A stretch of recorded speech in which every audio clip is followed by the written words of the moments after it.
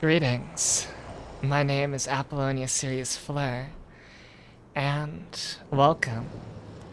I, well, I already kind of celebrated a big birthday-ish thing. Valentine's is when I started this big project, and I did a big Valentine's collab, and then a little camping event, and had a bunch of people over. That was very fun. I intended that to go through the night, but my headset crashed because it was on low battery. Either way, it was super fun. So I just wanted to be with this. I want to do something a lot more simple, just casual. But I did throw some stuff together. There's one thing I want to do for going forward. We'll get to it after I look at my old stream. But yeah, we're looking at first stream is how we're starting out for this. Very typical. But then we're going to be decorating this room, and I thought of a very nice way to do that decoration. Oh, and then after that, we're going to do Token Meki Memorial, which I'm very excited to start. If you hear any sounds of nature or barking or anything, it's uh it's just a conservation effort going on outside. Pay no attention to it. And welcome, Von Leon. Thank you for coming by. But yeah. So, where was I? Oh yeah, we're gonna be playing Tokimeki Memorial. I actually have not installed the emulator for that, but there's a 5-hour video which I do plan to watch concurrently while playing Tokimeki Memorial. So my plan is to just start that video, figure out how to boot up Tokimeki Memorial, and then when we're actually in it, we can begin playing and pining and all that fun stuff. But yeah, so as an in for those who haven't known me for that long, my name is Apollonia Series Flare, and I'm a damaged combat android.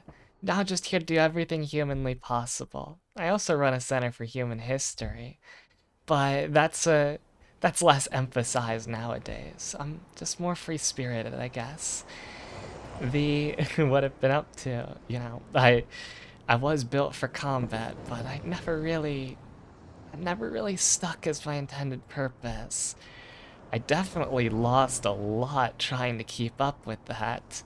Left for the longest time I was wearing an eye patch for a damaged eye, but making it through to the other end of that, I was just able to define, I guess, what life means for me and such, and that leads me to starting, well, VTubing. And I looked very different back in the start. Did something very different as a gimmick, even if I wasn't actually very cut out for it, I don't think. Though, that isn't actually a reason to not do anything at all. I definitely used it as a way to improve myself to degrees. Um, you put on a character, you see that character looking back at you quite a bit, and it'll condition you to try to think about yourself in certain ways. For me, that was being a good sister, a bonsoir. Emphasize the best aspects of me, clear out some of the bad, try to encourage others to do the same. And after a certain amount of that, I guess I wanted a bit more free expression, hence to where I am now. But yeah, so it's been a long year, and actually looking back at this year too, there's a lot of times where I say year of streaming, but I've had a few months where I could barely stream at all, or didn't get any streams at all. Most of the summer I was on a trip. I had weeks where I was graduating or flying or visiting the other members of the Apollonia series. It's uh and oh, I took a break off when I was restarting education. It's been very weird, but it's also been, as I've been able to always stick around and stay here, you know, doing this. I think that's really important. The day that I started this, as I said, was Valentine's Day. And, well, when given a chance to, I was testing out some baptismal ceremonies, doing some research on that. When given a chance to take up a name, I thought of Valentine. It's the one that I've told this story before, but it's the one that, well, that day became a magical day to me. And I expect it to be very magical in the coming years. I mean, I do have Valentine now. But oh god, I have to control my emotional processors. I can't be blushing so easily. Ho ho. But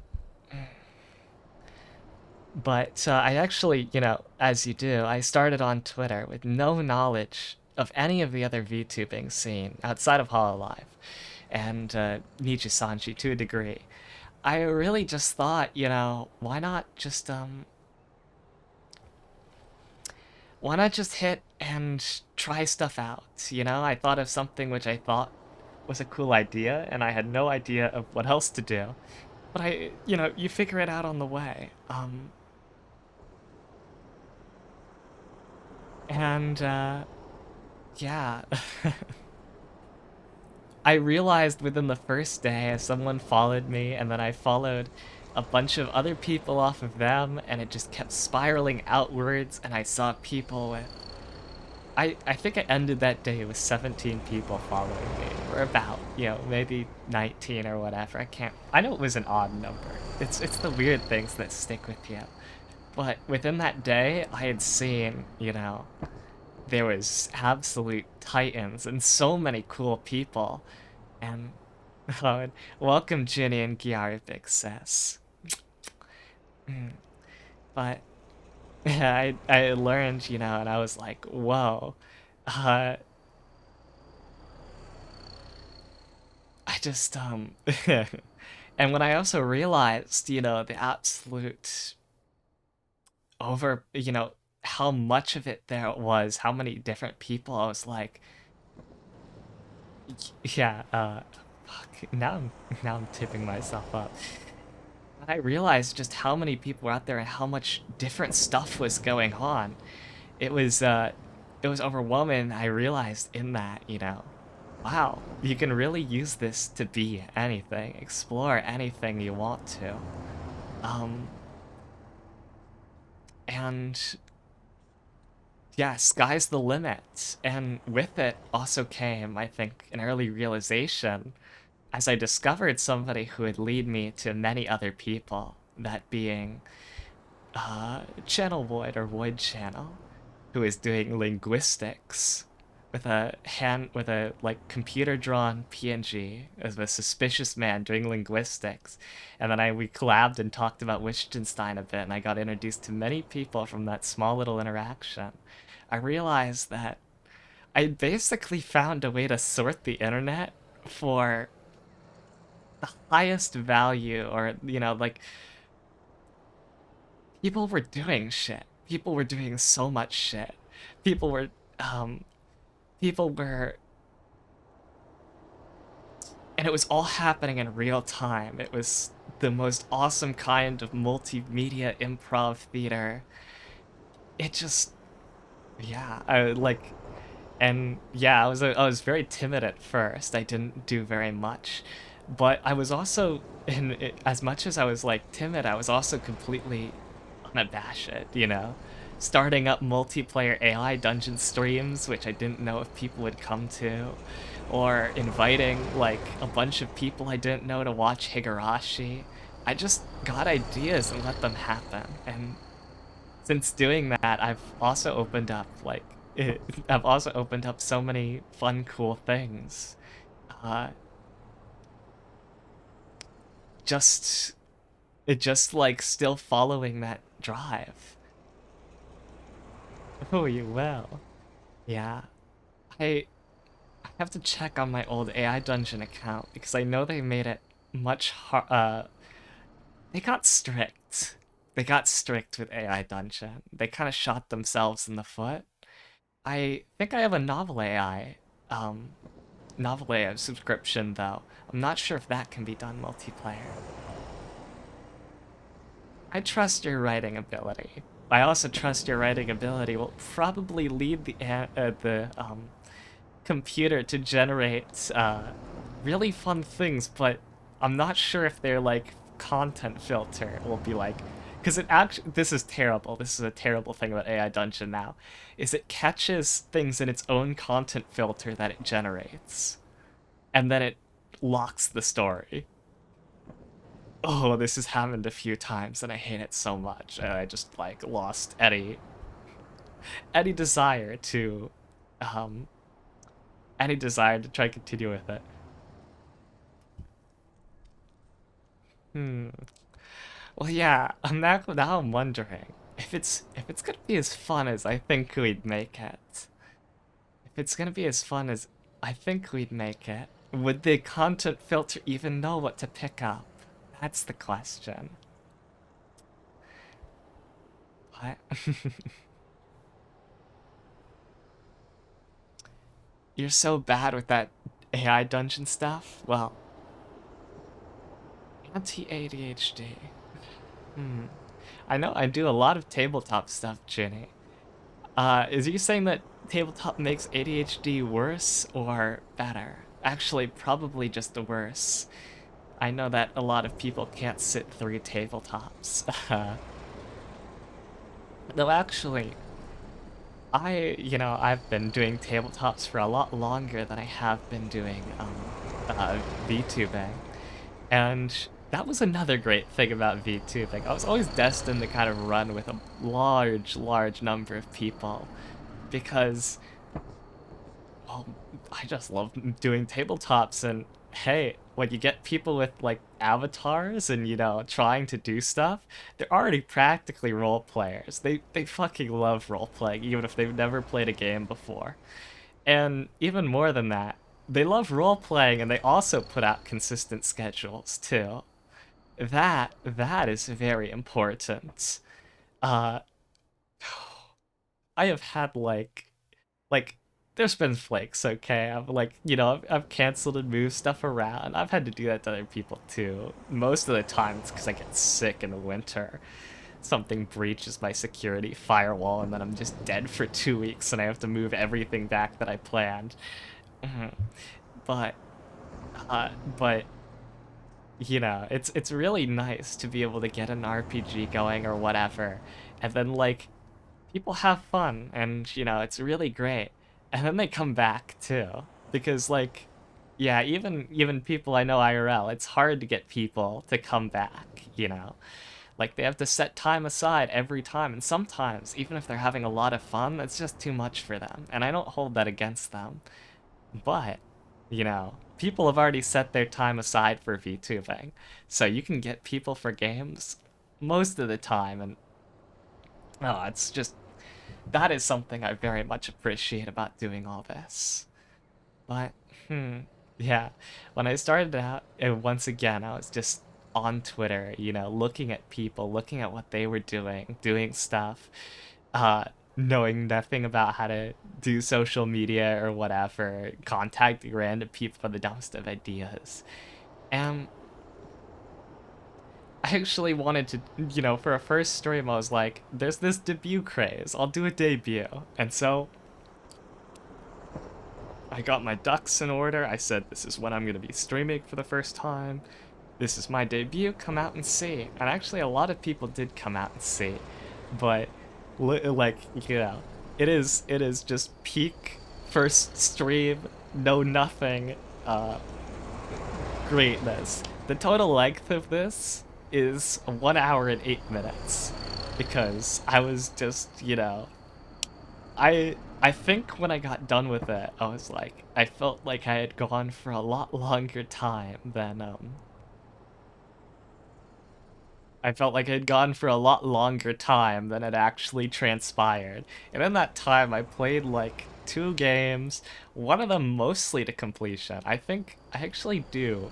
I do have it installed. Oh, I'm gonna play some Katana Zero once I'm done with this, because I've never finished. I've finished that game multiple times, but not on stream. And I know that even if I haven't played it like half a year, I could quickly finish it after the end of this. But yeah, played for an hour and and oh dude, you need to finish it. It's so good. I can speak and this isn't one I will definitely be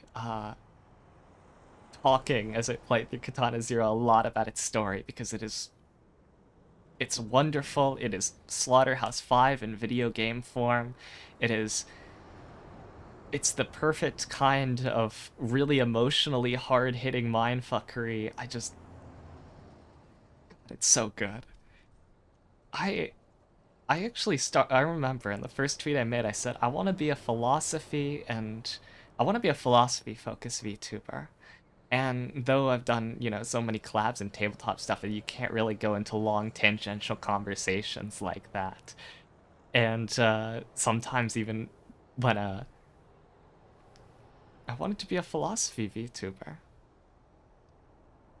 I actually, and I think I've already mentioned now, I did one of my first collabs was talking about Wittgenstein with Void. There was a time where I was even studying philosophy before I was like, bio's better too. That's what last semester was, but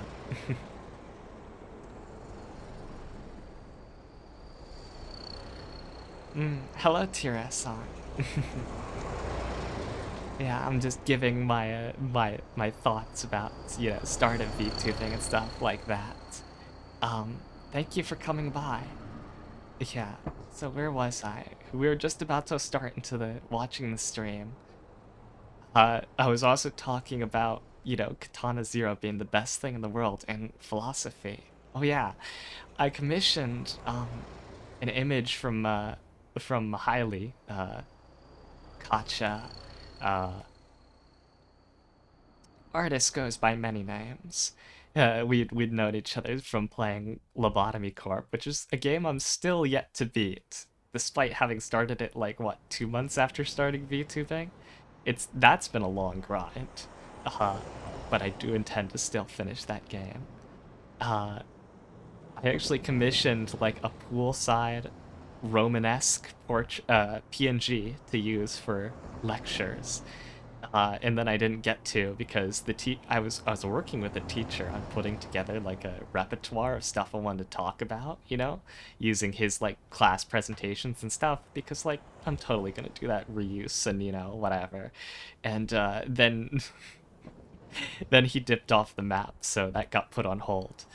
I'll actually pull up that art from Highly 1 second because it's good. It's with my old model, but that doesn't mean much to me. Mm.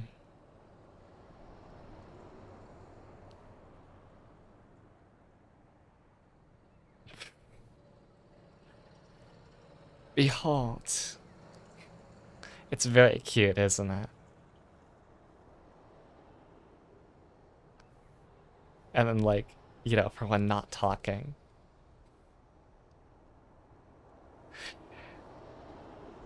Mm. Yeah, I know it's cute. But, yeah, I wanted to do that, and I wanted to just, and I've also said, like, when I did solo streams and stuff like that, usually beforehand I might start it with a video, or I might just start ranting about something like mid-game or whatever. The only problem is like, I don't know, I wanted to be more Zatsudani with it. And sometimes I just couldn't, meet like the I do need an ebb and flow of a conversation to really ground myself. Even still, it's intimidating to be like up on stage alone. It's weird. Even after a year of streaming, it's still like that. But I wanted to just, be able to rant and go off and explore really weird topics and play games that also made me explore those topics too. Uh, And yeah, one more thing to mention before I pull up my first stream. My first stream, because I was still trying to figure out what I wanted to do. It's gonna sound really, really nasally. And this is a super embarrassing part. I've mentioned, using a voice changer at the very, very beginning, but I also tried to supplement that with with plugging my nose. Fucking hell. Uh it did help, like, get some kind of tone or whatever that, like, consistently, for the voice changer, but it was super uncomfortable. But, dedication to the part or whatever. So, let me pull it up now.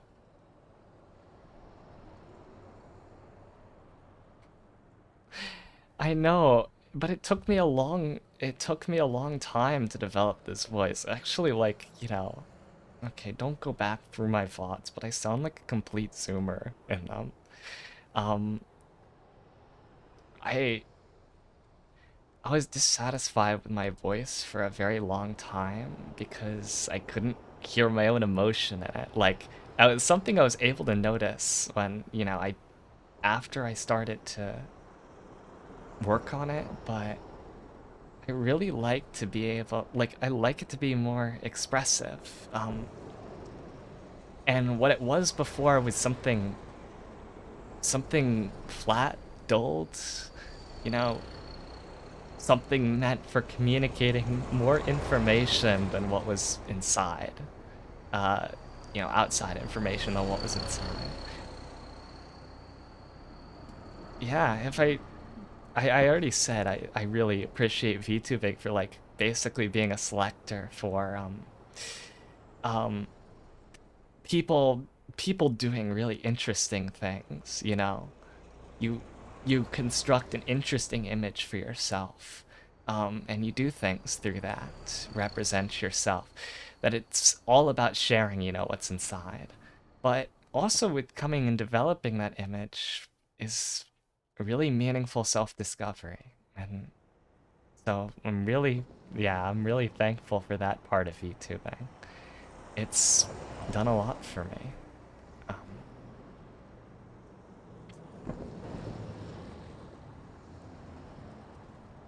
all right, keep it together, Fling. But yeah, it's very liberating. I'll say that much.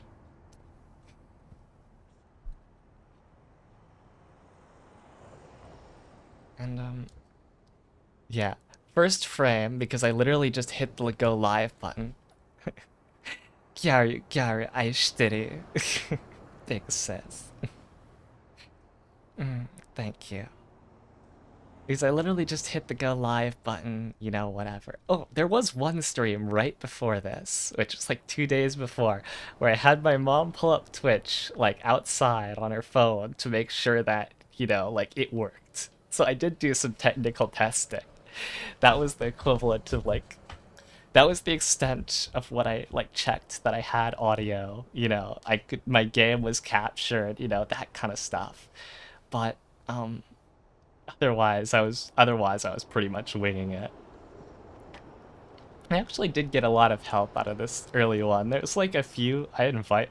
See, because I was, like, mostly familiar with the Hololive stuff and not not, like, the Western VTuber community or whatever. A lot of the people that came were like Clipper people or, like, like Hololive fan stuff. And so, like, I got, like, tips on how to improve audio, your roam, like sadly I couldn't really do that because I was living with a loft above me. I'm now in a, like, I'm now in a tower with curtains on the walls. So yeah, my little princess tower with curtains on the walls. So audio is well absorbed, I think. But in that room, it was gonna echo whether you like it or not. And okay, I don't think the dogs barking outside are getting picked up. But yeah, if you're trying to do audio work with like no understanding or off of YouTube, it's always terrible, as you say. The person who actually got me to my current setup is yeah, it was Arthur Abbott who recommended that I get a dynamic mic, a preamp, and USB that into my computer. I later learned after that you need more tweaking with like Voicemeeter or whatever, and I'm like, I'm not doing this. Plus, my computer is a shitter, and and I'm not sure how well this would work. So I actually have just been doing it straight from the preamp with like reverb, preverb, fuck, reverb plugins and OBS. Uh, and it's a dynamic mic, okay? So it's like on a mic stand. You don't want to know how old this mic stand is that I use for it. It is. It has rust on it. It's like a bendable metal mic stand from the 50s. But hey, it's a dynamic mic, so it fits, of course. It has like a weight issue, so it's literally taped down to the desk.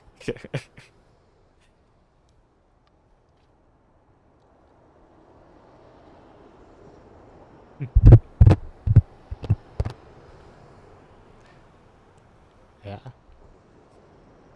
Oh yeah, and when the dynamic mic first came, thinking back on this like cage, I had to like take it apart and clean everything because oh boy did it smell.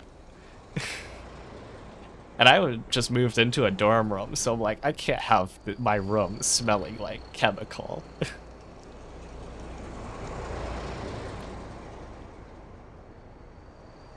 But yeah, so oh, and there will be a part in this where you know what? I should actually just play it and talk about things as they come. Not suspense.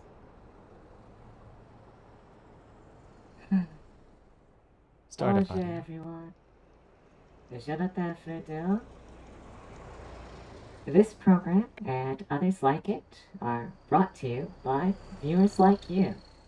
I'd like to shout out before the stream begins Cheated, Kitsu Live, I think these Katila, were all the people that Saori, retweeted the initial and VTuber announcement. Frobos, Kiara the VTuber, VTuber of the Day, Pepperoni, Sunny Glow, V the Info Dealer, and my good friend, Liara Oh yeah. Oliver. Thank you all so much for your support. God, their So, speaking pattern is so different. That's what immediately strikes me. And this is hello, where I was hello. trying to do a heart with like my Uh, hands Good to because have you. uh, I had leap motion. I still I'd do just have like to leap have motion. a I just bit need of to hook it casual up. chatting, and we'll play a little bit of games after that. I have two on the menu, Katana Zero and Rat Rave. I'm But actually until then, surprised at ask how away. good the leap motion tracking is. I always remember it being absolutely horrendous, but somehow, like for most of this, it looks decent. I'll be waiting for a little bit more people to get into chat. But do you hear that? Yep. I didn't lie when I said I had a box of goodies to give away here. I was giving away a box of chocolates. The person who received them, is, uh, well, they didn't want their address out, of course, Thank you and there was so so much, like that was a T10. hiccup, and so I just ended up eating those Thank you chocolates. so much, Elijah.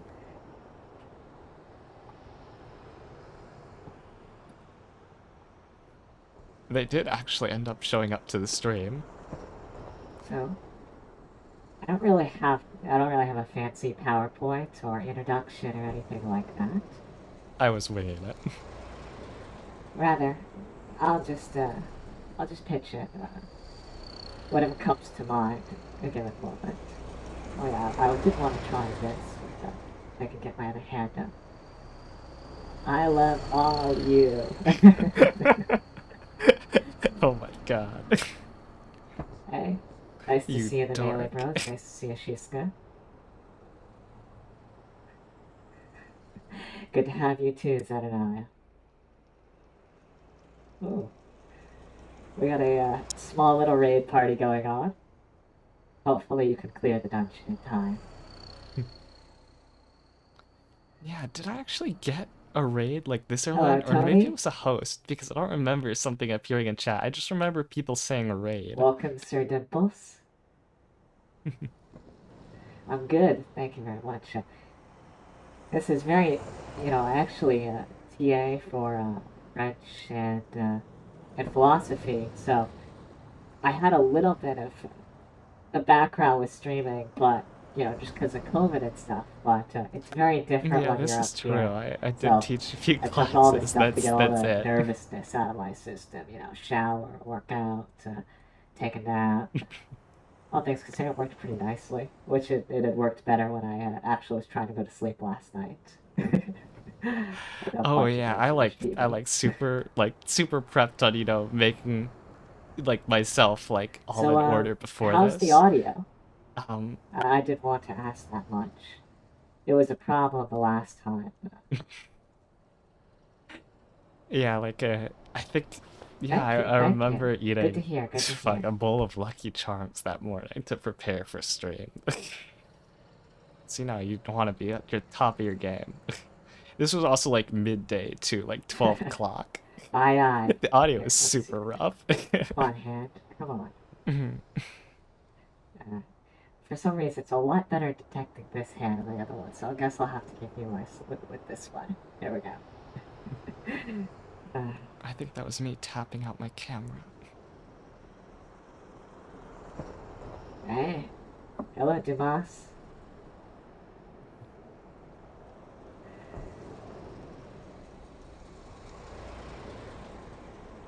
I've done it a few times in the past, but if you want me to gesture or say something, this would probably be the Oh ample yeah, time to speak up. before streaming I had done like a few gesture and uh Anything. gesture Oh, like anything saying within things on reason. I won't Twitter, give away that much. videos. I think I did it daily for a while to try to Peace like sign? I'll try. build content or So, whatever. there we go. I tried to do the actual symbol. This is Oh, meant to be a come peace on up there. sign. There we There we go. go. Almost. Ah, guess I'll just have to get that hand. Can do. Wait. Oh, there we go. Oh, little flare. This is a side sister. I insist. Very good, Shiska.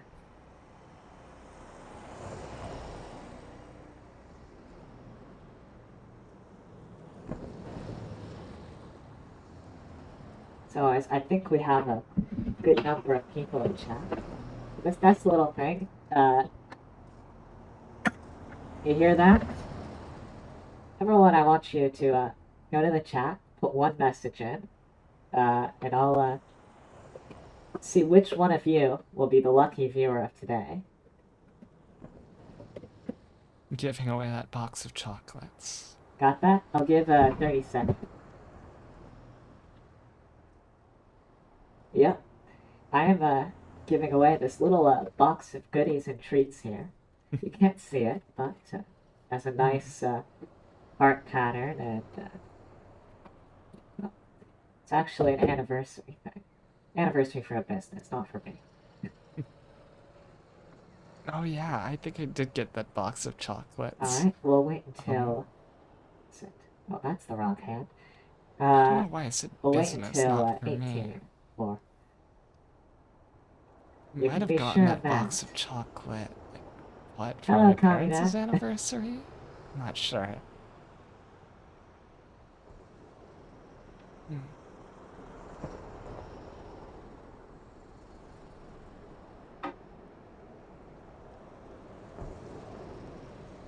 Should probably just move the stream chat over here so I'm not always staring off to that screen when I need to look at it.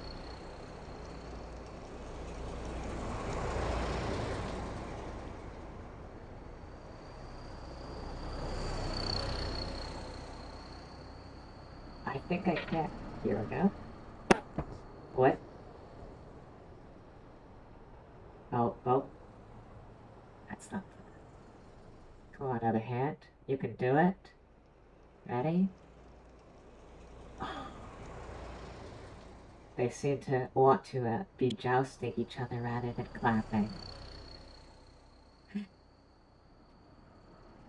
not gonna answer that one.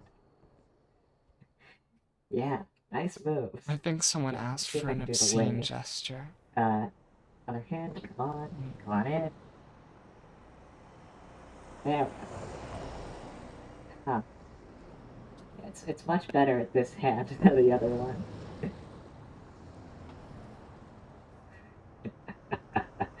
Yeah, what am I doing right now? I was just Smoking? having so much fun playing It's around with doing this on stream.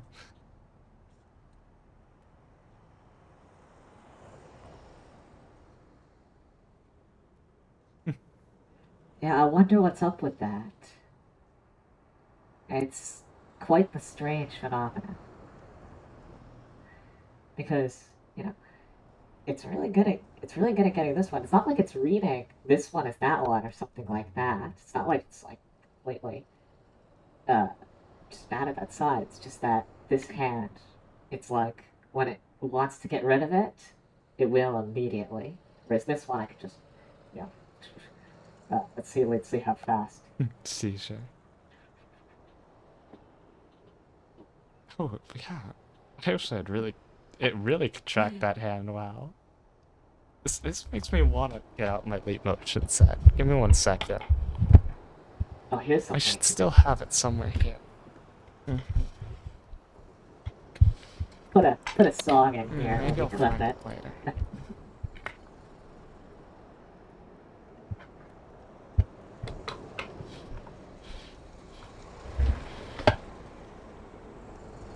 I don't think it's this strong. I can bust out the move. I actually well known in real life for being a good dancer. Not that that translates to anything here. But I'm quite sad that prom was cancelled. Thank you so much.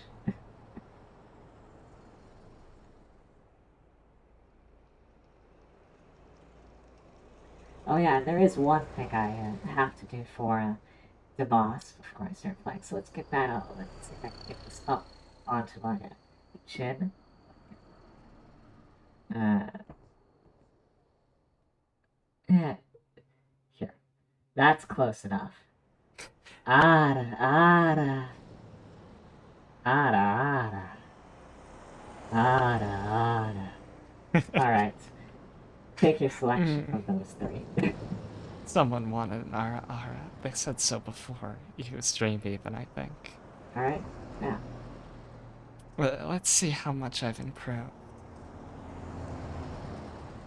Like, Ara Ara. Ara Ara. nice, nice. Wait. I should do it in my Now? French voice to do I'm gonna it. take a deep dive into Best my Twitter RR in timeline. French voice. Right. Switch it over to here. Oh, I gotta add the okay, forgot to do that. Je ne parle pas français bien. Ara.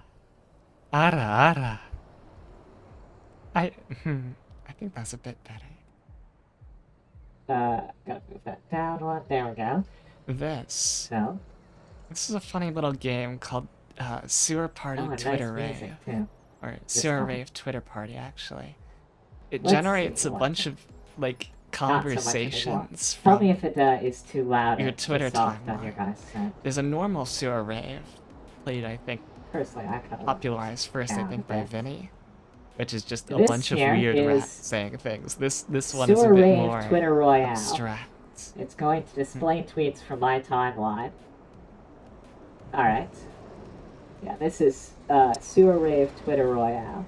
It's going to display tweets from my timeline as the quotes of these here rats. I should probably disconnect Leap while I'm doing this. So let's see what it is like a day in the life of Flurdell. We can't really say what this quote specifically is.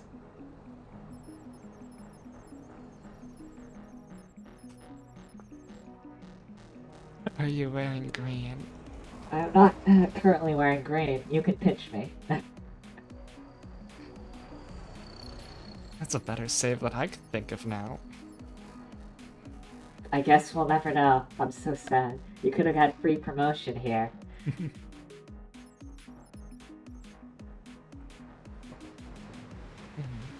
Agreed.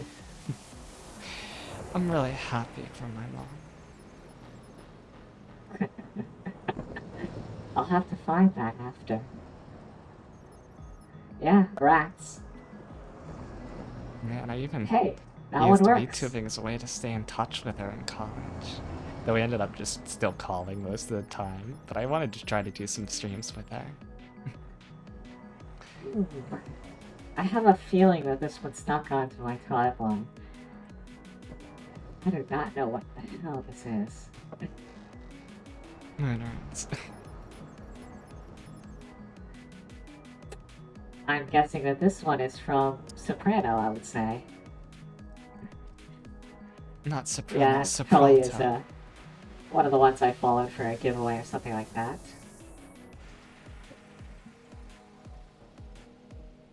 So... What is he? This is you. Oh yeah, Sopralto. Hey, it's not my fault that she named it off of very, very common musical things.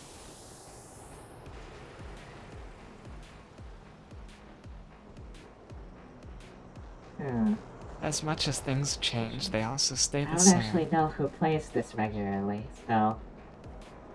Who played it regularly? It could be Anyone any know anyone number like of this? people now.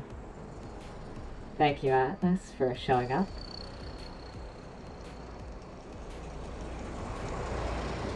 Oh yeah, before you go. I'll do the giveaway right now. Here we go. Alright. I think I rolled Funny, a huh? number of dice and Wait. just saw how many chat messages that took me back.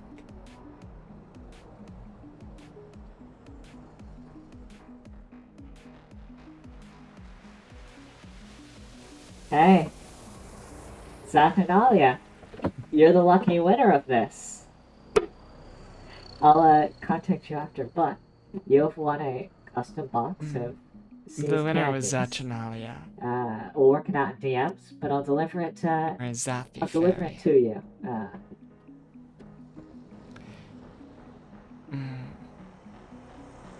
Alright, This is Zappy. one of the weirdest cases Yeah. because Tell me if you I have any did not know allergies or anything like Zathi that in very DMs. well, But I'll probably go get that Zathi tomorrow. passed away. These ones are experimental, and they never say anything months coherent. ago. We'll do them last. I Woohoo! tweeted before, but yeah, it's out of all the feelings, from multiple, things I've done online, out of all the feelings that's weirdest, the weirdest one has to be the knowledge that, That's a nice quote. or that someone is still, yeah, it is reading tweets off of your timeline. Kinda That's what has working. you put in your username at the beginning.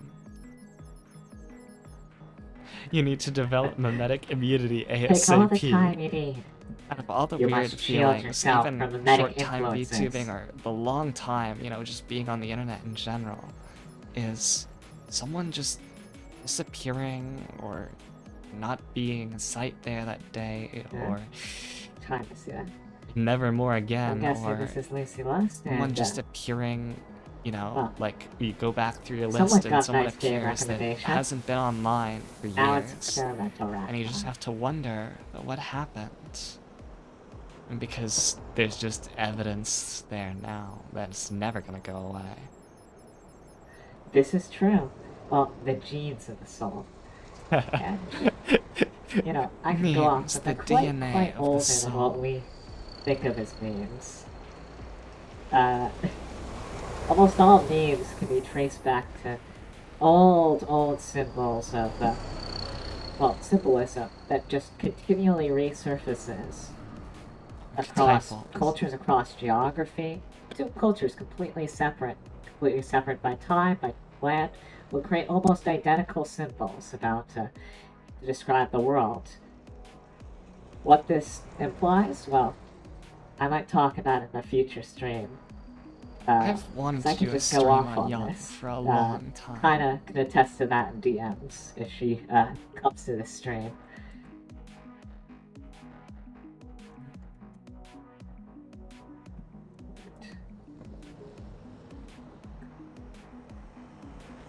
VTubers, yes, you, rabbit in the not so much how though. Wake. This is the experimental section where it's trying to write Moms, you tweets. believe, heh. Yay, you, again, love this achievements. On 4.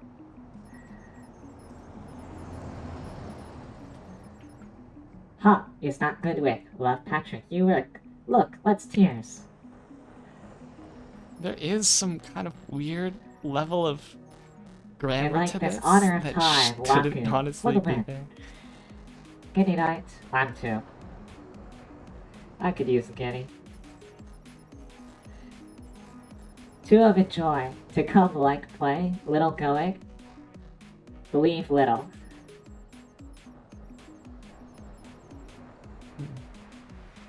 Reminder that the shoes tune is tonight.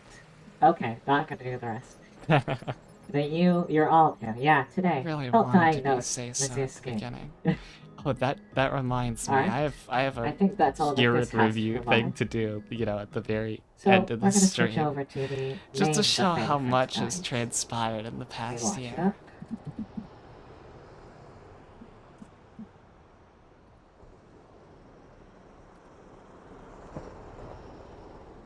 And this is the part where I was switching All over to Katana pills. Zero. I believe it all unconditionally.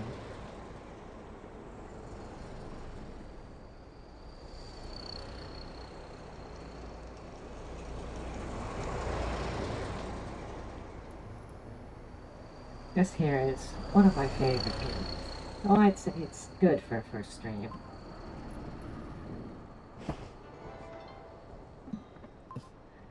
You can see I was doing some practicing. But let's start from the beginning.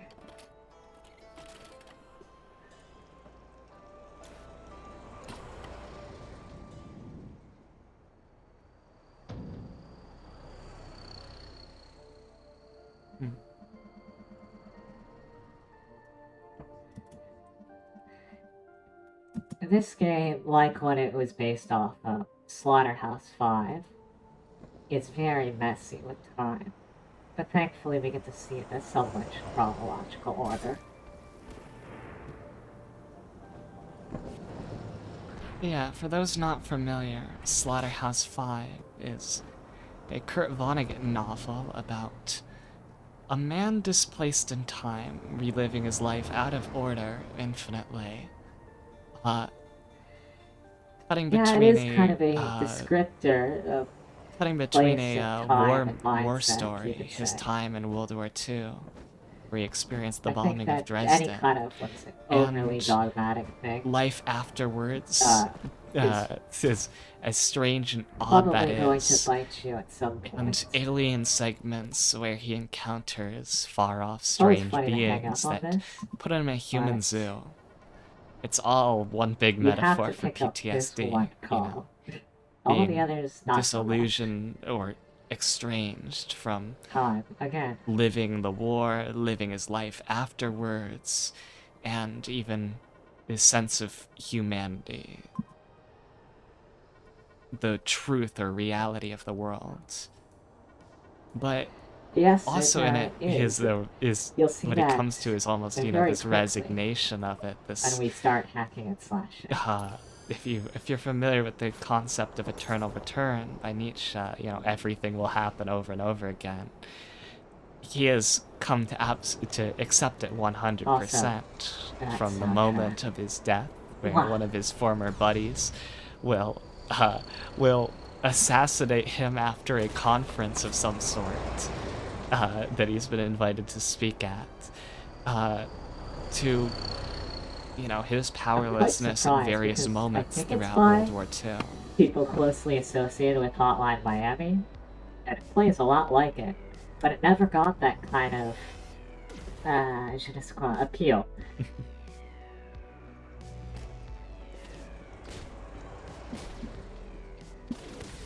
No, I tried to roll through that I too always fast. rush that one.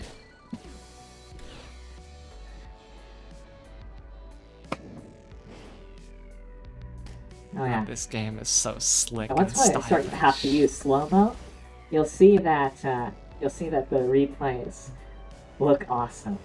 Oh hey Jeff McBiceps. How are you? Oh, I should have brought my weights down. I'd do a little something right here. I actually worked out to get ready for this all. Alright, now I should focus.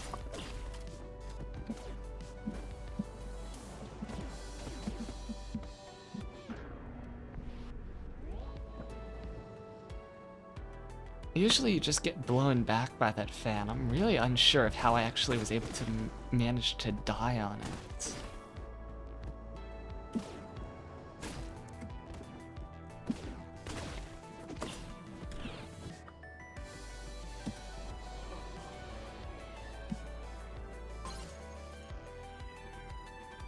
Come on, dude, let's get going.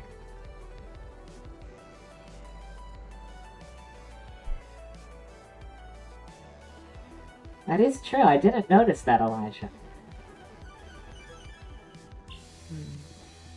Come on. They give you like a health bar for the guy and stuff, and then his head Yeah, just it's not blows that up. kind of game. Katana's And ears this guy, opening is I very love funny like this that, and then guy. you meet one of the best characters ever. This annoying Russian.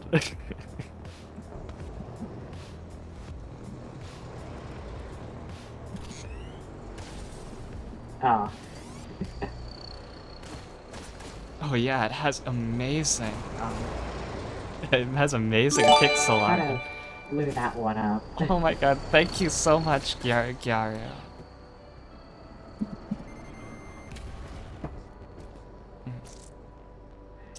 Big sense.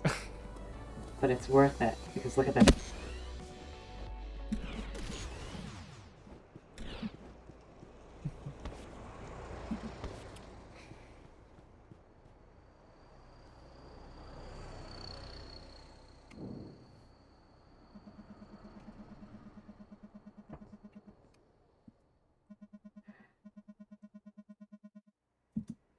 So you're kind of thrown into...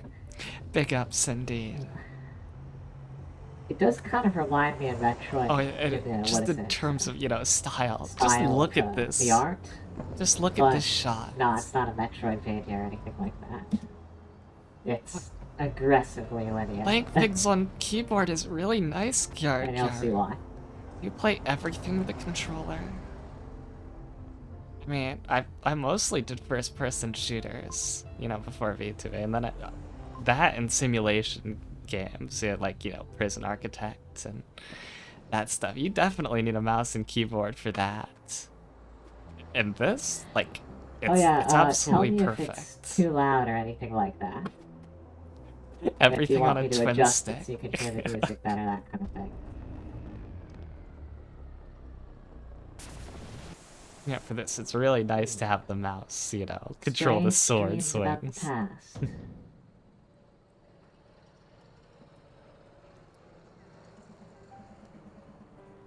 And a In terms of psychologist. other iconic shots, you got Nocturne playing in the background, I believe this is Beethoven. 1 second.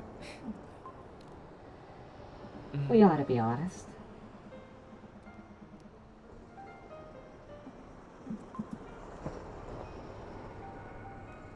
Yeah. Moonlight Sonata, Beethoven. And these therapy segments, super, like...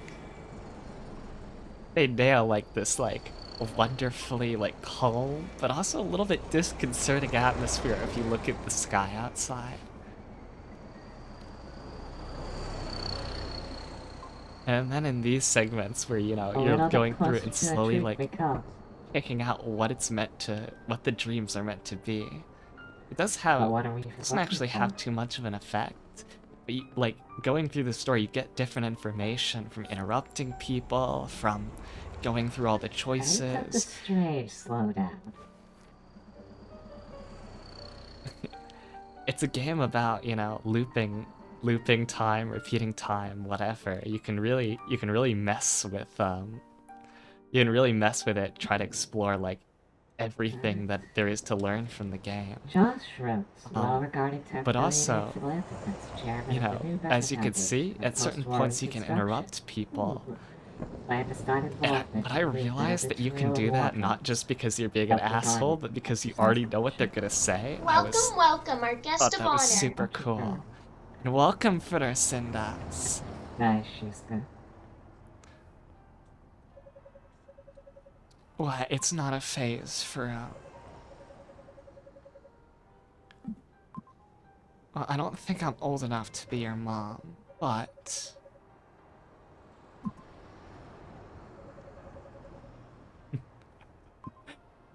I don't think I'm old enough to be your mom, but I don't know. When we get Maybe to you the tell me bunker, more you'll about see this phase why. that can chastise you a I little think I'm bit. choosing it right.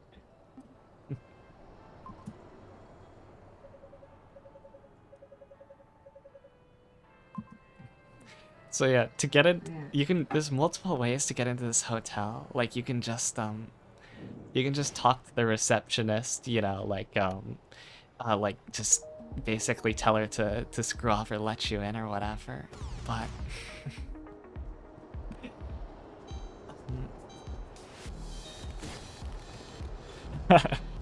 that guy just mashing the button on the elevator door. Oh, ah. But you could also get in by saying you're a cosplayer. Also, if you want to know why with the your blood's bathrobe flowing, and because with your what a bathrobe and your custom plate to sword, get for beating which this. It's quite bathrobe the and fun. sword really is a thing. I have a number of bathrobes and smoking jackets.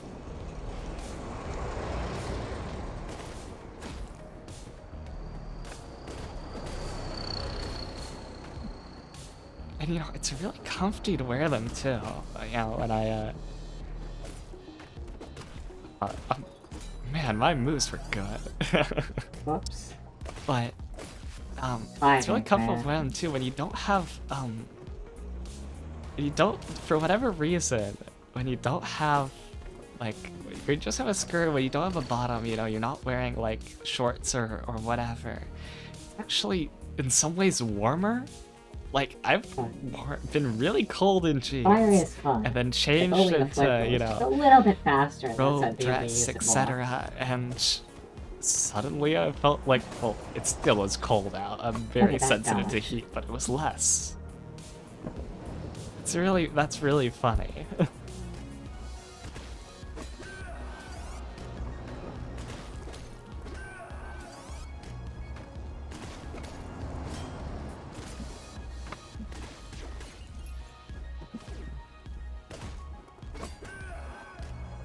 Gotta remember about those guys. A little cool down there.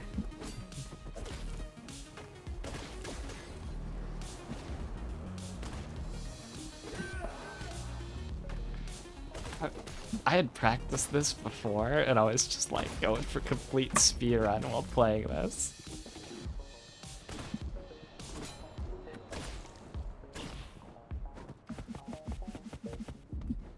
Now we climb.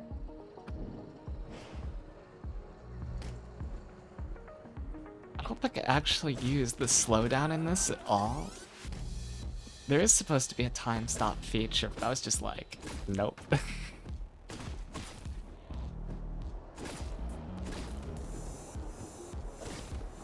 Oh, look at that view.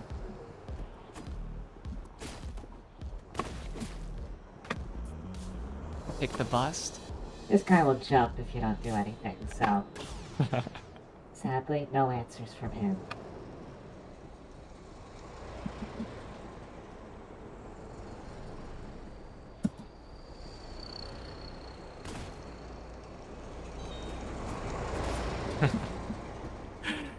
You literally beat the elevator to the top floor.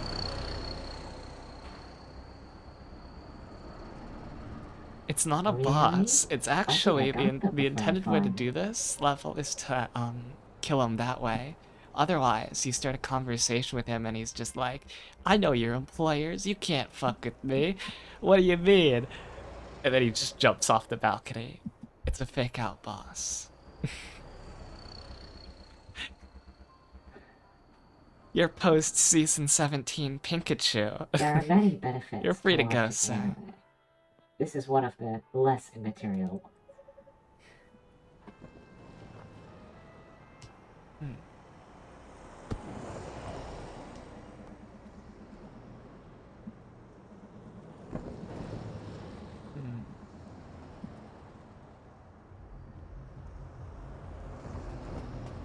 What might that be? Today's changed.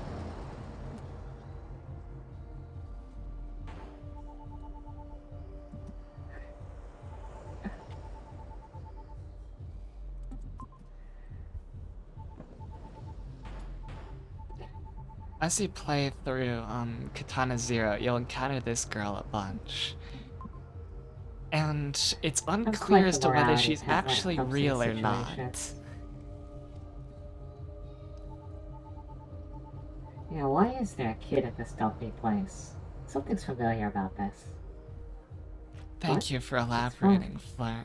But yeah, Something she goes into an empty room. Look at the one beside us. distract from the fact A that dumpy that apartment place, looks and like whenever this. she's here, she's really just like helping you learn, like helping you actually learn your own apartment. There's a part where she comes in and finds her toy in more. your apartment, and That's okay, Elijah. it's implied that, Catch you you know, some it's other been on time. you the whole time because its glow appears in other scenes. This red kind of Catch the glow. VOD so you can see more of the game story. And at a certain point, she gets kidnapped by two masked figures, one with a tragedy mask, one with a comedy mask. And they use it to strong arm you into some means causing a mass death of a bunch of police officers. It's a very trippy scene, but everything with the girl is like tinged with hallucination.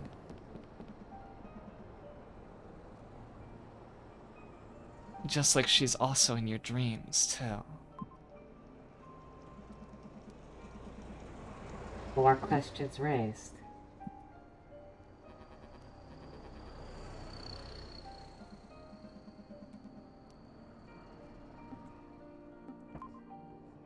Oh, and the resolution to this ongoing dream plot is just so stellar.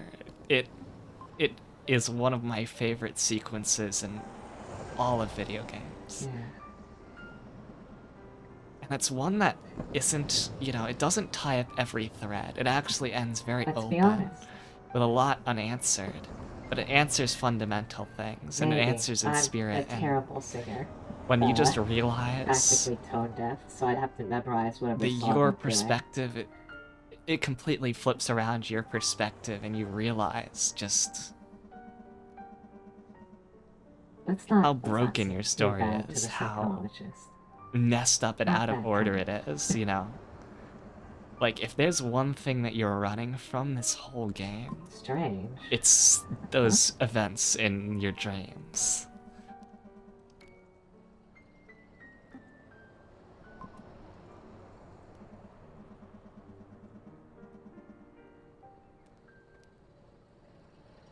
Sometimes Oh it yeah, feels text like the coloring choice also we make does a don't lot affect for this anything, game. doesn't it?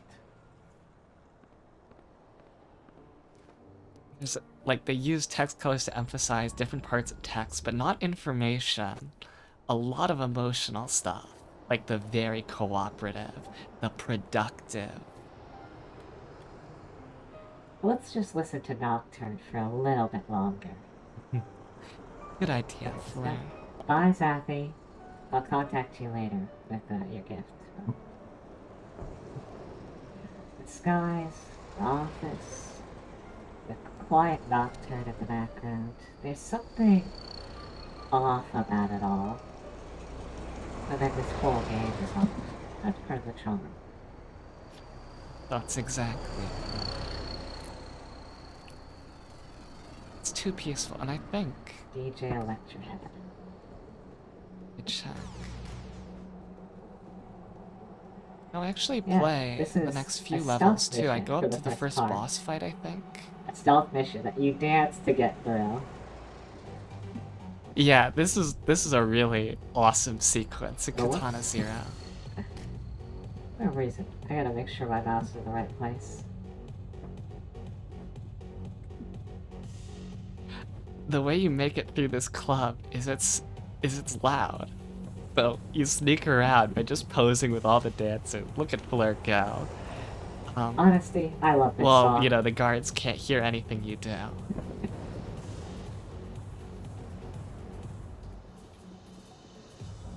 It is an actually good rave track. It is. A real bomb. Now I should focus. Mm-mm-mm.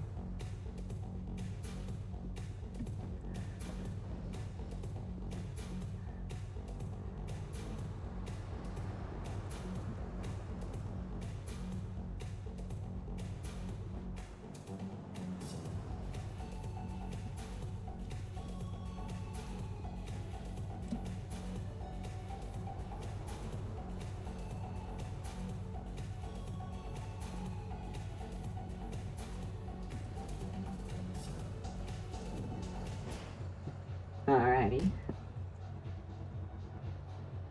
Oh no, security cameras. How will I ever get through this? Oh well, they're badly configured.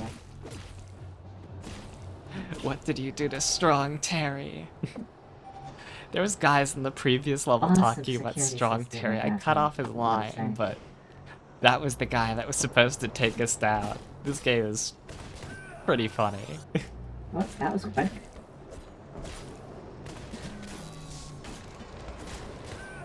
Aw. That was quick too. This actually is my favorite level in Katana Zero. One, because the music is great. Two, because it's absolutely fluid gameplay-wise. Oh, look at that flourish, man. I think it's where the game really starts to come into its own, too. You can't see me. The conversation at the end of this level is actually really story relevant. And it's willing to throw out different gimmicks and challenge you in unique ways, like all this with the smoke, where those enemies will just immediately shoot you if you're not fast enough. Like, you learn to pay attention more to the environment. That's a good question, Tobias. Proselytizing, honestly. Why even hide it? Why are you here, proselytizing?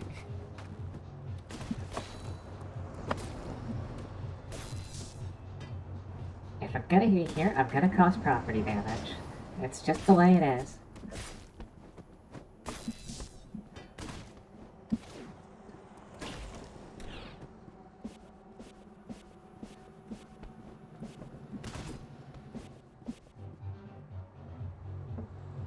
And I think that's level clear.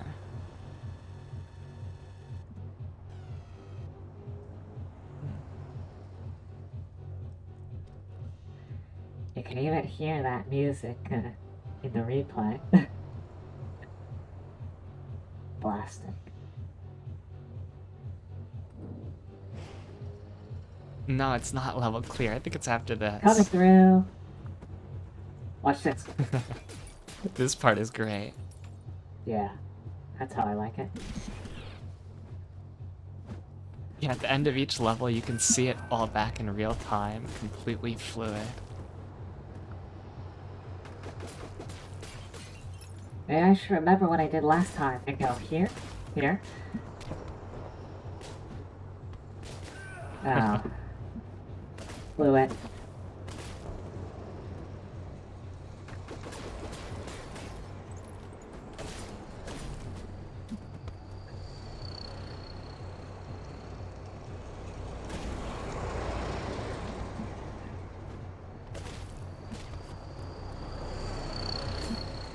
Kalachi. Come on, Fleur, you can't die like that. Never gets old. You either. I was just trying to drop down there.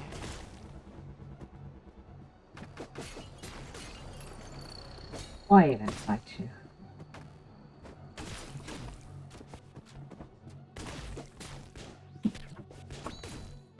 Wow. Oh, I I did reflected not the expect to bullet. be able to pull that off. Oh well. And then I Oh, walk in front of why the did I forget turret. the turret was still active?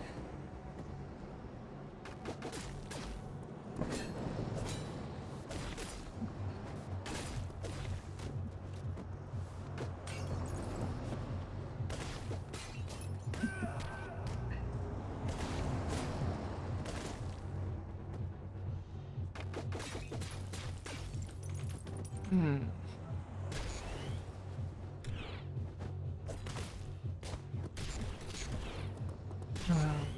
L'expérience française. I really wanted to go through that turret from the front side. This one? Let's just finish this. And this mission. here is the end of the level. Huh. Do not talk to Electra. Why? You know, when the first time I played this, I actually was worried that, Alright. something bad would happen, and I didn't talk to him.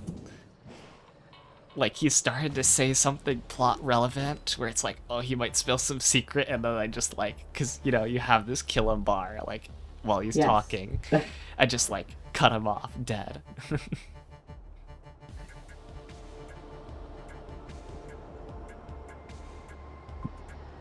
What? Huh?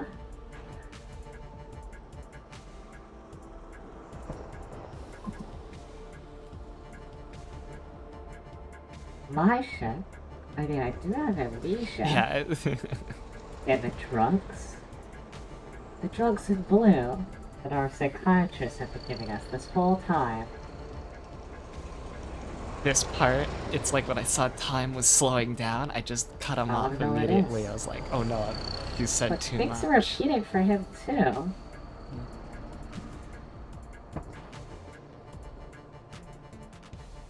My storage unit? What's the drug's name? Huh.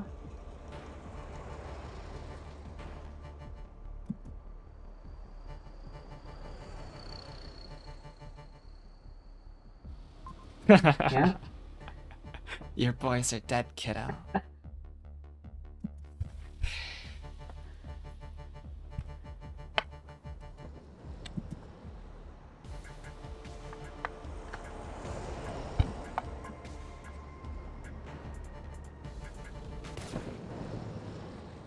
And then he gets sniper Oh shot my. at if you let go on too long. Not that. And you There's see a lot of V, questions the that I main won't villain of the get game, answers running to. away. You'll get to meet him soon enough.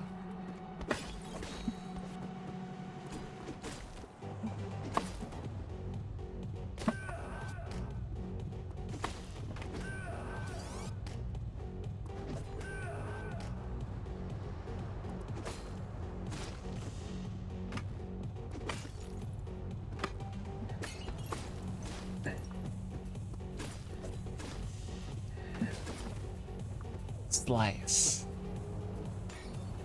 And then I missed my shot. Had to do that. Got it. Yeah.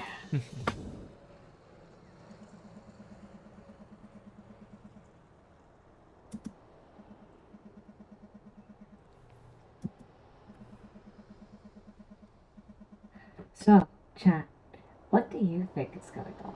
I just want to hear your thoughts. So honestly, this first time around, I just slashed Electra head open. You've got more questions and leads than I do my first time around, so I want to just hear those who haven't played this before. What are you up to? Good chat interaction, Fleur. So, if anyone's been paying along to my ramblings, what do you think is going on in this game? So far.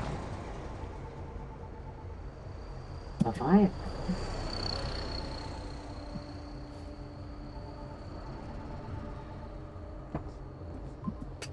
Who's Leviathan?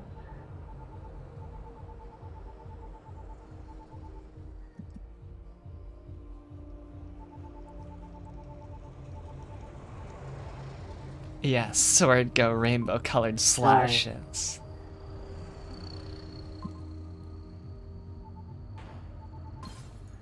Look, actually, let's go in.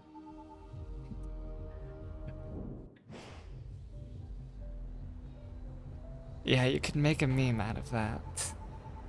It's actually a retelling of Kurt Vonnegut's Slaughterhouse-5 in Agreed, video it is game quite the form, dump. using the nature of repeated time to illustrate the arbitrary first time nature around. of which time is It is, chosen it and is. shown to us to First create a time around. confusing, See it, Jeff? disorienting, and abstract I was playing story this, about straight trying to get perfect on every guilt, mission, so no deviations. whatever. And then, I meme thought, cuts you off, wall of and then things text, just started to fall Swordman go apart, and I couldn't control burr. it, and that was quite the experience.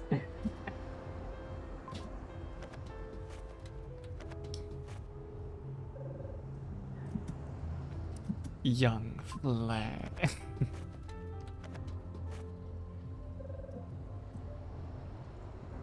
Thank you for coming, Letixel. Yeah, speaking of Young, I've already mentioned Young earlier in the stream because I wanted to talk about archetypes and started rambling, like, earlier in this debut stream, and then cut myself off. Look at that glow. Well, you'll have to catch the other part. I don't know how many more missions I'm going to play of this, but at some point I'm going to start getting hungry. Yeah, we're reminiscing. Hungry me. Looking back at this first stream and then the year as a whole. I'm going to be doing some room decoration. And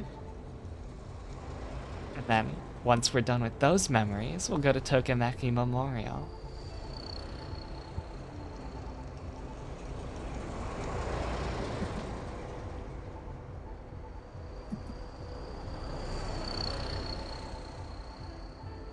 Yeah, what's up with them over there? They're getting really messed up.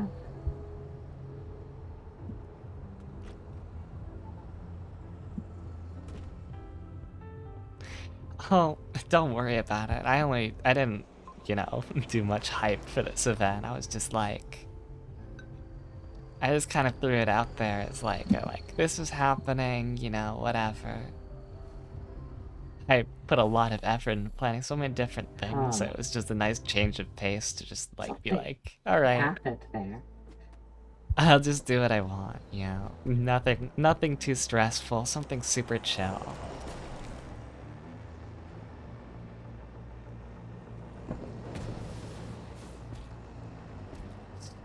Fish? Girl turned into fish. We kind of look like a fish, waking up.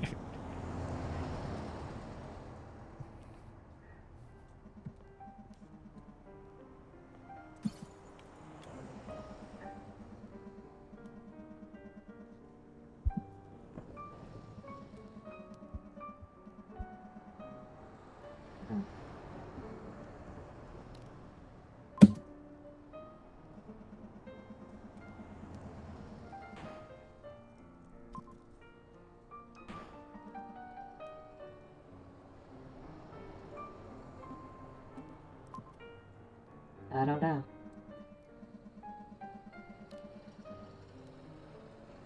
Huh. Chat, which should I answer quickly? I definitely had too big of a delay for them to actually answer. Oh well. So we just decided to push the I'll go for psychiatrist.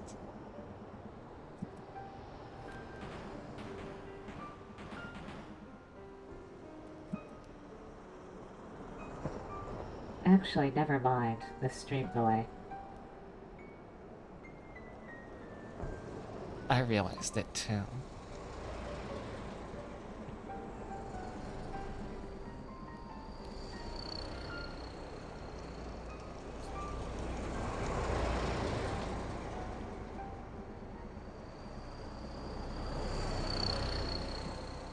That's some knowledge.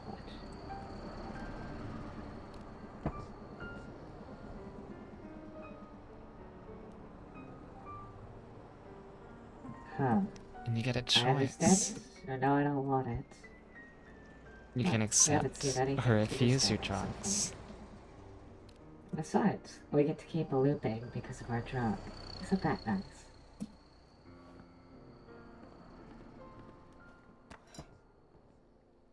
Funny things happen when you go into withdrawal on this.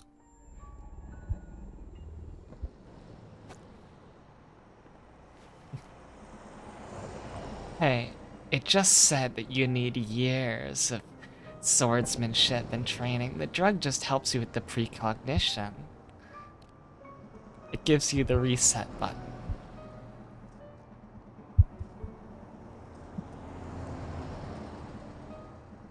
But if your save point is right before bursting into a room full of guys holding Yes, just that a rash sword of and murders hoping we've that been you're hearing about gonna on the get TV. it, then you're kind of Like, fucked. cut down on that. Oh, Metal Gear Rising. Then you definitely had training. Boyan, political dissident and leader of... scheduled to testify in a military tribunal. Target must be eliminated post-haste. Collateral damage is unacceptable. Stealth and covert action are necessary to prevent additional loss of life.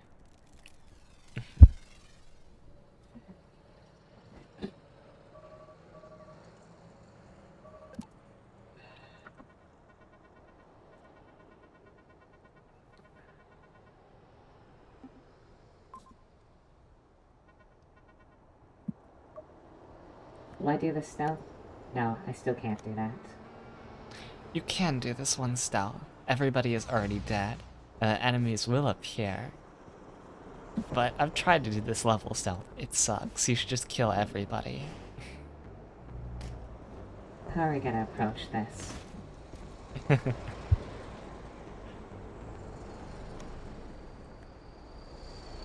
Looks like we don't need to.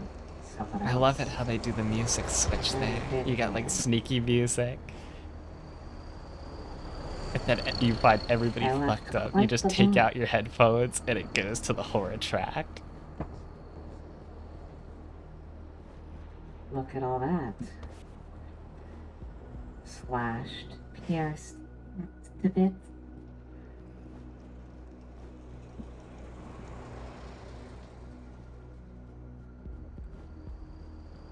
They really have no discretion.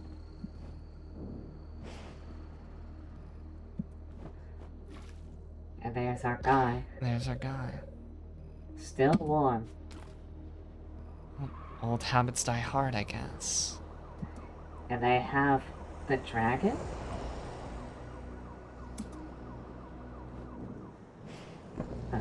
Looks like we'll have to break out.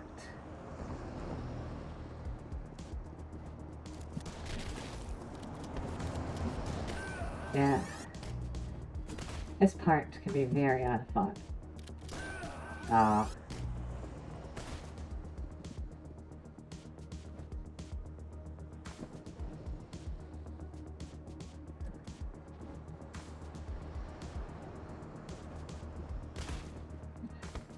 No, no, no, no. Let me out. And if you alert anybody, you have to kill them. Fine. I guess we'll be doing this. That's Loud. what makes this a bad stealth mission.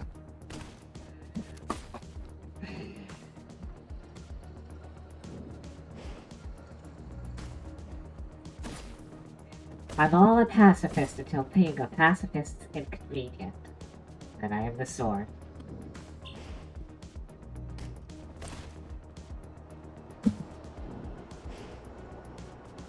This is a gimmick.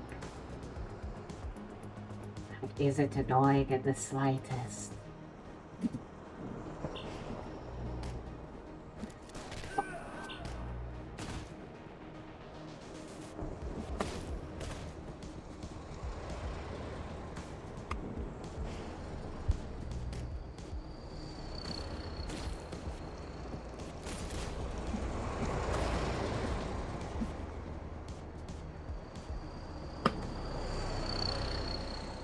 I'd say we were pretty conservative on that level. We only killed like half the police battalion.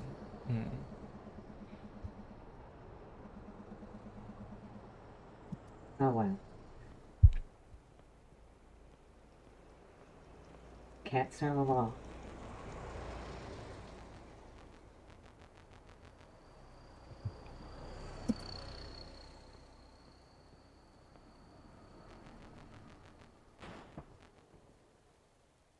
Hey, I serve too.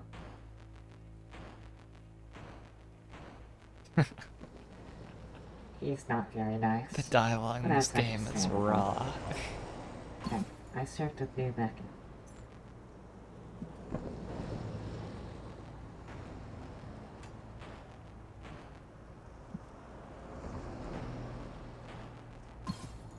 What are you doing?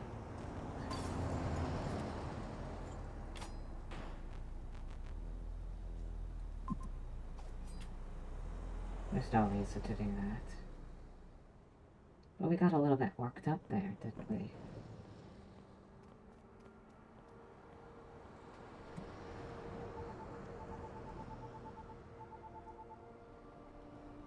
Who gave it to you? Dumb hair. There's moments though that imply the girl Thank is you for real, showing up, like Sir Dimple. this. Glad to have you. See you soon. Like, we haven't watched the contents of the tape yet, so we wouldn't know it's V that gave us it. Let's have a little bit of a movie night.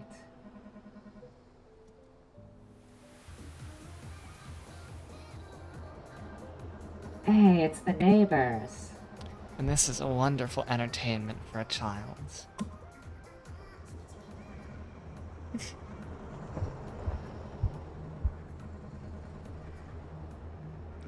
I think I Hialog. need another hit.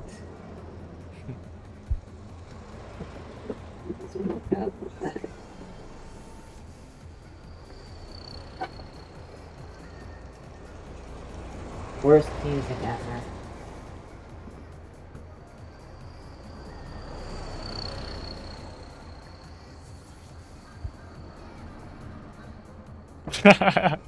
Who knows? The dilemma.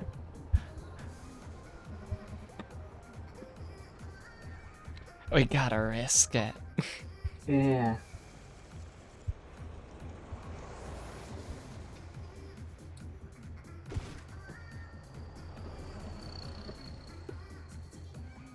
Just snack it.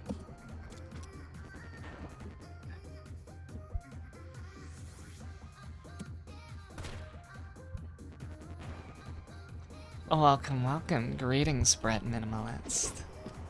Let's party!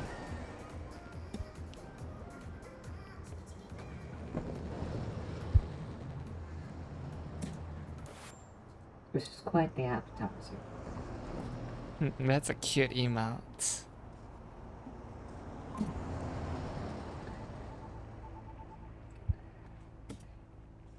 Let's save our precious I'm just innocent. reminiscing by looking back at my first stream. Aishiteru. Aishiteru, Jenny Jenny.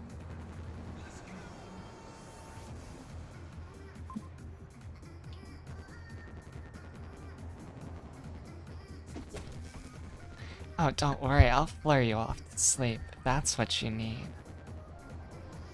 Yeah, it's 6. Huh. At that point, I might just start on the Wait a next minute. sleep What was that cycle, flash you know. last night? 24 hours on, 24 hours off. That little That's functional, blip in right? time that we repeated?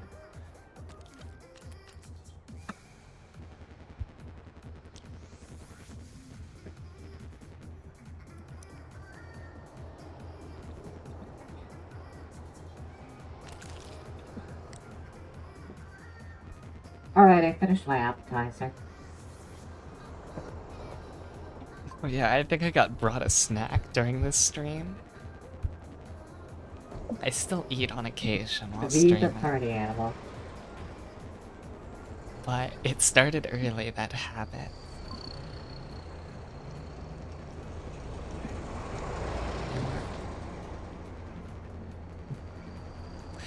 Alright, have a nice sleep, Red Minimalist. Thank you for coming by. Thanks, V.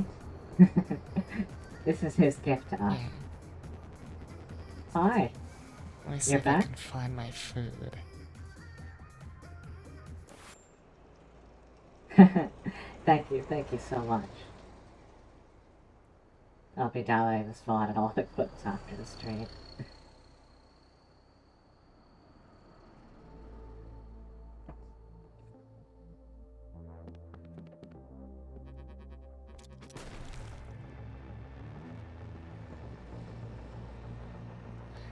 This one? No, it's Let's not. hear it, because I think this is the last mission I'm gonna play. Is my food this one? The dreams get more intense.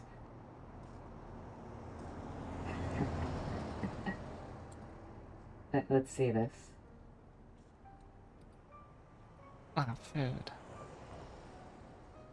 Here, a little bit of astronaut food. To hold us over.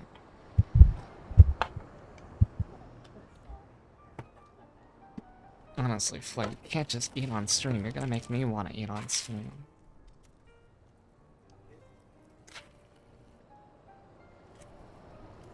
Here, I'm gonna turn down the game volume.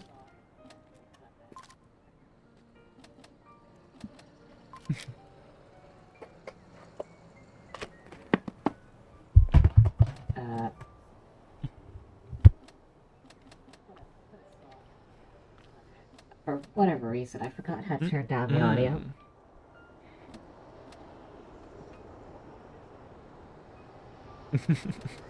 Oh well, there's always one thing you can do.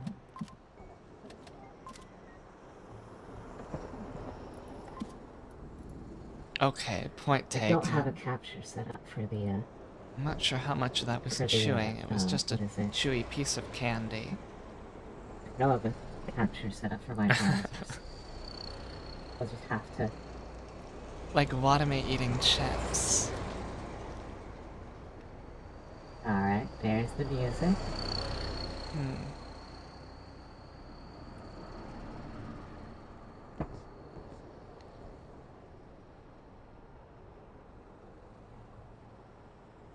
Aggressively eating her chips. Hold on.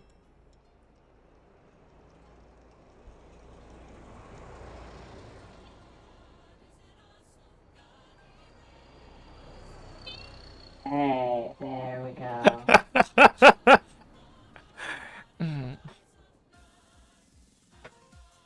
I just gotta plug my I love you motion too, back Big in. Sis. I mean, because you're high Wait, again, I'm gonna motion. tell you you're adorable. There we go.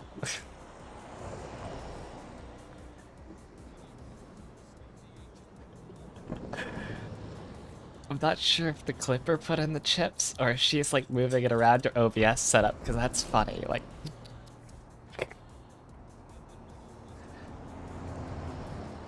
oh, and I reached the end of the stream.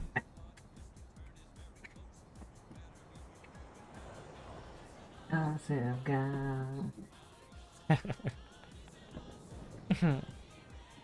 I think this is a good way to end out. We'll play more Katana Zero tomorrow.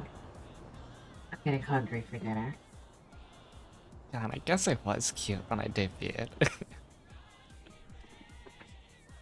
Or you can just see me going at it. This is how it's gonna. This is how I ended it. I didn't know how to end that. Someone suggested that I just play Guys Awesome God and random pop-up streams. dance my head off.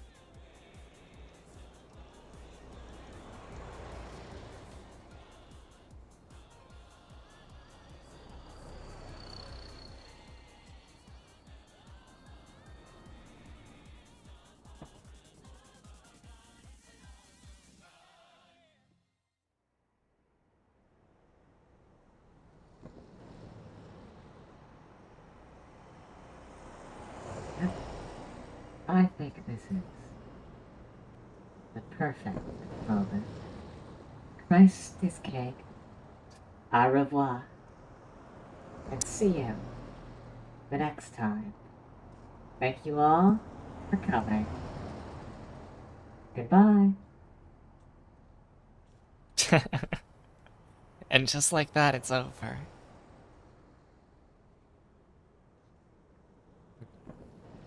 You can see some of my other streams popping up in the recommended.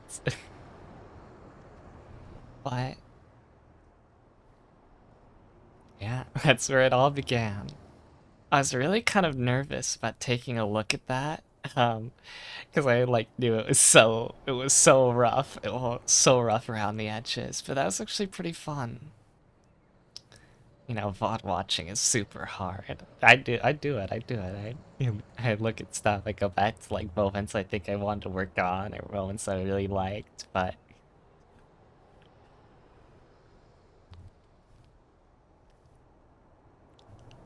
sometimes you just like, yeah. VOD watching is hard. You just want to do your thing and you like don't want to like mull it over too much.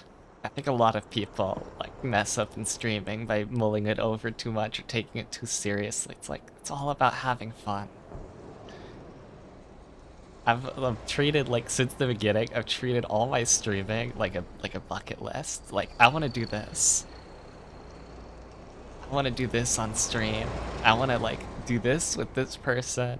I want to I want like people for this. And I guess that comes from like also playing a lot of tabletops, but it's I think it's a good mindset to have, you know.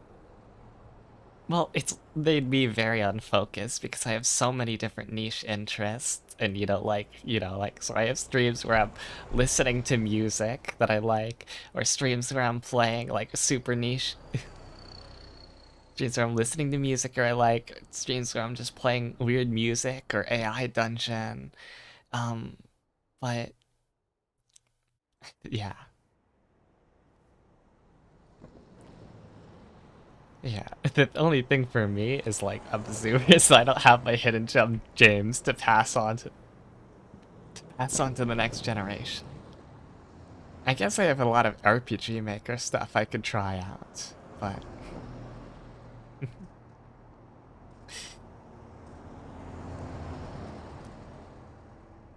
that kind of stuff to show off. Oh, and there's one thing I would like to definitely super show off, and that's all like because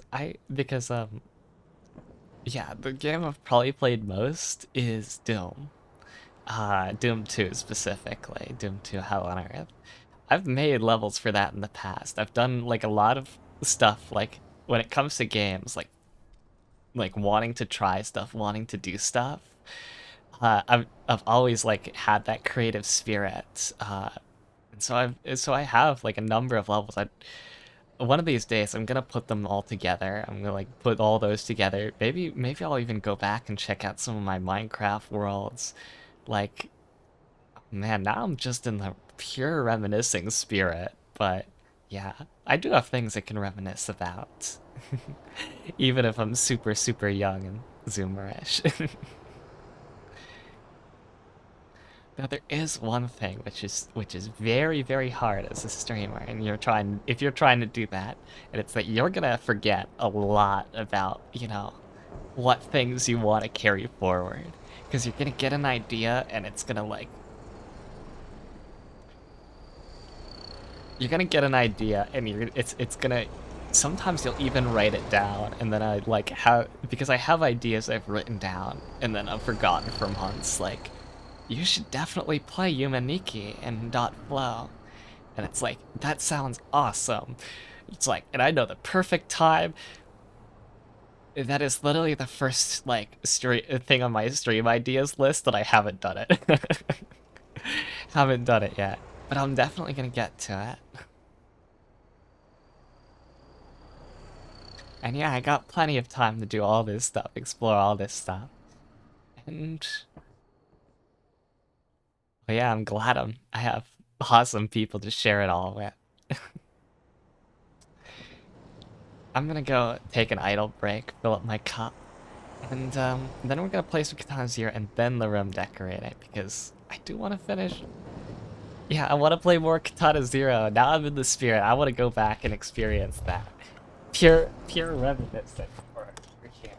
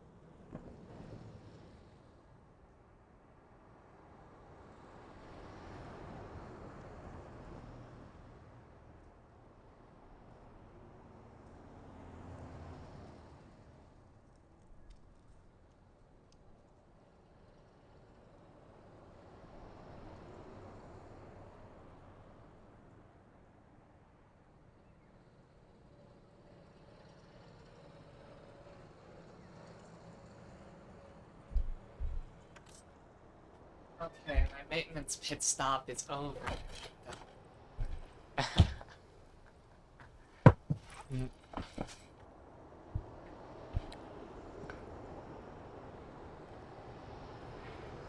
Did you just did you just try to circle game me, Kyaru? But my maintenance break is over and your robot idol is all back. So,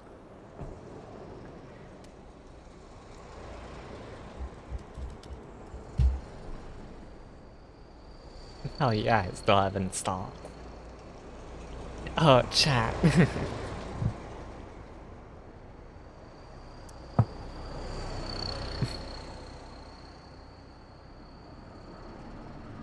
There's an update to Katana Zero.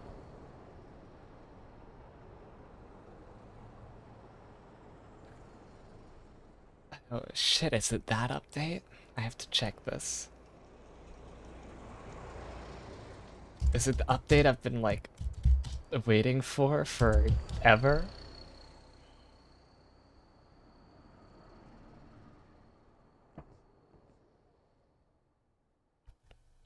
No, I don't think it's that update. I think it's just bug fixes. But there's supposed to be more Katana Zero coming out someday, and it's been in development for, yeah, it's 2022. It's been DLC that's supposed to be since 2019 is when they said we're gonna add more DLC to this game and stuff. 2022. Come on, Devolver. I'm waiting. This game rocks.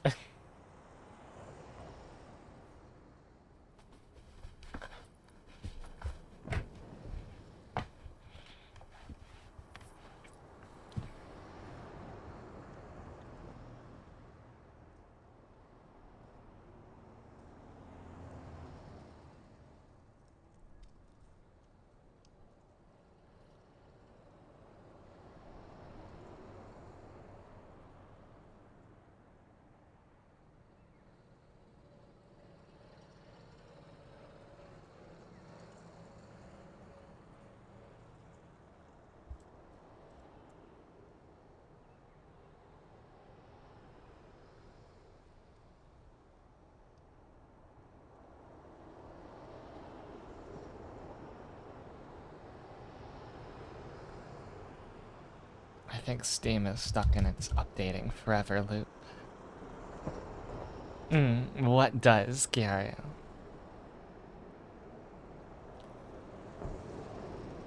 you?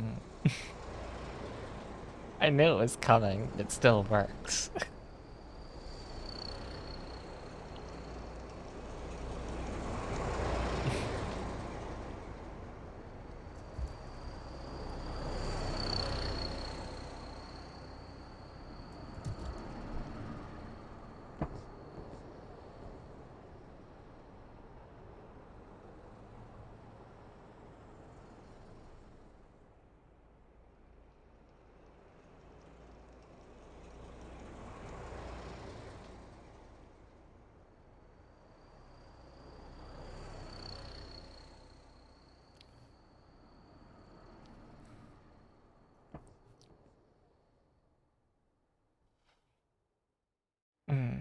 Who is Lexo?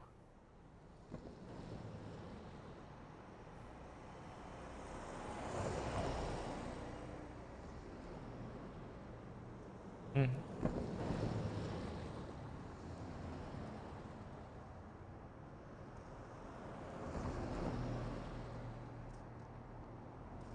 I'm melting.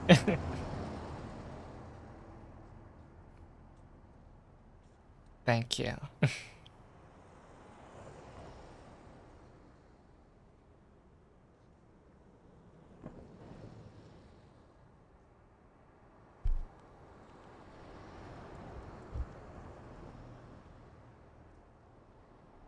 Okay, why is Steam designed to act up now of all times?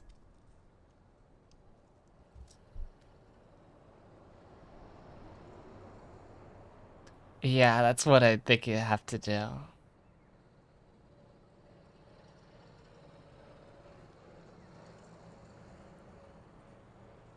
In the meantime, I'll just show you the Katana Zero ending song. Well, you wait, because I'm not gonna be able to reach it today, but it's just super, super. Like, when you hear this track kick in, it'll be magic.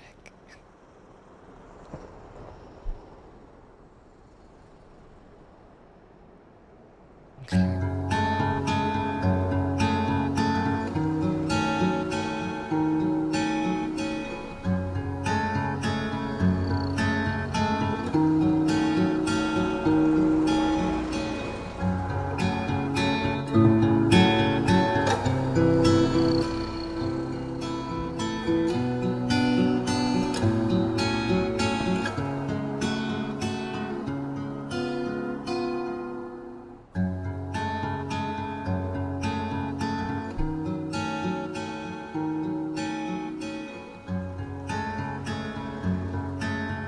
And now Steam works fine.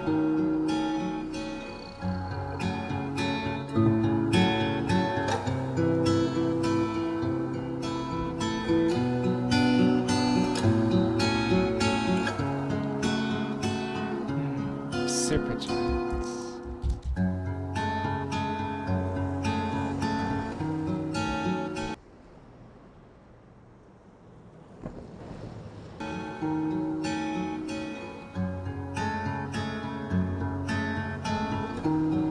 Oh yeah, the guys who made Transistor. That game, I started into it, I gotta finish it. Also has really beautiful music.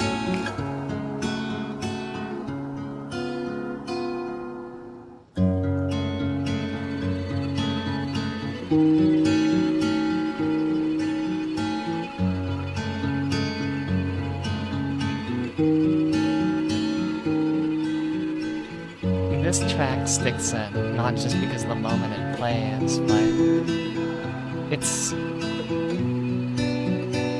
like the music on Katana Zero is great. Like they nail a fucking awesome rave track for the third level, which like you could legitimately hear in a rave. And then like with this, they nail like post-war guitar blues basically. It sounds like something that could be playing out of a Vietnam veteran album. There's something so hauntingly sorrowful.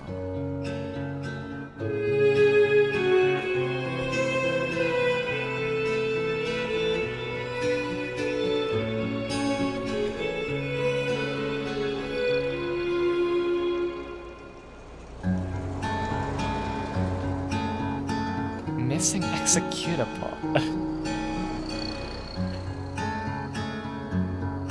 A good thing that it only takes 19 seconds to download.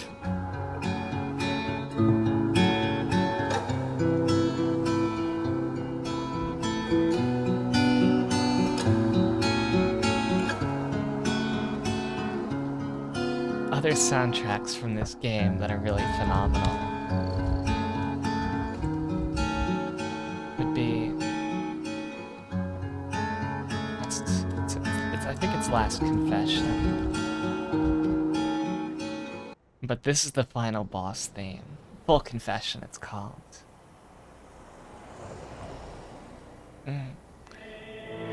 Greetings, Kleinbach. And... let me see if I can try to pronounce that. Ik learn English von Ihnen. Yeah, ik learn English von Ihnen. I'm glad that you're picking up some English from me.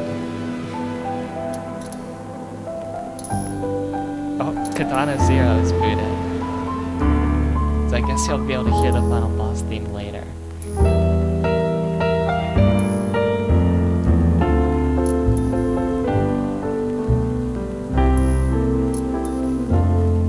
Yeah, just 1 second while I get Katana Zero up into the window.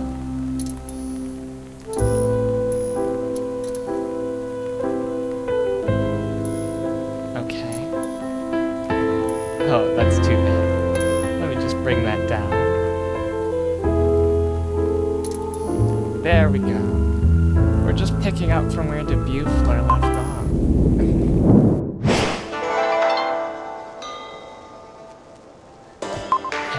Can we? Oh, I want to go train on a different level.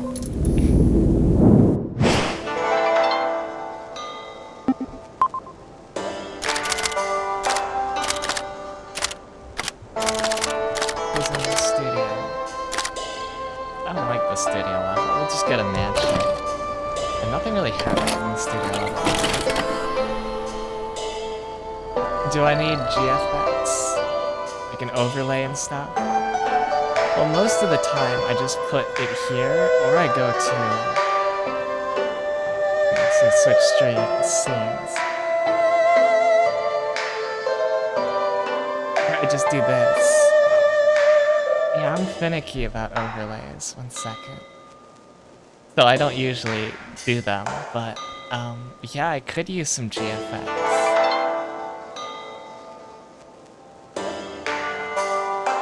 Oh yeah, that's another funny thing, is kind of like how I am now. You know, most of the time when I stream, it's just using, like, avatar plus game.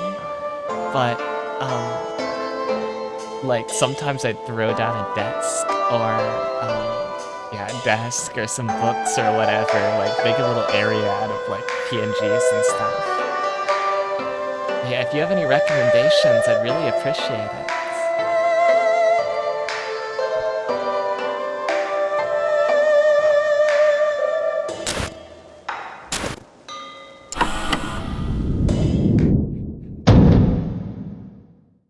I think I'll take us back to the study. I liked it there. We're gonna be decorating soon. Oh, that'd be super, super cool. Thank you so much, Letixel.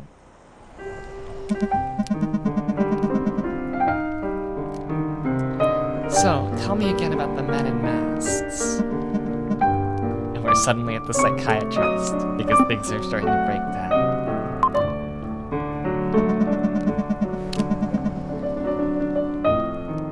Oh, what the hell is happening? When did I get here? What is happening to me? Are you even listening to me? It's these trippy conversations. And then he just freaks out on you.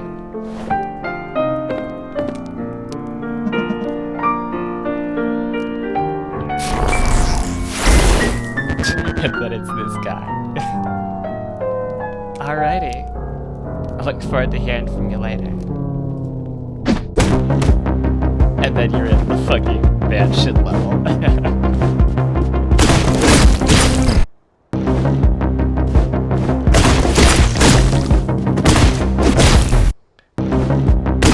And it's just looping over and over again.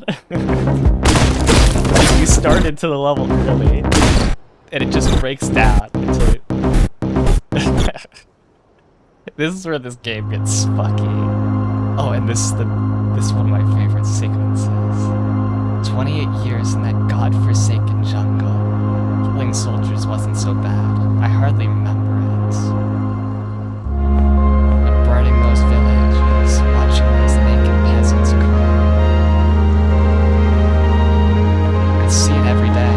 It's not PTSD, it's the drug. It's only been a week, but it feels like a year. Every word is getting longer, the mosquitoes are getting louder. When the music picks up now, and the drug runs out, the burn stops, and you're stuck in that jungle forever. It's grains of sand, shrinking grains. I know what comes next. I need to ask you a favor. Negative 684 days remain.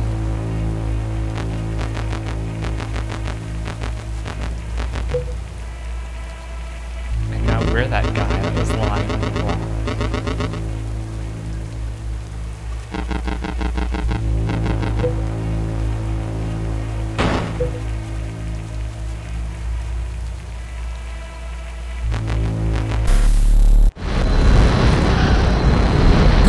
Psychiatrist dead, girl dead, and then we get our truck and everything's back to normal. Your 1,000-yard stare does not instill me with confidence. Yeah, that trippy-ass sequence, which confirms that we've basically run out and that we're stuck in this forever. That it's like Slaughterhouse 5, we're repeating all these moments out of order until we're forgetting things as we're forgetting things in the past. Is... Oh, it's a really, really good. I really like that story element. But also that whole sequence is just so artfully done. Like, the way that the music slowly crawls louder and louder until it's overpowering. And you know, you walking past all those windows, casting shadows. It's... Yeah, it evokes the kind of sense of divine awe that being in such a cathedral actually does, except, like, that omniscience almost becomes kind of terrifying, because this drug is an omniscient drug, and we've basically committed a sin against nature. But we have to assume that there's some meaningful end to this story.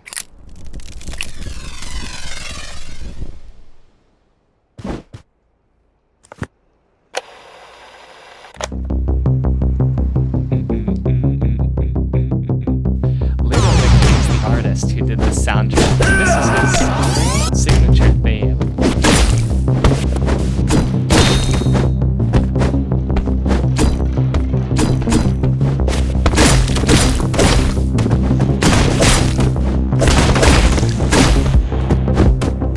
Oh no.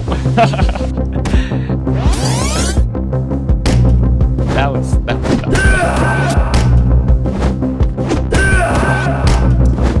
Okay, now I need to focus. Man, why do my controls feel a bit stiffer since the last time I played this?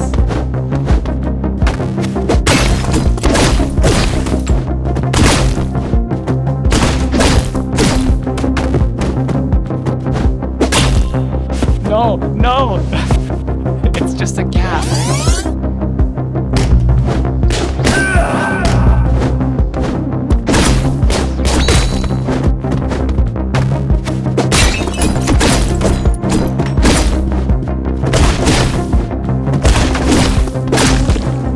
I should have used that knife on the other hand.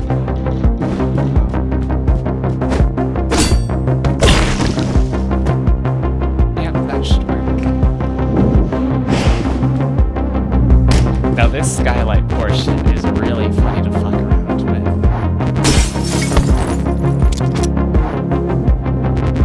Don't move a muscle or all. Don't move a muscle or all. Jesus, it's you fucking following me again. No more loose things.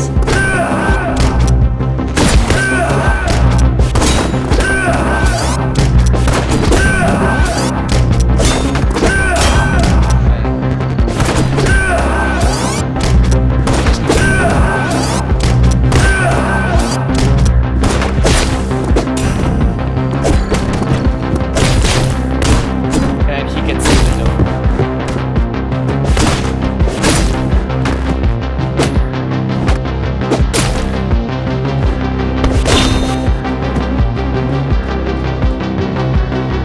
But yeah, anytime he shows up until it's... Well, anytime he actually shows up, you just can't beat him. This is really running off.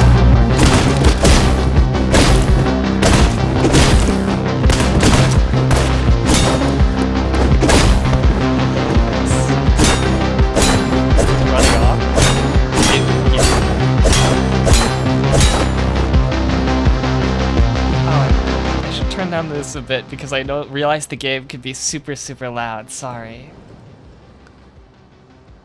Mm.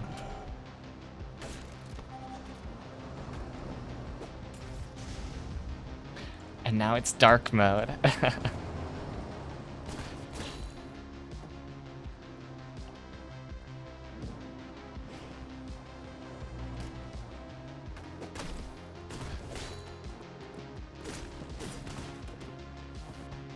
And this is a flamethrower. But it's actually just... Oh.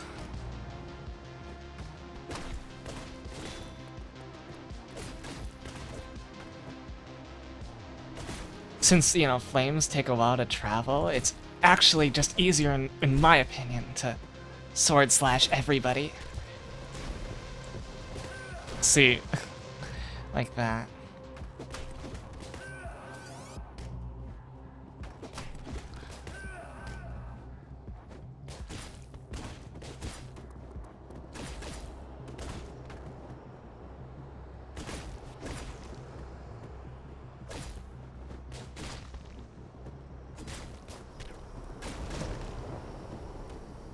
My friend, oh, please step into the flames next time.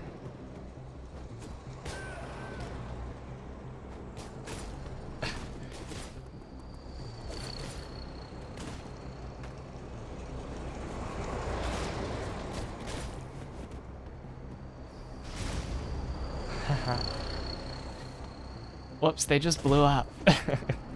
No. Mm.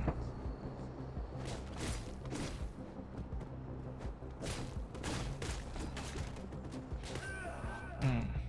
When they kick you, you're kind of fucked. They're honestly worse than the melee guys for melee attacks.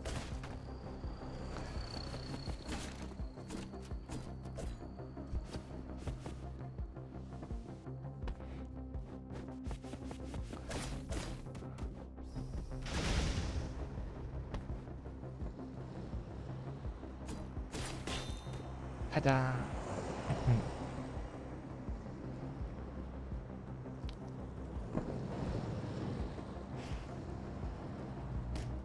Hmm. Two deflects, wow. This is a fucking roll. Mm.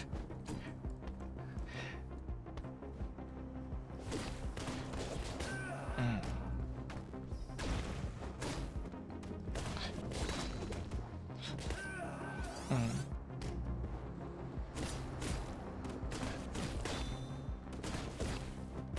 Oh, fair warning, if you play this game, you will get carpal tunnel in your fingers. You'll be clicking with such extremity.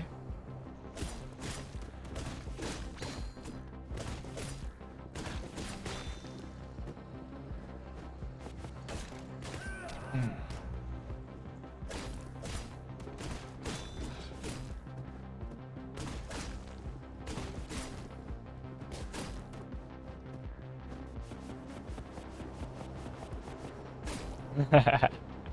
That's how you can do that. My friend. Ah.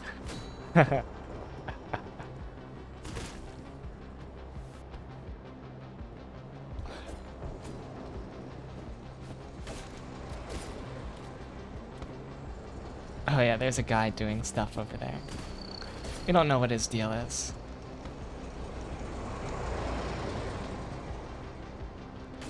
No, no. We're supposed to bomb this room, not... Yeah. Not jump down into it.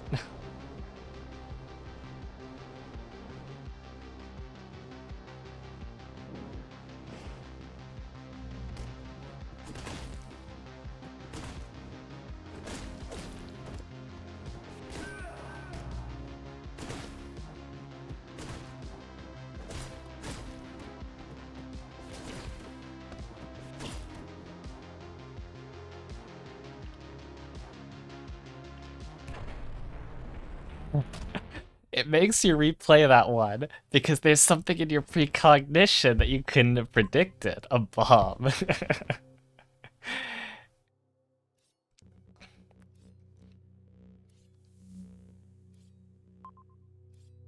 This sequence is also really funny. So first our precognition gets fucked with by that.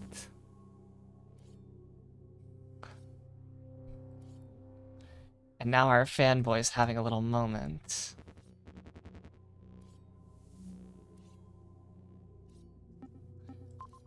Fuck you.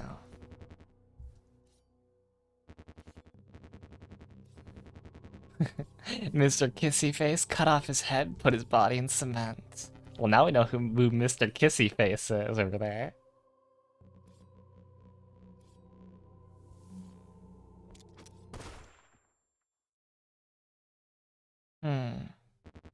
Aesthetic styles.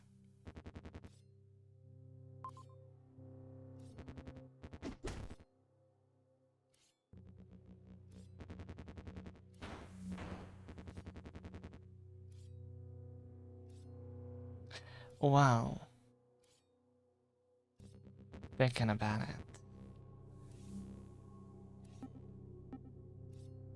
I want answers, V. There's two I'd have to... The two styles I really like. If you're familiar with like Project Moon's style of games, like Lobotomy Corp and stuff, I already have this animation was made by a friend kind of referencing Library of Weena's opening. And I like this degree of pixelation and abstraction.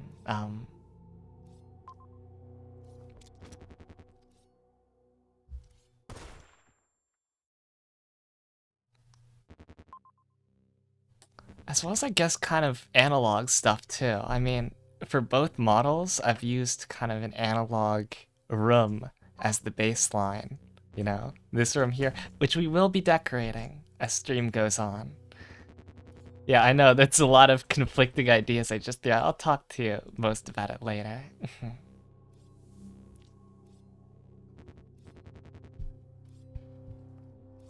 Don't be late for your date, V.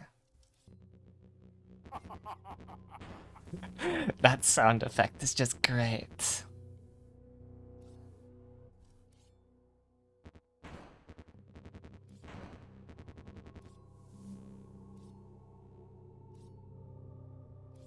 Hmm.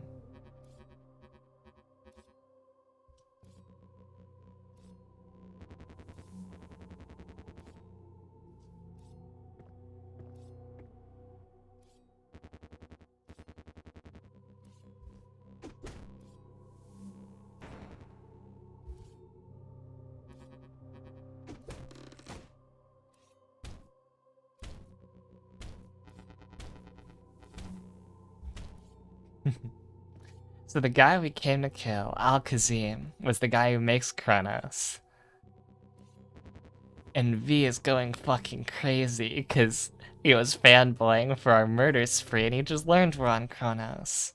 When his whole deal is killing people on Kronos.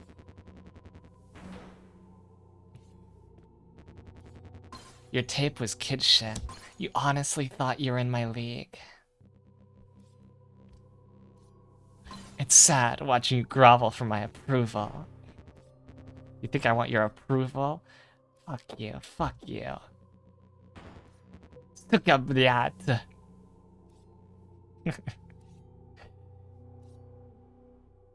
It could have been a real team. Year 4, my cinematic flair. I love that. I love the way they use text in this, text coloring. Сука, блядь.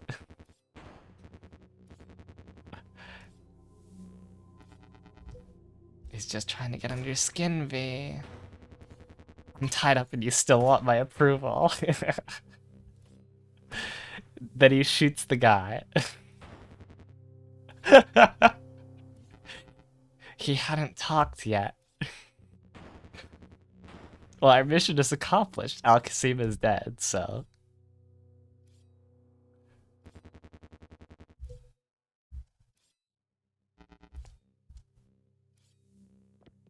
Now he runs out.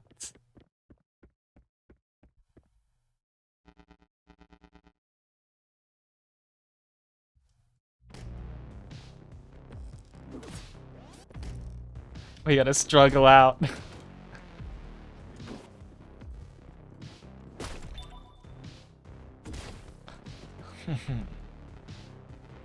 Now we can have some fun.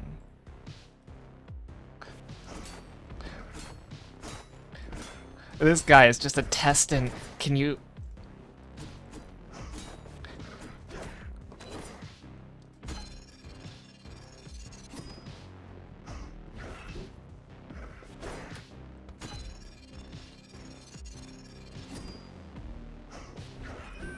Oh, mistimed.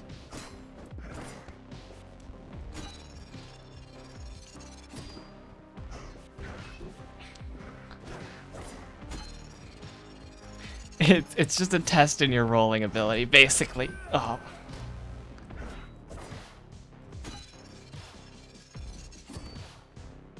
And when you're not rolling...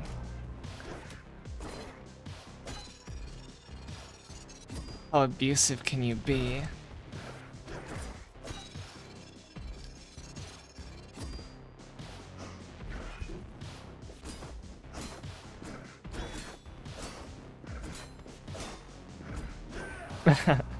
Like that. And no, I will not slow time for this fight.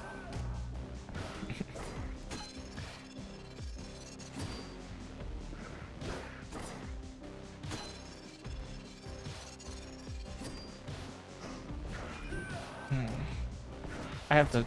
That attack always gets me. The circle around. Like that.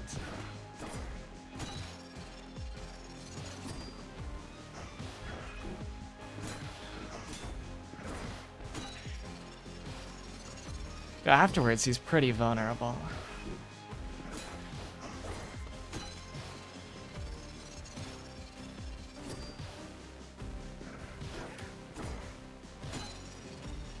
Goodbye. And that's game.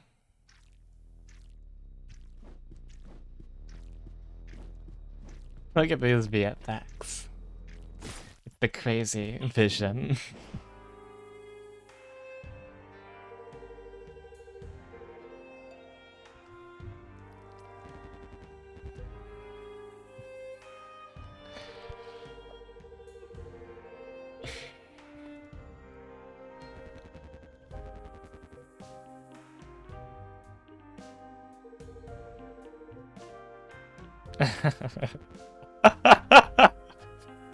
V blew off the scientist's head like within 5 seconds of us meeting him.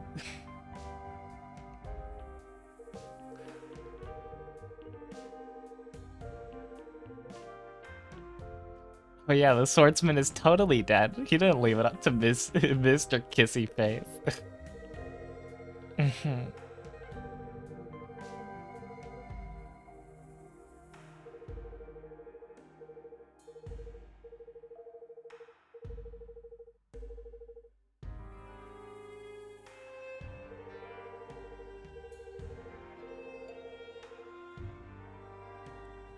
Yeah, if you choose in the previous mission to just do nothing when she comes at you, you get that special dialogue.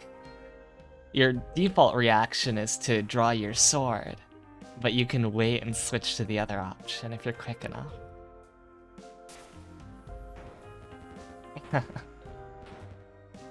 Oh god.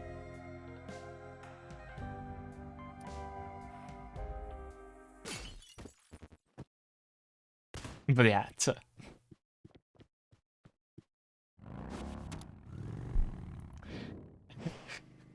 I think some people recognize the inspiration for this. You're saying how this was like Metal Slug, weren't you?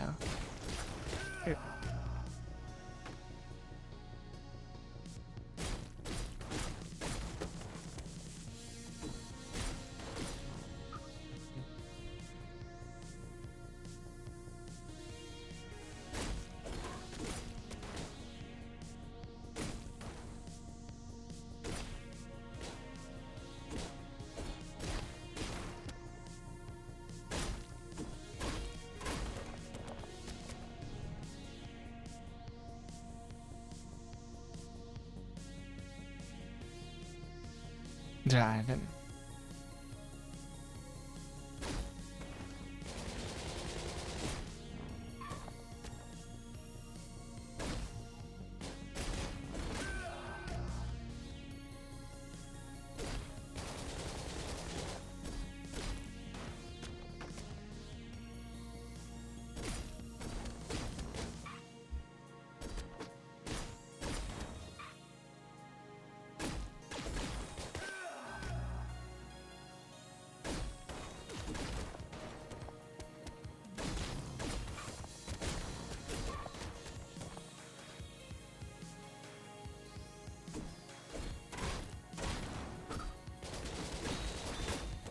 Got him.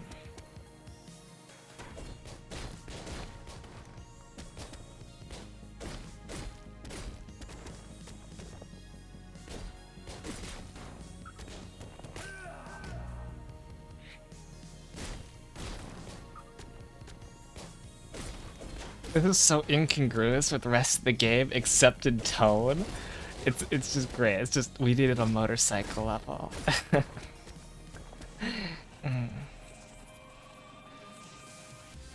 And now we're already at the boss fight. There's the boss fight.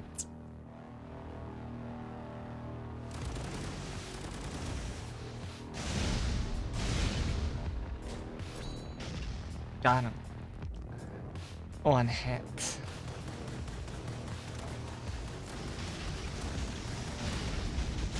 Huh.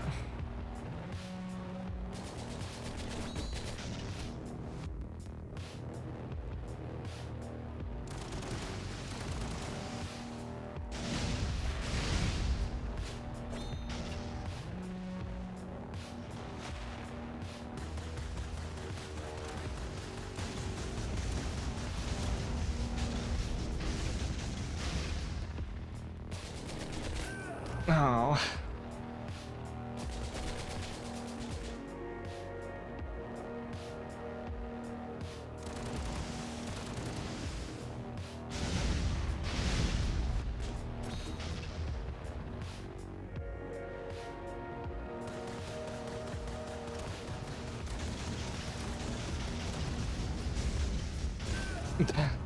I walked right into that one.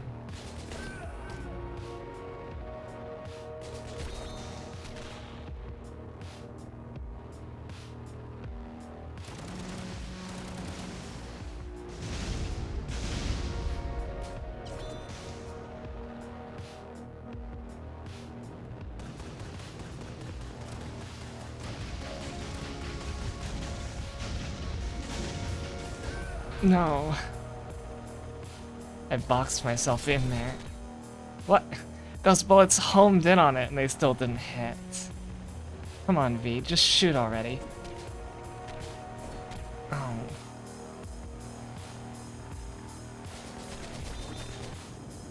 Ah.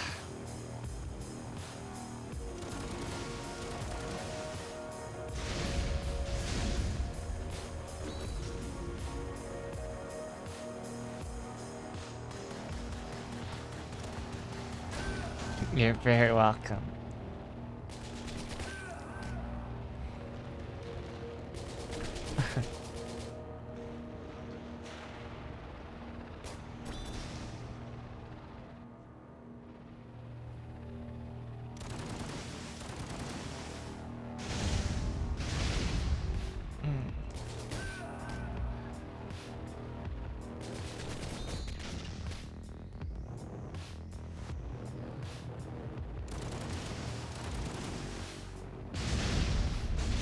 Okay, dodge those.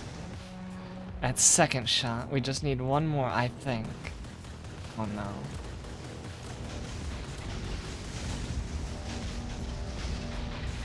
Okay, we got it. Oh, but he's dead. Wait. Okay, we both took each other out that time. It's getting better.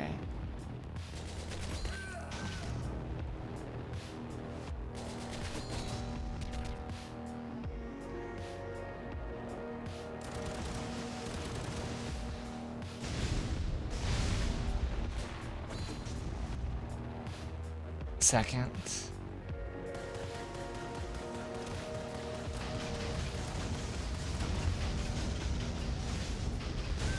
What?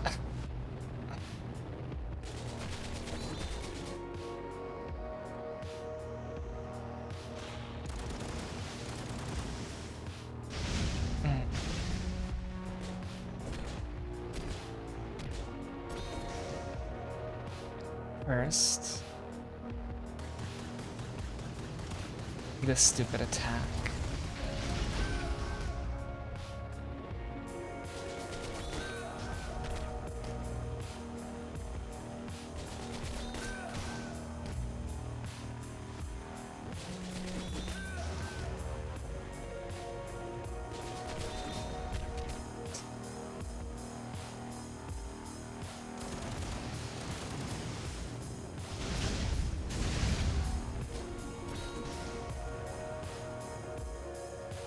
Okay, now I just need to do this attack.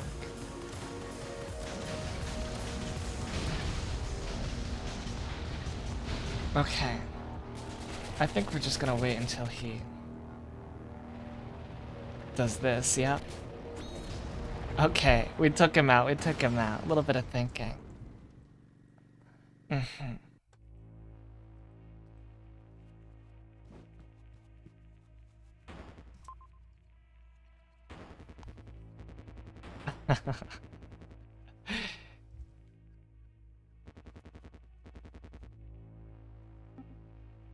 Snow can't save you this time. Oh, thank you for the hydrate.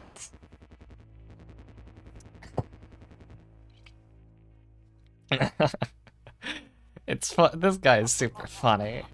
Just listen to that voice clip.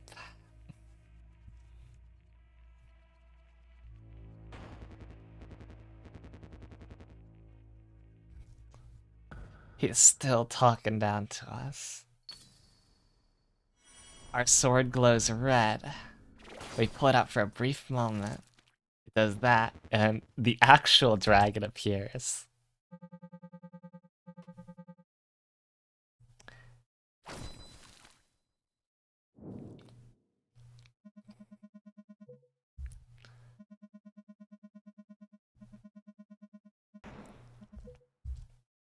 And we've gotten into some trouble.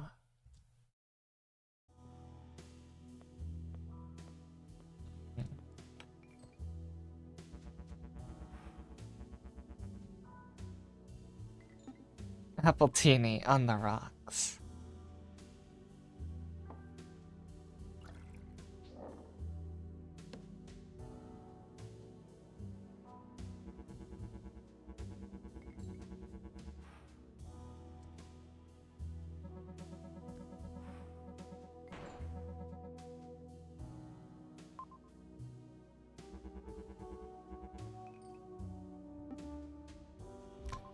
Let's pull out the I Serve 2 card again.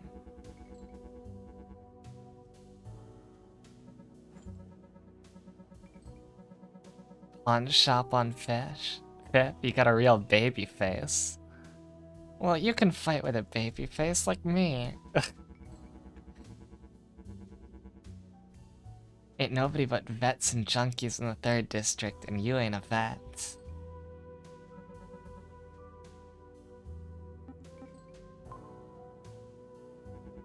Nice story, babyface. Or ended 7 years ago. You would have been sucking your mama's tit while we were out in the jungle.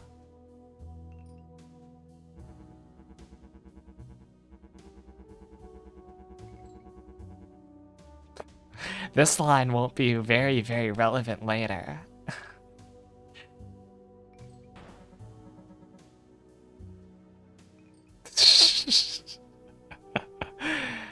We got 2 options, yeah, fucking, or we should have won. Yeah, the dialogue in this is great. No, they were just talking about the character sucking on his mama's tit by the time the war had ended. Because we're really baby-faced. But, as for me, wow.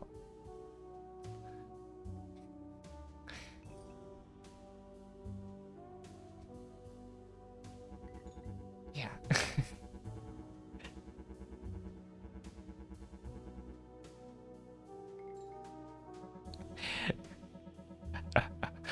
Alright, so we're getting the post-war conspiracy theories about government super soldiers with Kronos.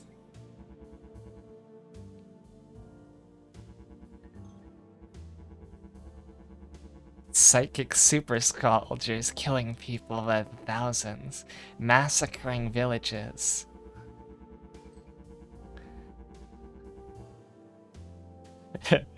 To see the future or read minds or something.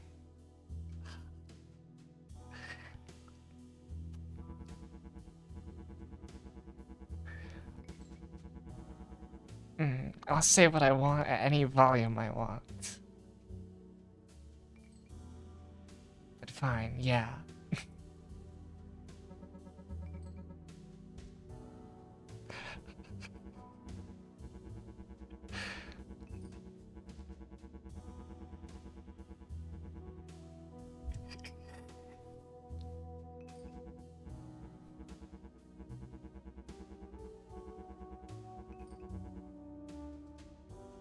Bad liar, but a good guy.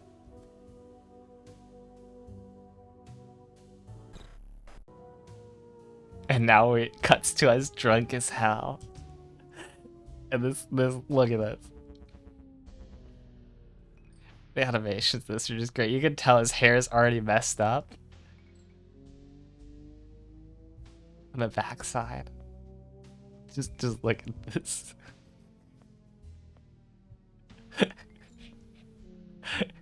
He's so topsy-turvy.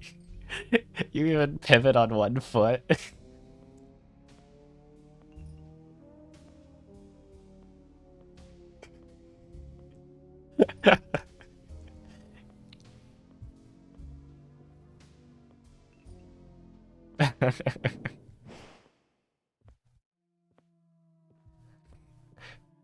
Can our man get back home? Door. Inside the door. What? I don't understand you. Child saying some very disturbing things.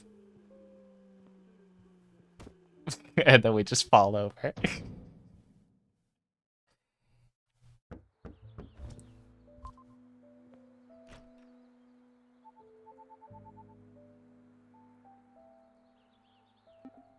How would I be mad at you?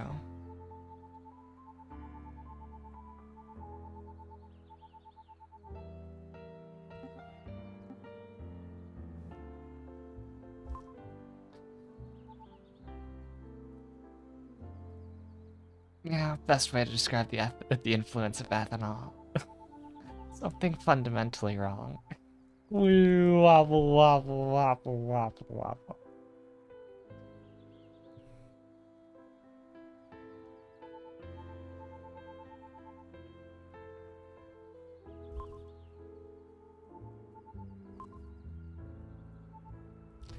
Alright, time to make a meal.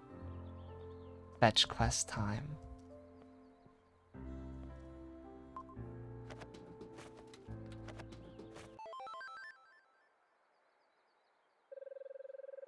Protein paste.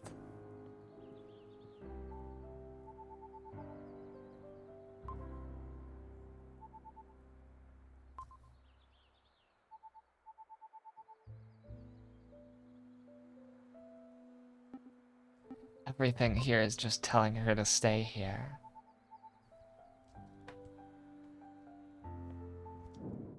And even if you don't include that part, she just assumes that she can't stay.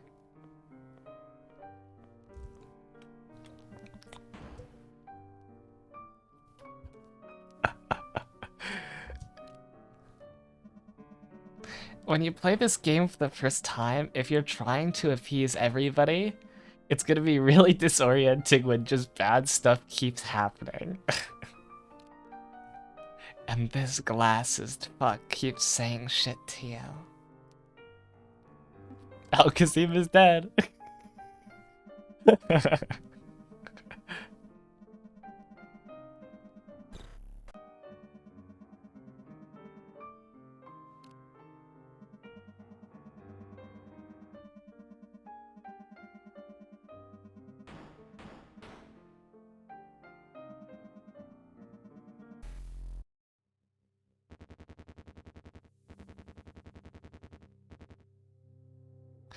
V's got no arms and we're back in the warehouse. What's going on? You're dead, V.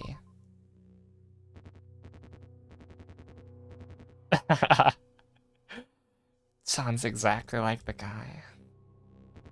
We do have precognitive powers, so I guess this is one possible conversation.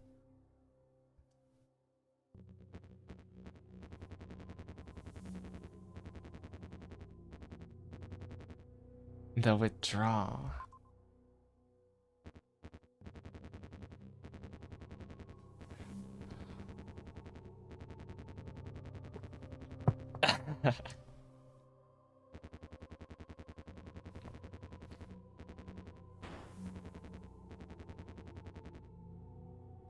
And that is the twist.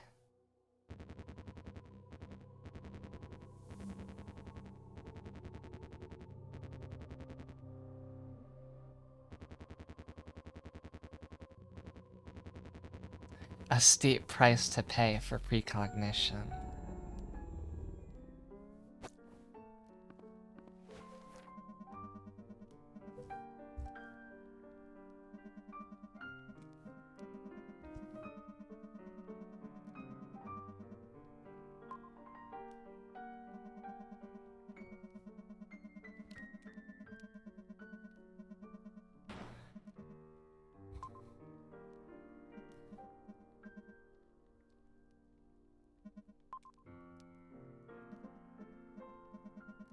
We're not the dragon.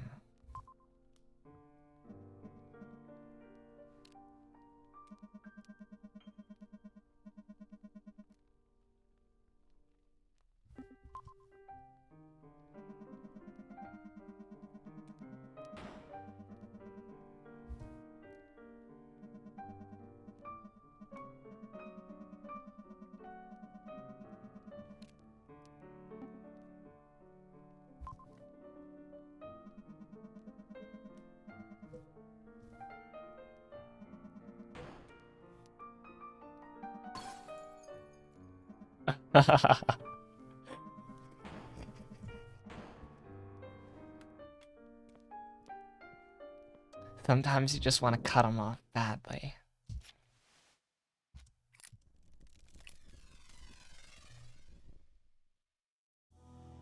Now this level, I'll show you the start of it, but I hate it, so we're gonna skip it. But it has a fun start. So our cosplay's been recognized. Thanks.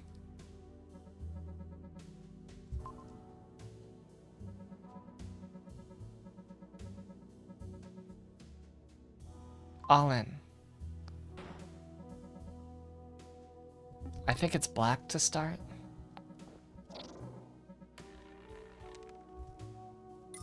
Yes, it is. Let's bet everything again. It's black again.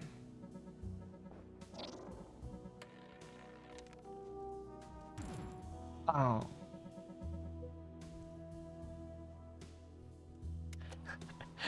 But hey, the whole cheating at cards thing.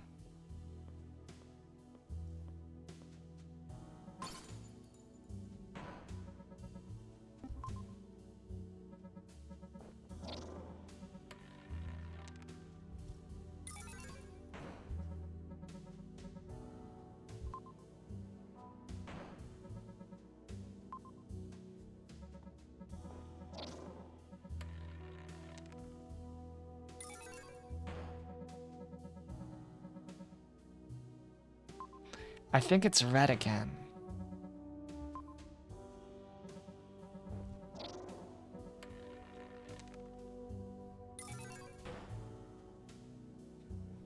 And now we've won. Let's try to get into the VIP area.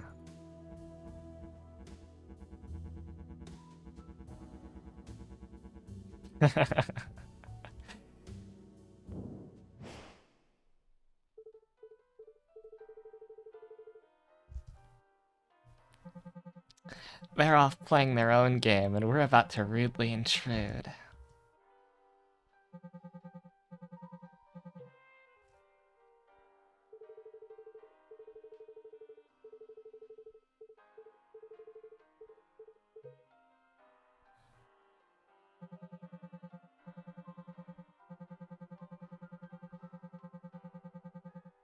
Sounds like they're the protagonists.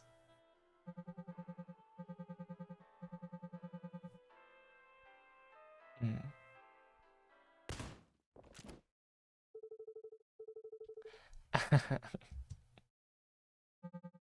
We just bust in here.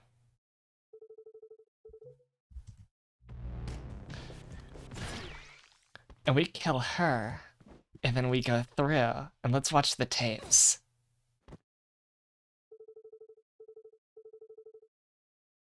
She saw us as dead. We saw her as dead. Two nulls fighting. This'll be reoccurring.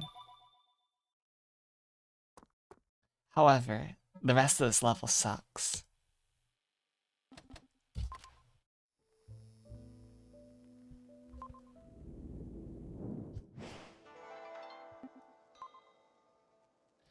So we've learned about her. The dragon tape is fun, but it's gimmicky. It's just him killing the prison. Next hero level is Slaughterhouse, and this is the ultimate test of your skill up until this point.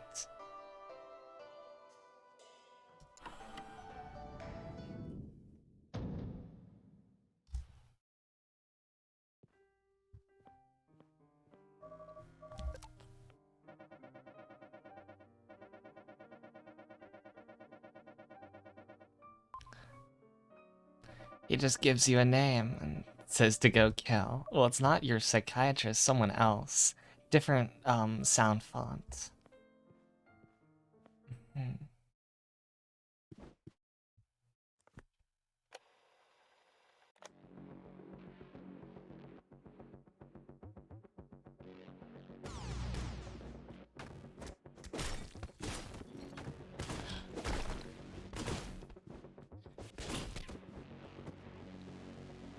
And just listen to this fucking music track.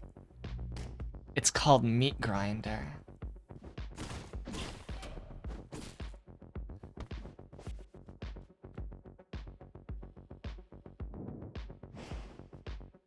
Actually should have let you see the story for that, but basically, there's a guy here. You go under that camera, it starts his thing.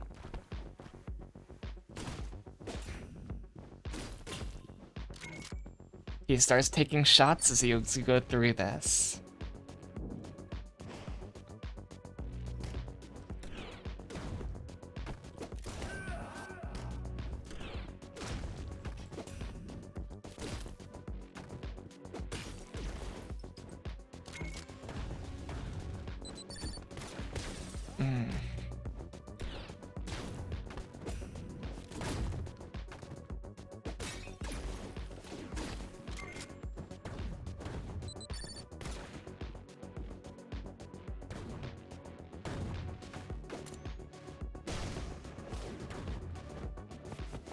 I really actually should have used that up there, but...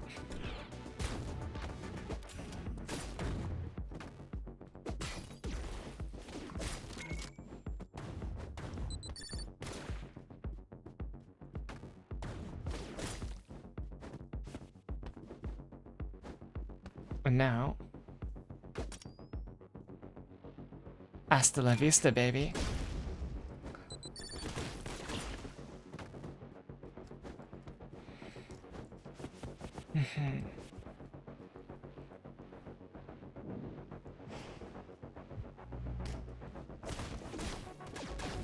Oh. Ill-timed, I was. Well, we got both of them now.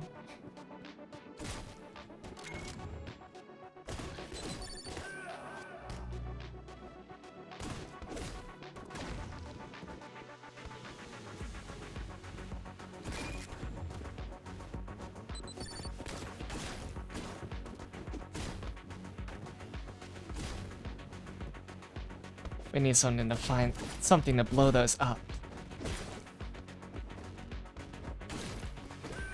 Oh. That guy. Snatcher and Fury. Right, it has the same kind of style as this. Well, Kojima Cyberpunk, that is.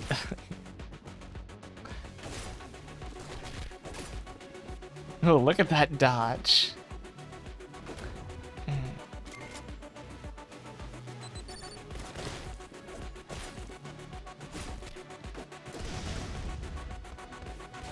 Oh.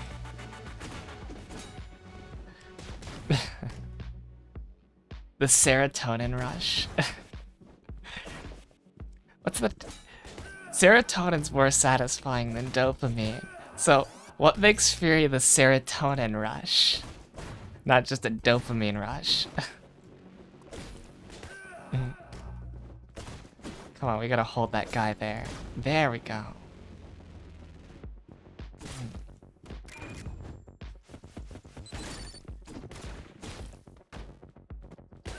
Oh, I clicked off. It fucks. I get it.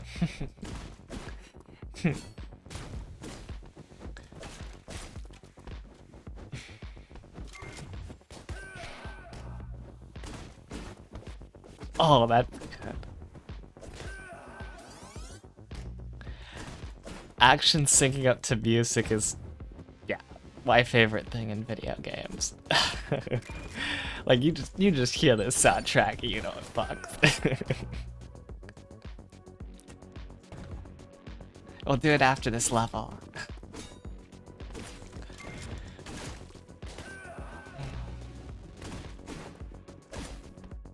Goodbye.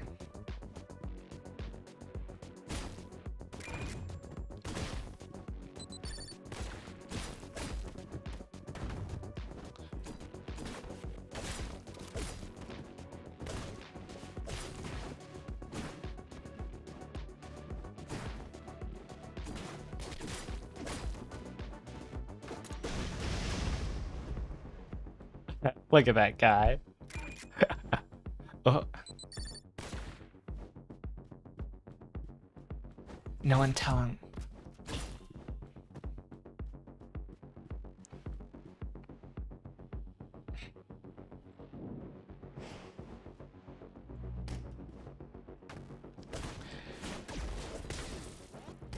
And the music here doesn't even have to be dynamic. Well, there are scenes that are really synced up. It's just so fucking... It's just so nicely encapsulates everything that's going on.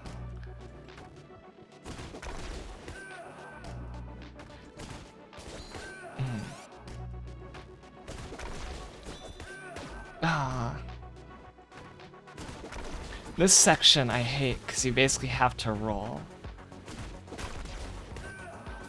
You have to like just be if you're trying to do this without time slowing, you just have to throw this, deflect the bullet, and then roll for the second one. Perfect timing. Well, that was actually a lot better.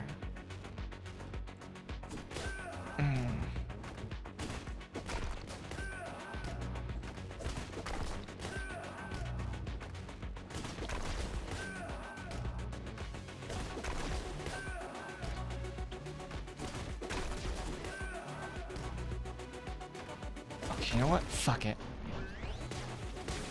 Nah.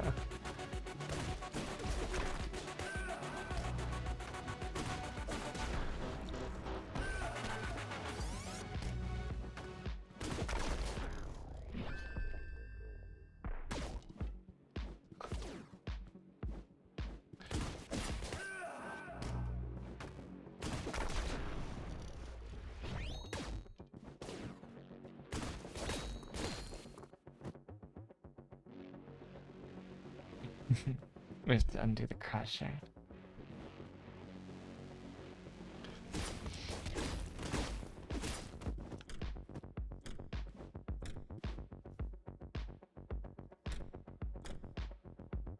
Hold on.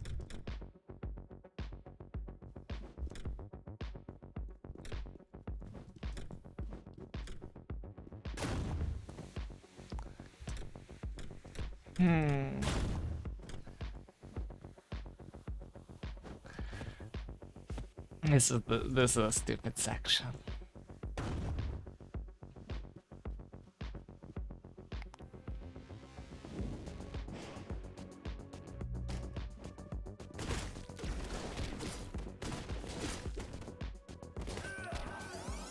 Okay, this part is actually cool because if you're fast enough, you can make it through those lasers.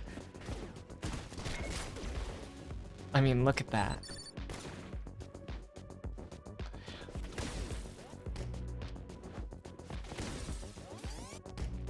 You have to be just near perfect.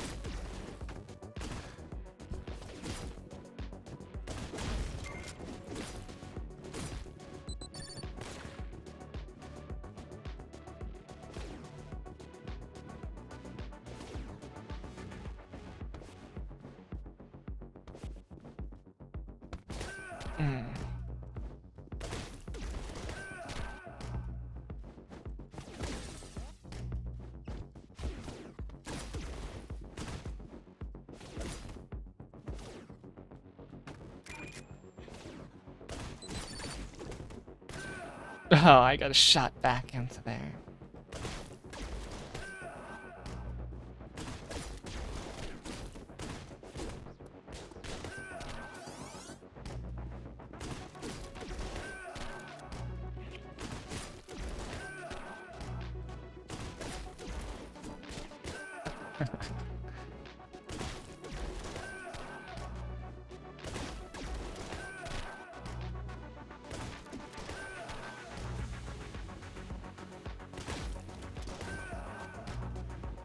You know what?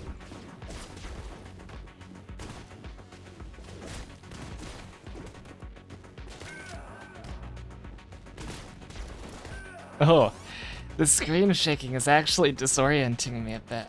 Ugh, take a break, take a break. Ah. Oh, no, no break.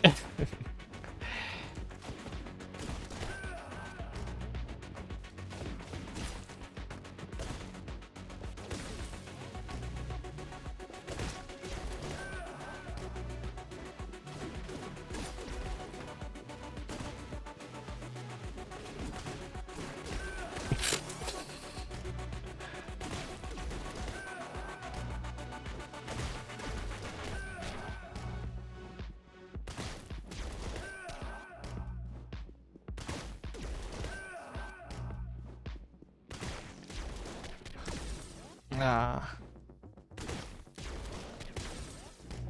Wait.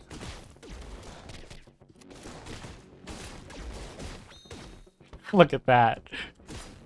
Stupid. Hold on. Run! No! Not at all.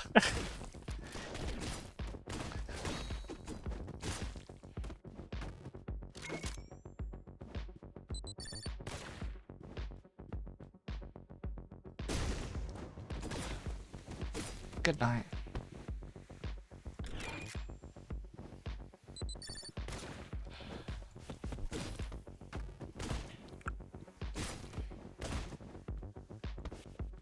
Now, cross this way. Throw that down there. Oh.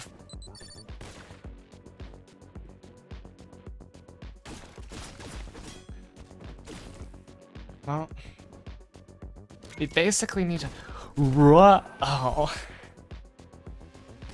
That was a long rewind.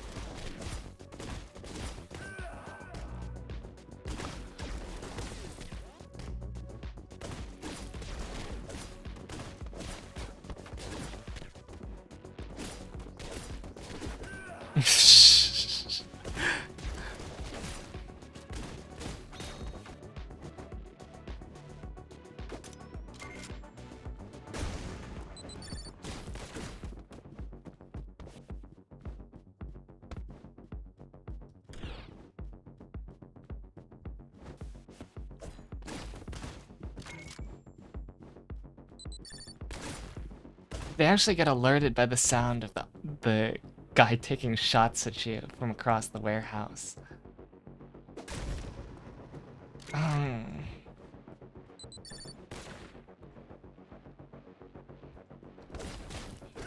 No.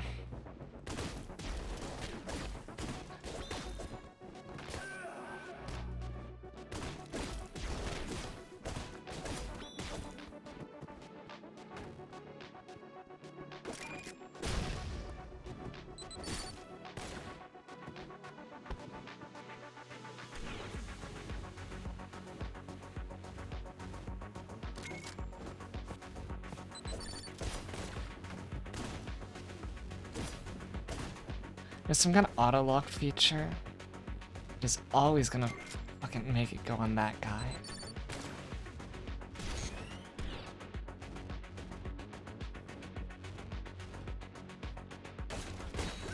No.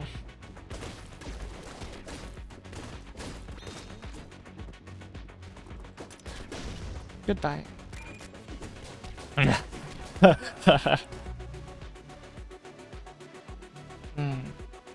Them fighting herds dynamic music. Oh. Health adjusting music, yeah. That's actually really nice because the one thing I always lose track of in games is health. if you're on a roll, but you're taking damage, you might not notice. There's some really good HUDs that have indicated, like Half-Life 2's, where it's just like, oh shit, I know if the left side goes into the red, I'm fucked. But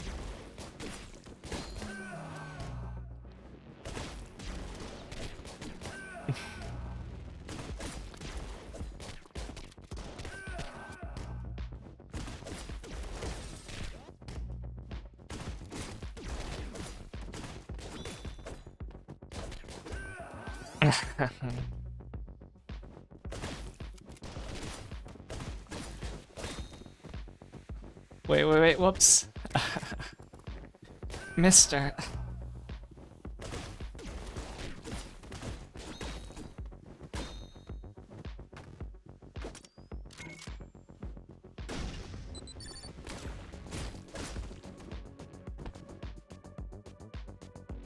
You'll be winning, then the musical swing to the opponent's instruments. That's your oh shit moment. Yeah, exactly.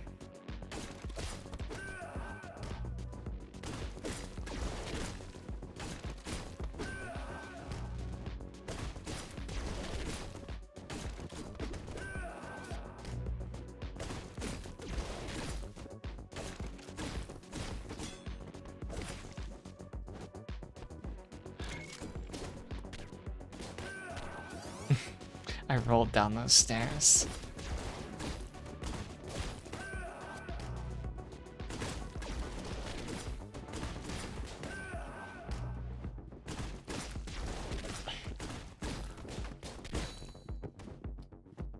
Perfecto.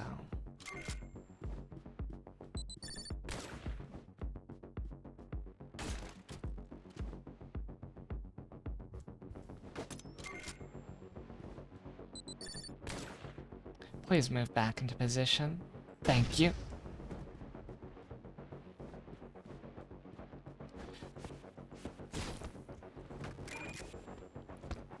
Now. Oh shit.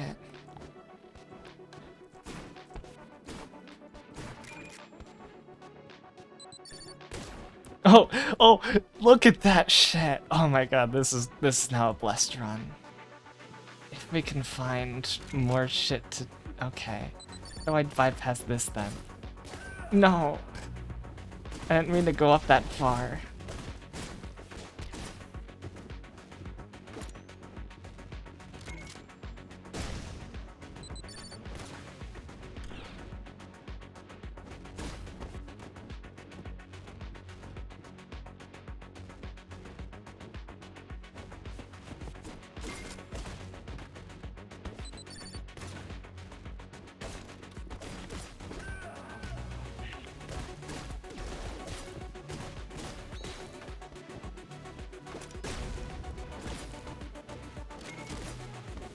I wonder what got them all.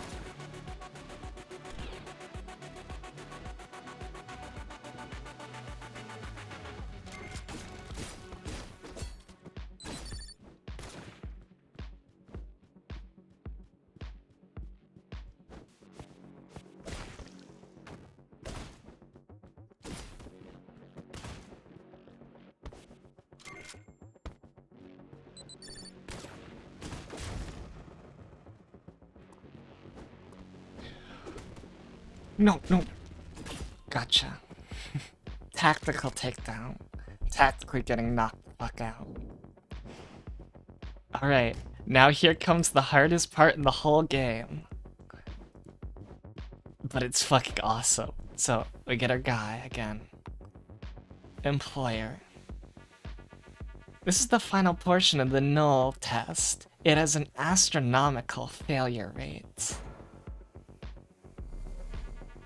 You have been an entertaining participant thus far. Good luck.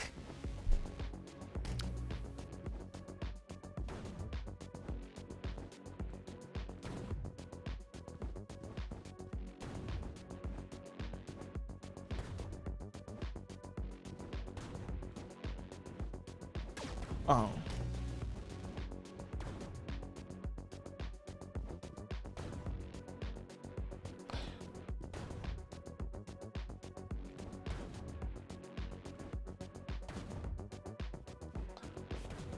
Oh, okay. Close. They get faster and faster. Oh, okay. Survived. Now comes the enemy spam.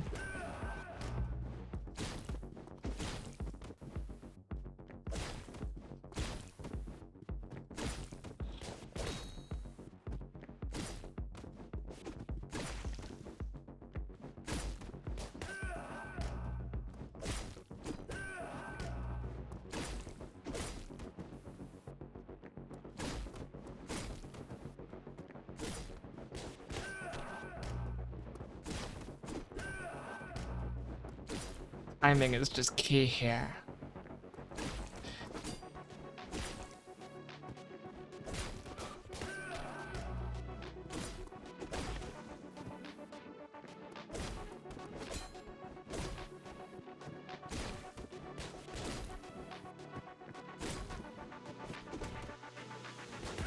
Oh, not back up in time.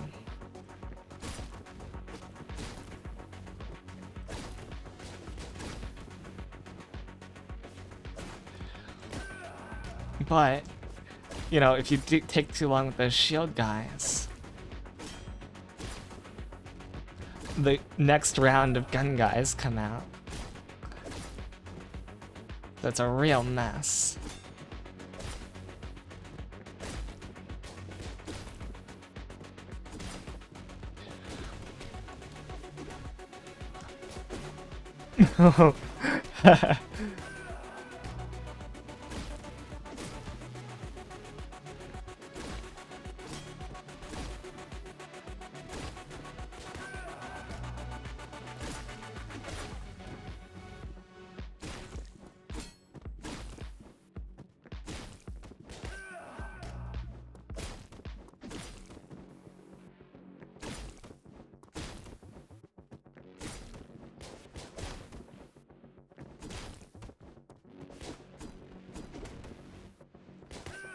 If you ever want to get very good at using the down button, play this game.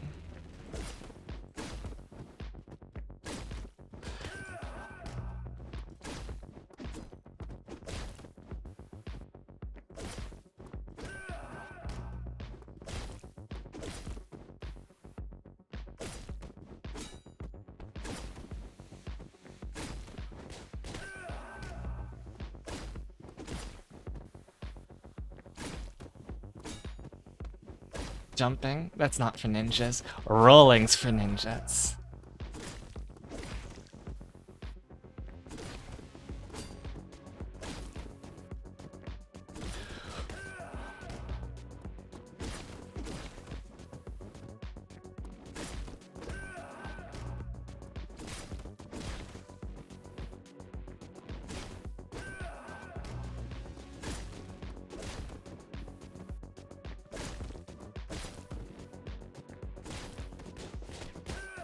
Hmm.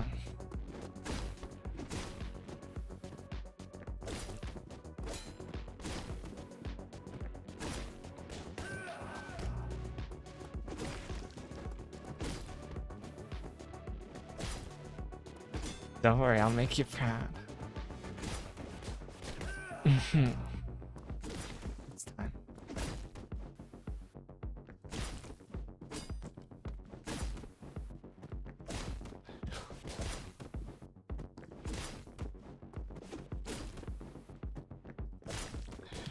Ah.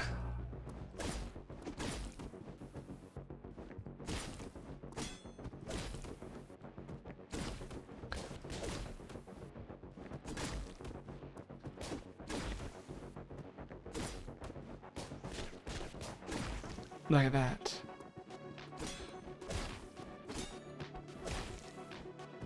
And no! Ah, wrong side. The gun guy always comes out on the other side.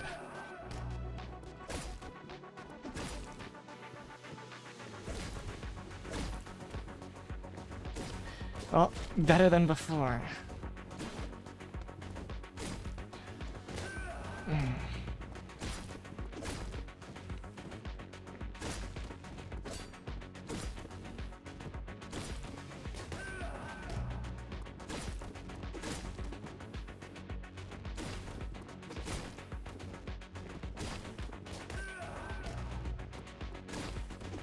Oh, thank you so much. God, you're awesome, Sith.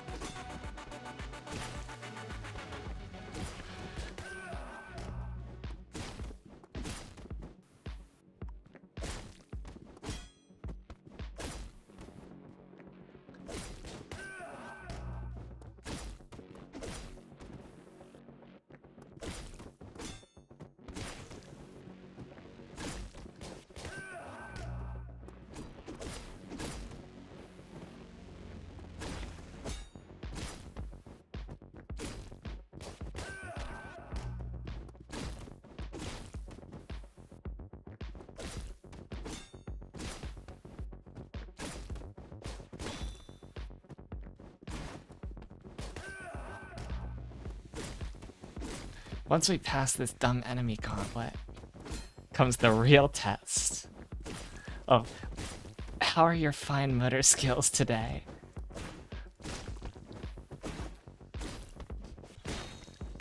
Ah.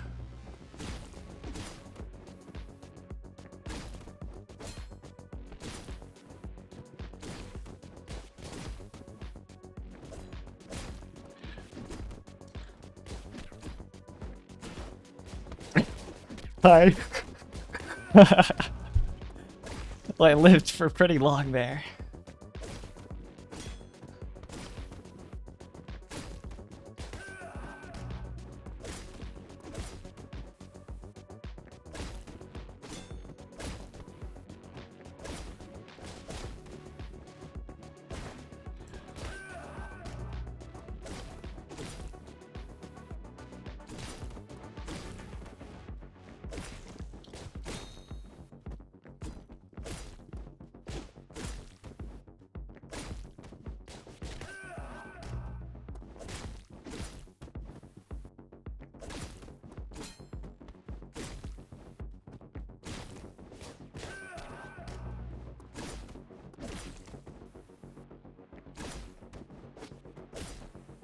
Once again, no time slowing. Time slowing's for nerds.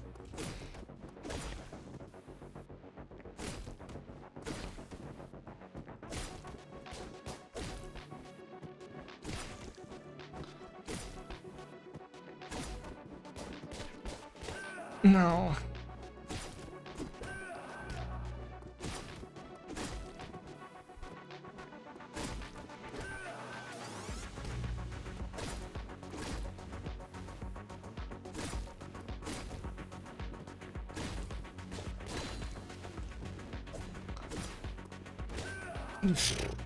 Stupid gun.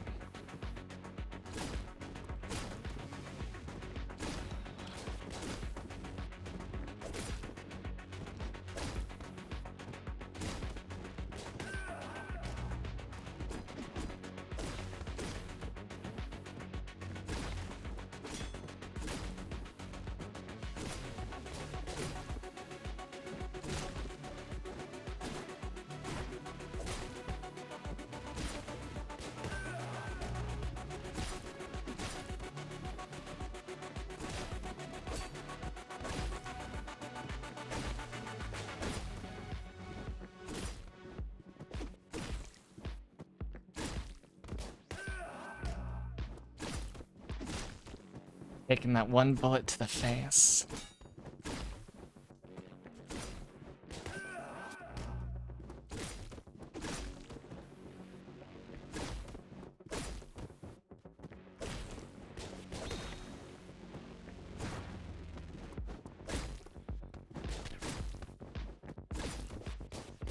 Mm.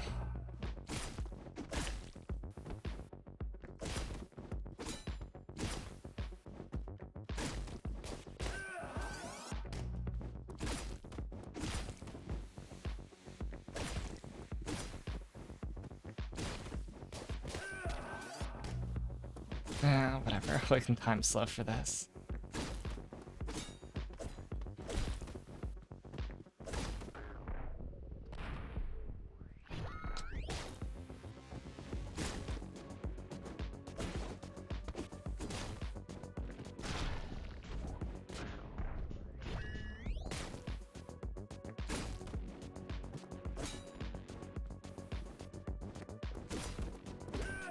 Uh,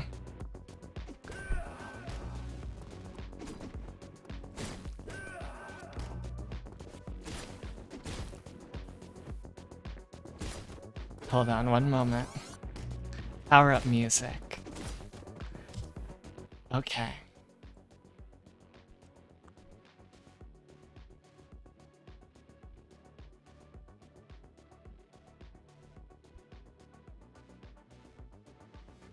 Ooh. You know what?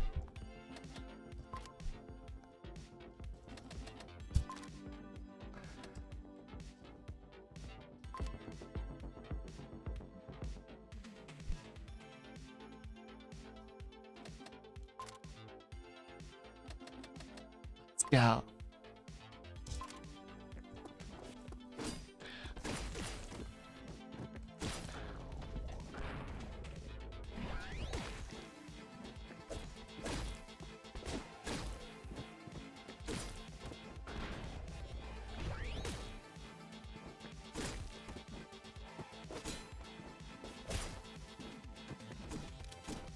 No.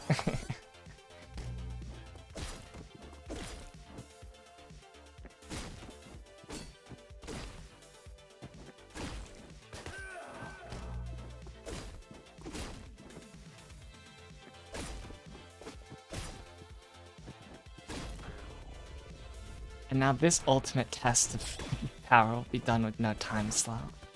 After we're done with these stupid enemies.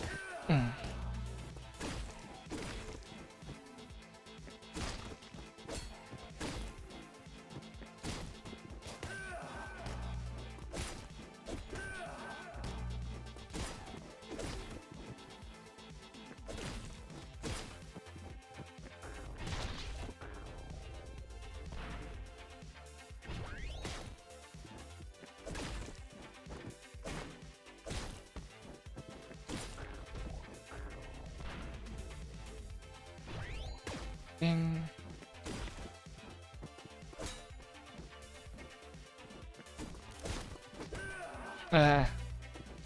We're almost done.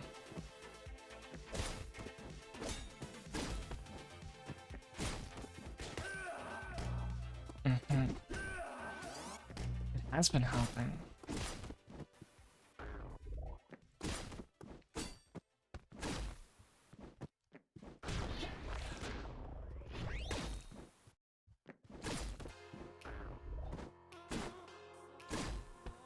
I guess we're going into autoplay.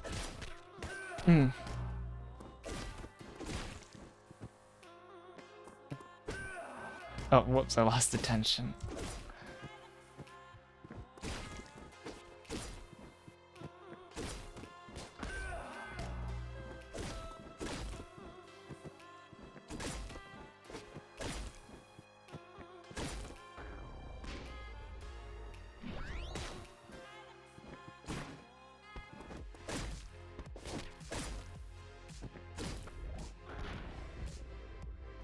Now they go out.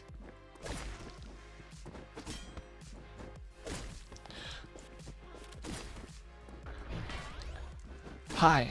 Okay. Oh, Fury, my only chance. Let's just keep playing this.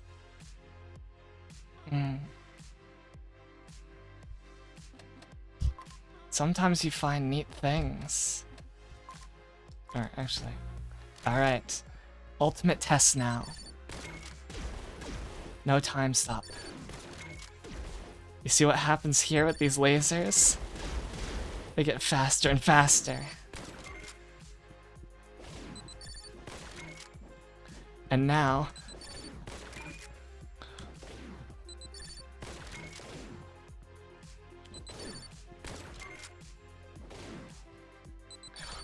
No, okay.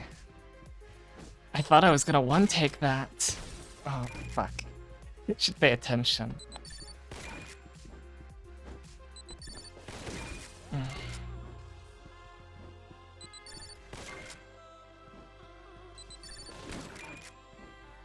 They're actually easier when they're a bit faster.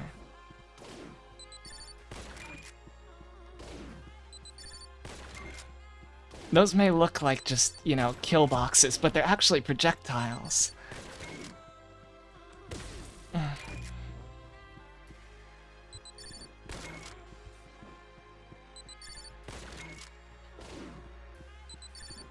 Oh.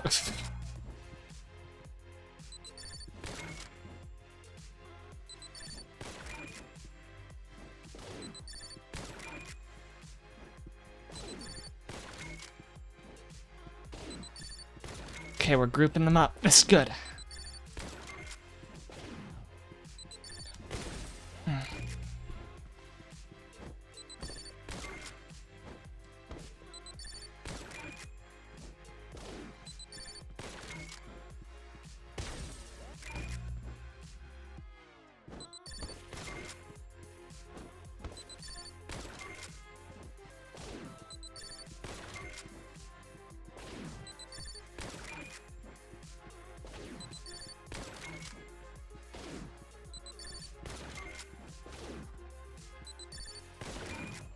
Oh god, they're so spaced out. Okay.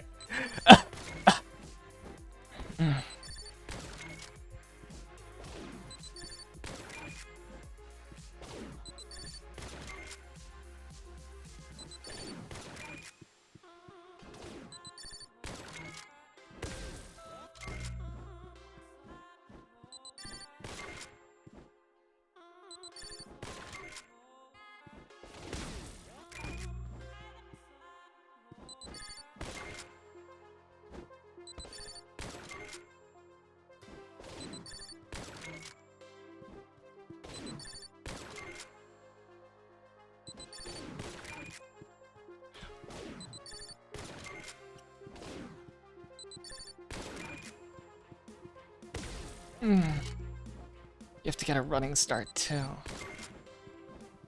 I'm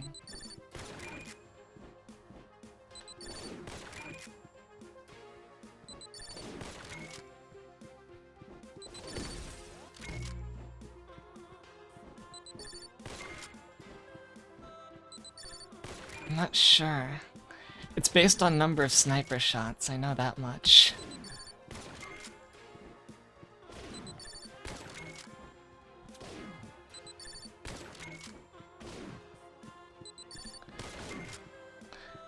But this is just pure, are you the best shit, basically.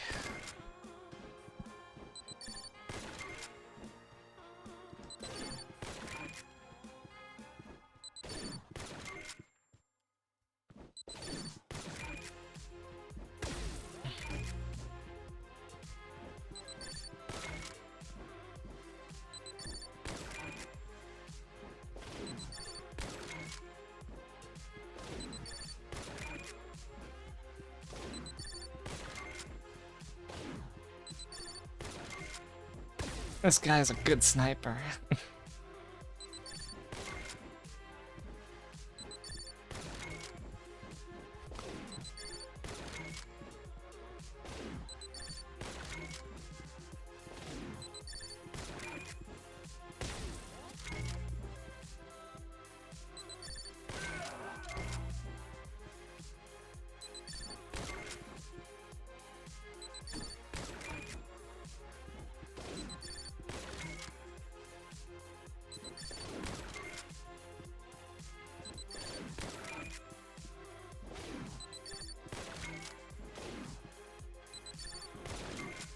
Ooh, that was close.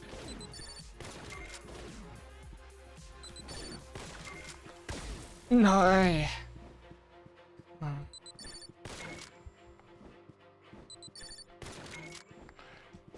There's in-story reasons for it to be this hard, but this is quite literally the lead out test of like, if you survive this, you're best of the best. So it's kind of nice, but also it's just hard as hell.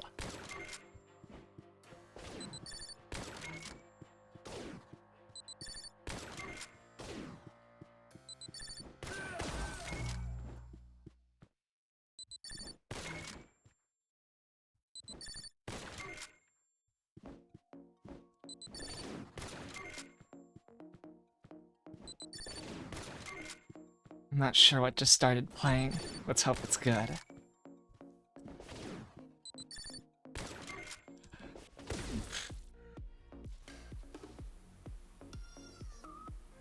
Haven. Let's go back to Puri.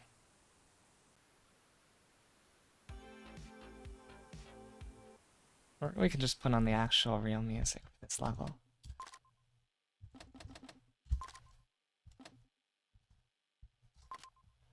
It's actually a pretty good sync to this.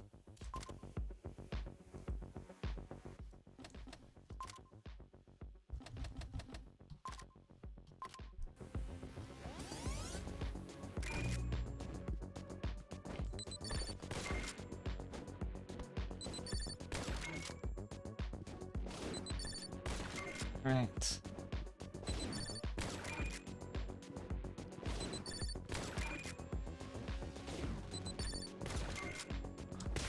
Mm.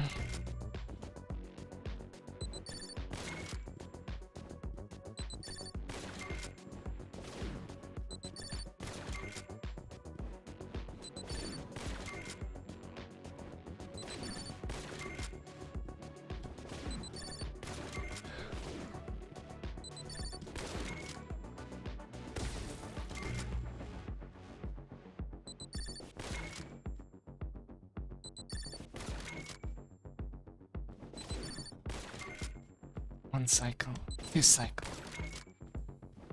3 cycle, 4 cycle,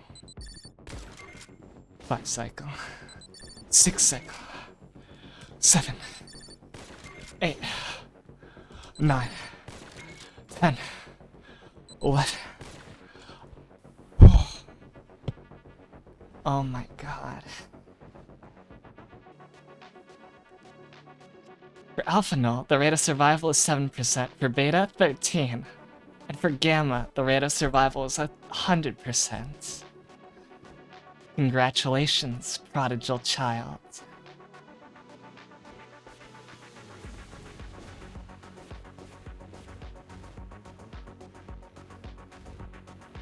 Let's look at this.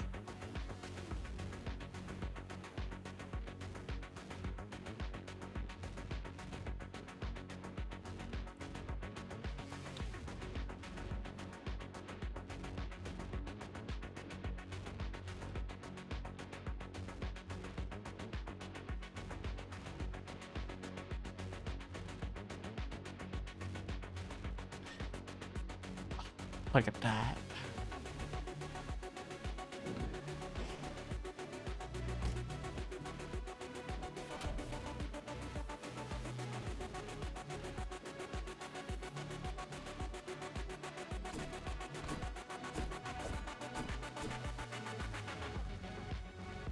Or Gamma Null.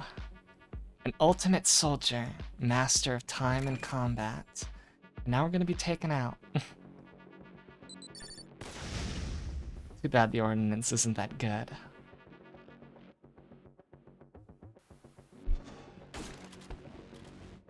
Now let's go and confront this guy. No, let's not look at his screen.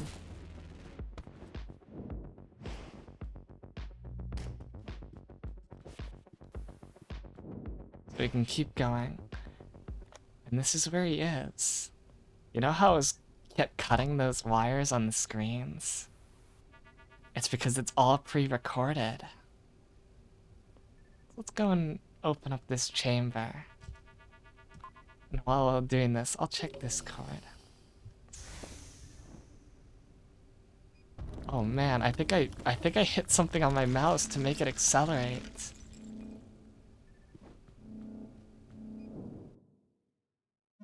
Oh yeah, this is super wobbly.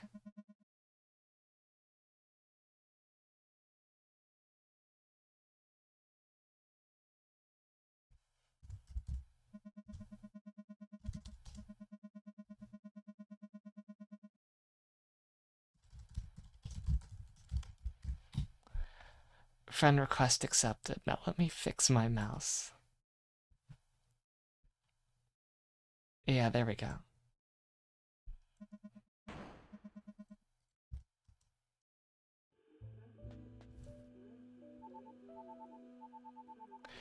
And with that, we're on to the final level.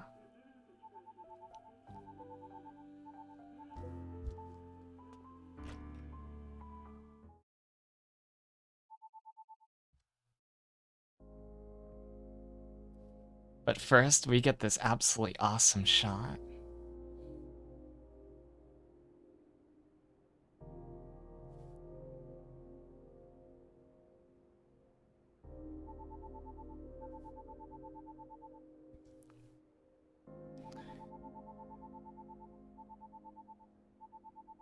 You know, living between two large sets of mountains, I can kind of overlook a valley landscape like this.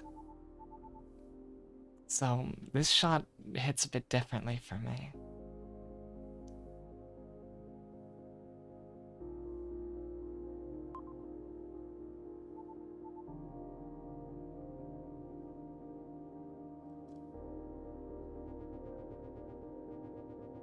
Somewhere far away. Farther.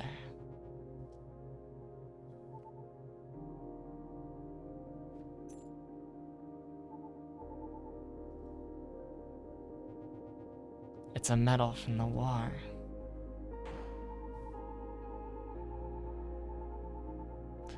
A little kid, not even 7 years old, doesn't remember the end of the war.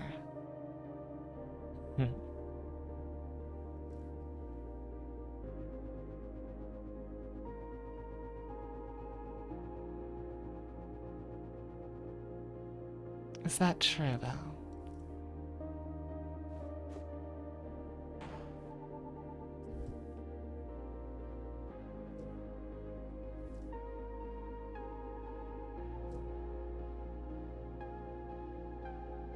The child is kind of a living reminder, but also, well, we've been told something about our origins.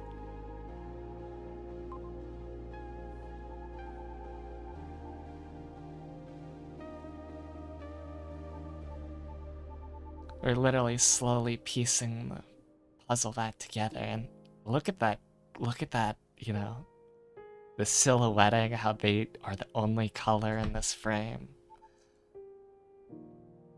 I won't let anyone hurt you.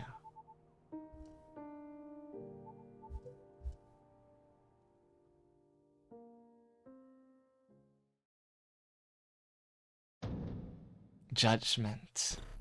Final day.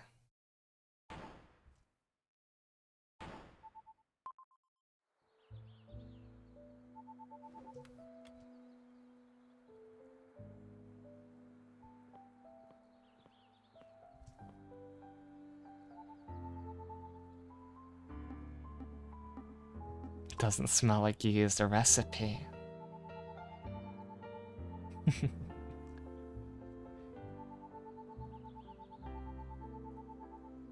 Uh-oh. Here goes.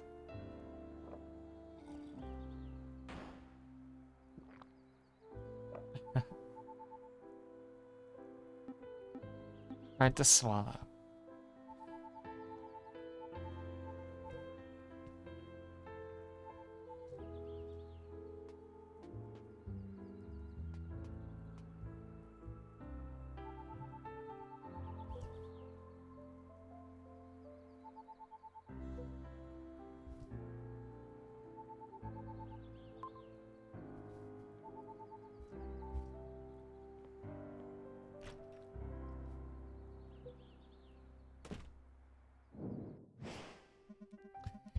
And to make this quicker, well, after this psych appointment, we're gonna skip to the second half of the last level.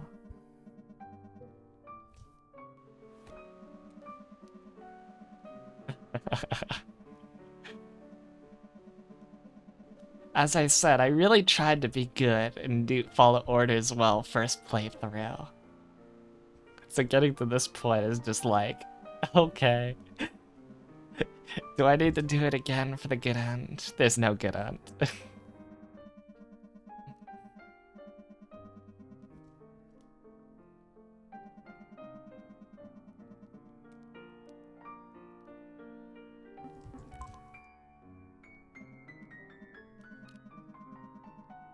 Garu.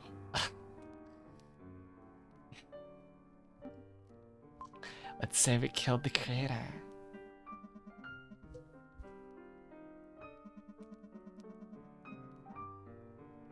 Tell me the truth now.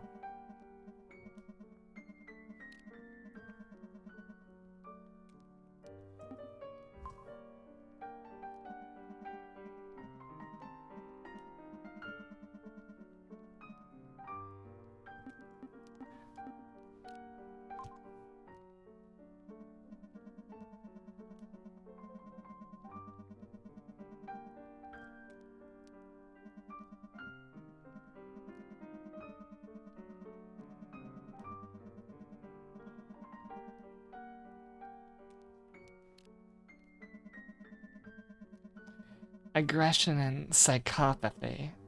If you've been following this game at all, you realize that this character is more emotionally depth, has more emotional depth than any of the other ones portrayed, pretty much.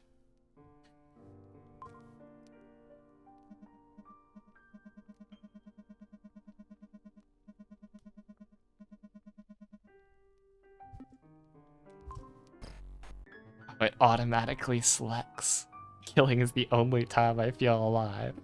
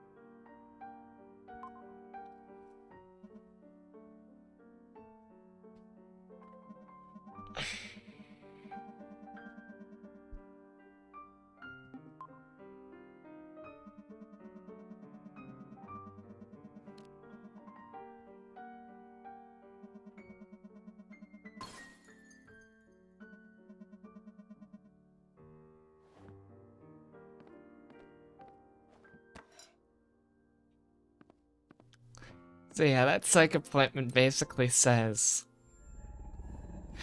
we might be keeping you alive, but everybody you're going after is related to the production of Chronos, so you're sealing your own fate, basically.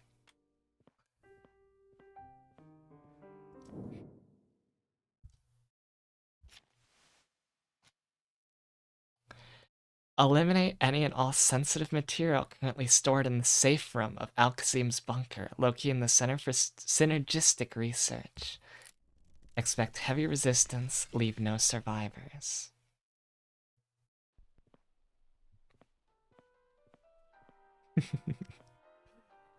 Would you look at that? It's our receptionist again.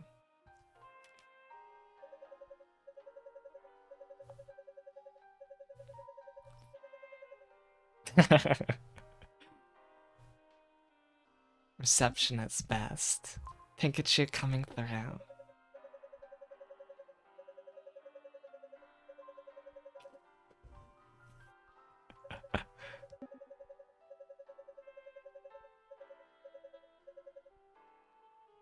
No spoilers.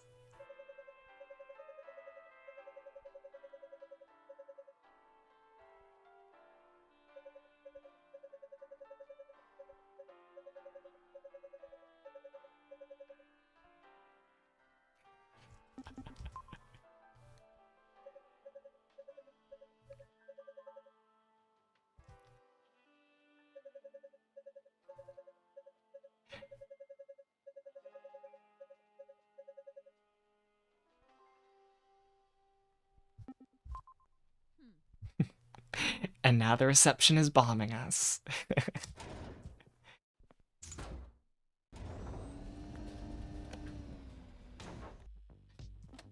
But yeah, we're gonna skip to the second part, because it's mostly just 2 levels of the exact same thing.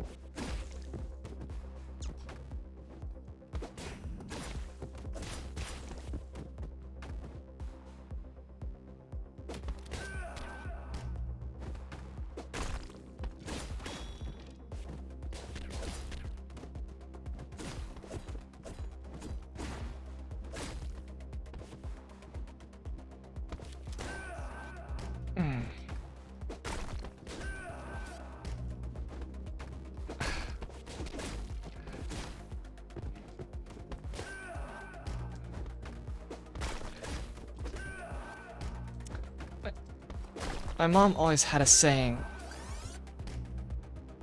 your best attempts are always your first and your last. Which is very true, but also kind of useless in that you'll never know which one's your last attempt until you succeed.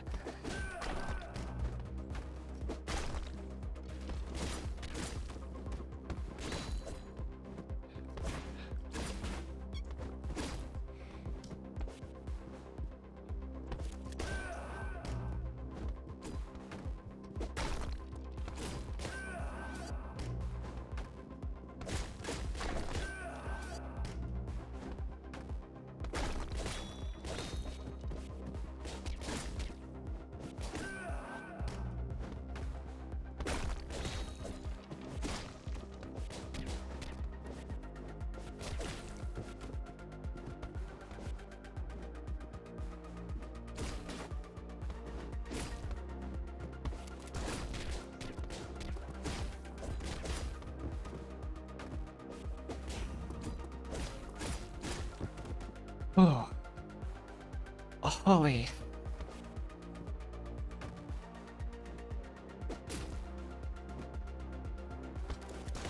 Hmm.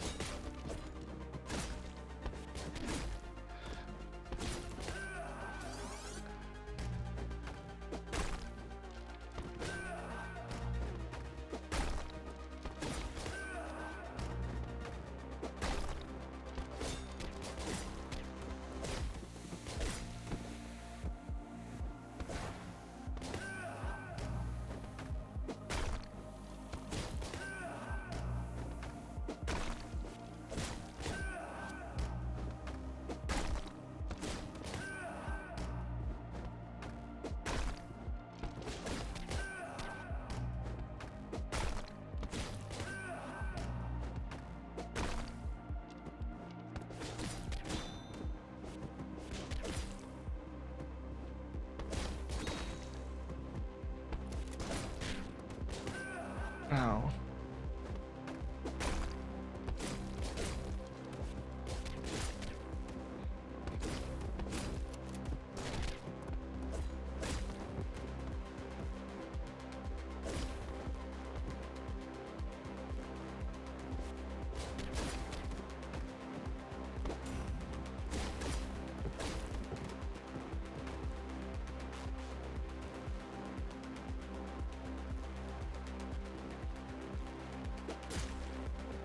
Come on, guy. Can't you just get alerted by seeing a cleaver get your friend? Okay, first floor done.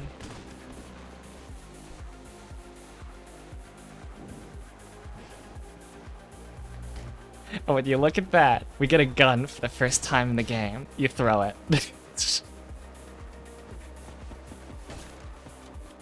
Cheeky.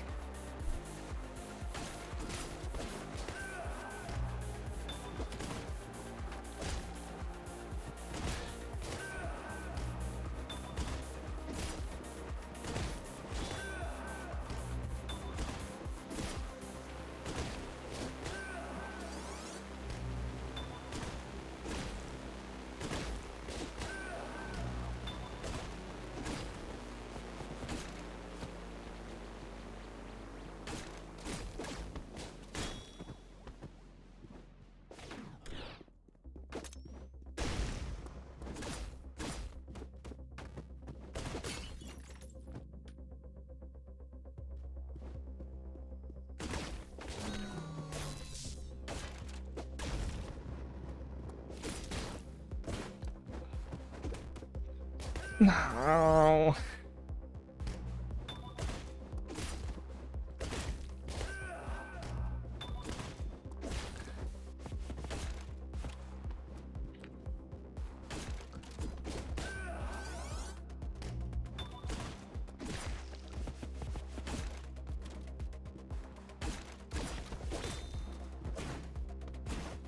Got him.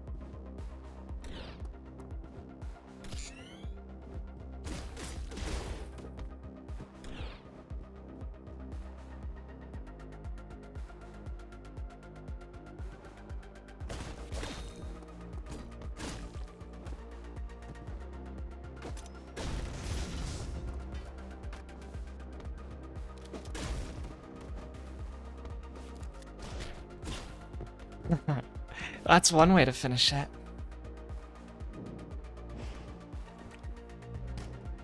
I think this is second to final floor.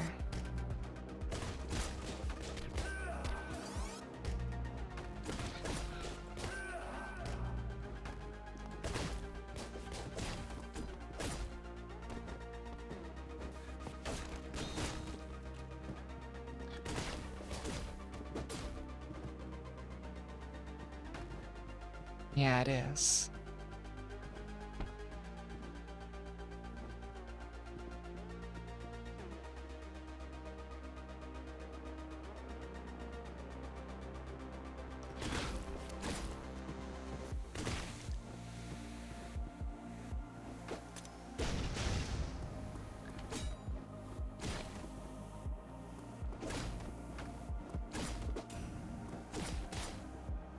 Look at that.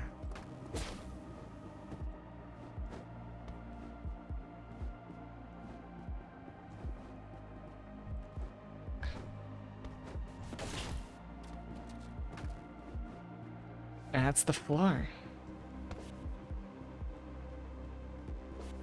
Yep. And now we're on to the boss. It's that girl from earlier. Headhunter's the official name. But yeah, ready? Null against null. And this also has an amazing music track.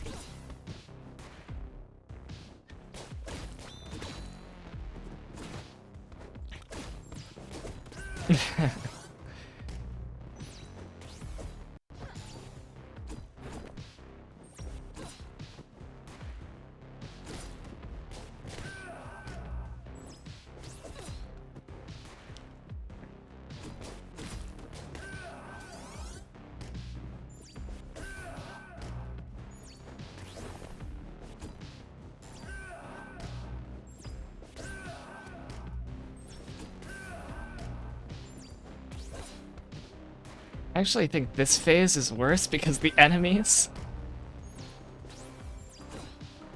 But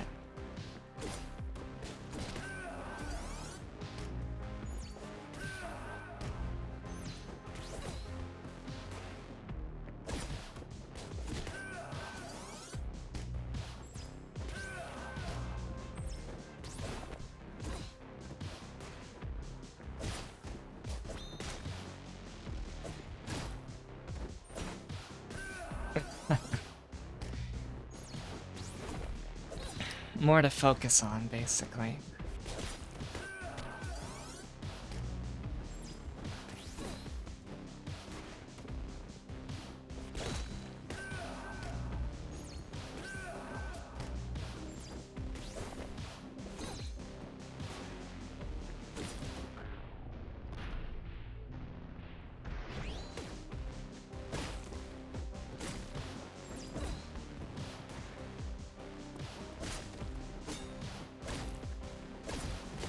Hmm.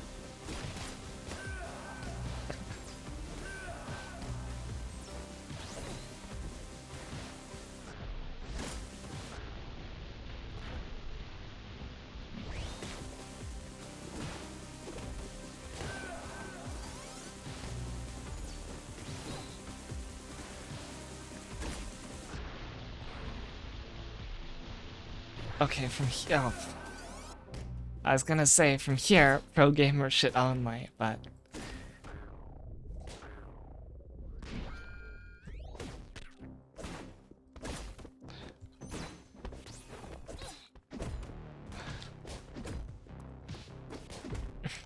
What is this loop I'm in?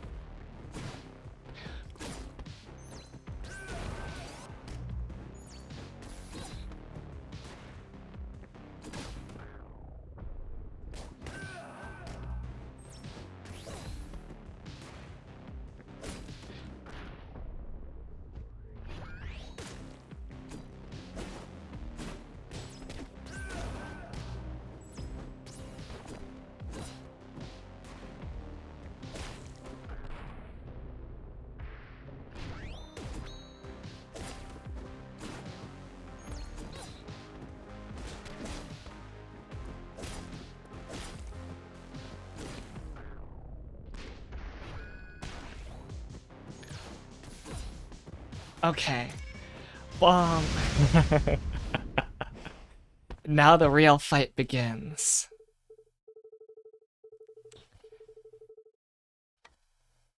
She recognizes for Gamma. Who are you?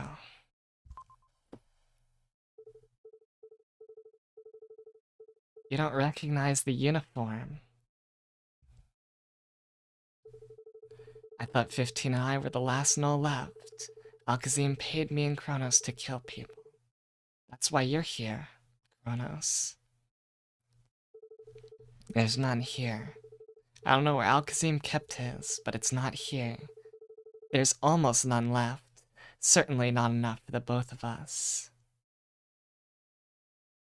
I'm not here for Kronos. What? Why else would you be here? There's nothing of value here, nothing. This killing, this fight, it's been for nothing unless... You enjoy it, don't you? Killing. The immortality that Kronos gives us, the fail-safe of time. It's why killing means nothing to us, because when we die, we always go back. Killing is the only time we're able to touch that thing we were never able to have.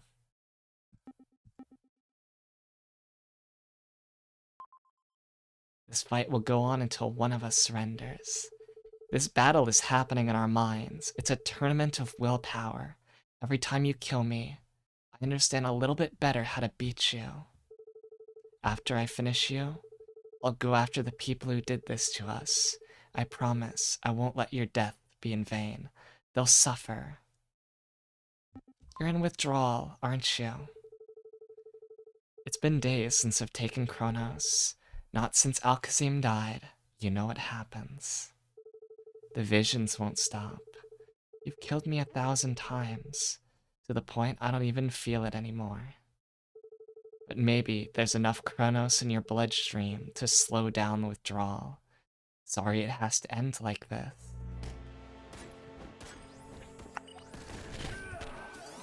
Okay, not real. That's not real either. Okay. First one.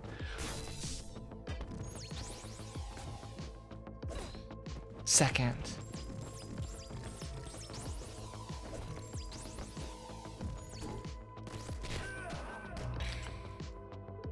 I've watched you make that mistake 100 times. You can't outsmart me. There's no way for you to win this.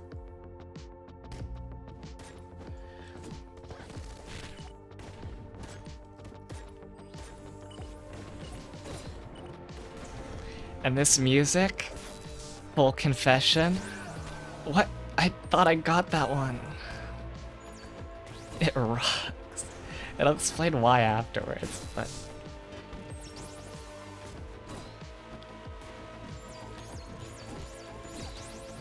Got her.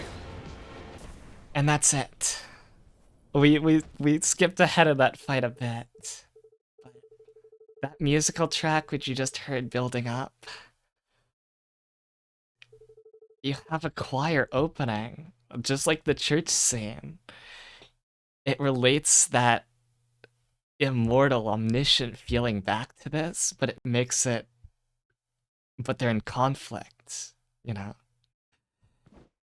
all has changed, but we should spare her. We shouldn't make her last forever. So that's merciful.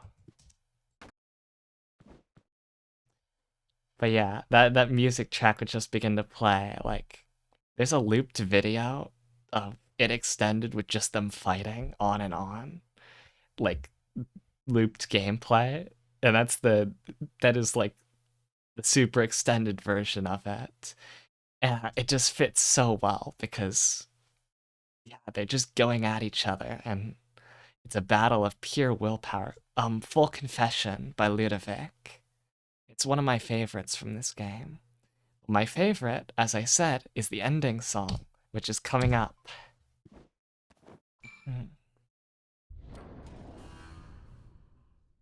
Let's go into the vault.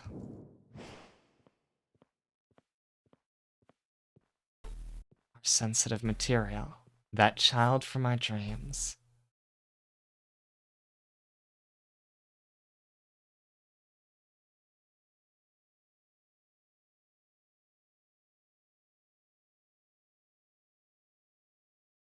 I think I'll just let this one play out.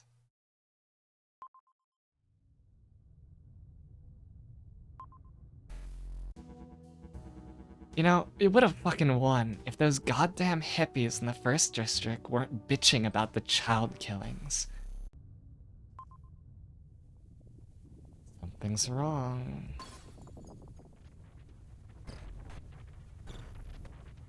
Dreams breaking down.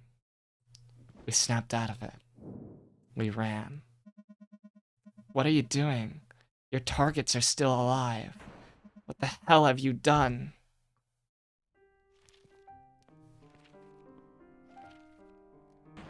You. Do you understand what you've done?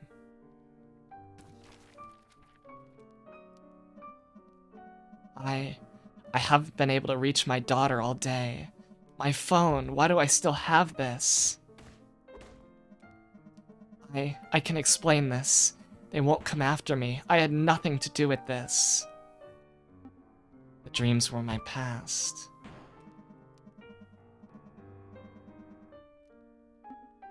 You lied to me.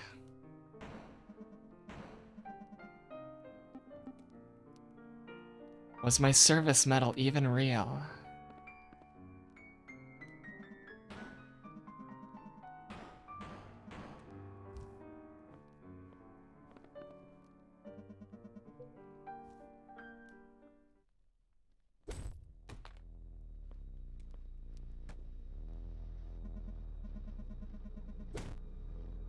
Though I can say, no matter how you've played this game thus far, this scene is quite satisfying.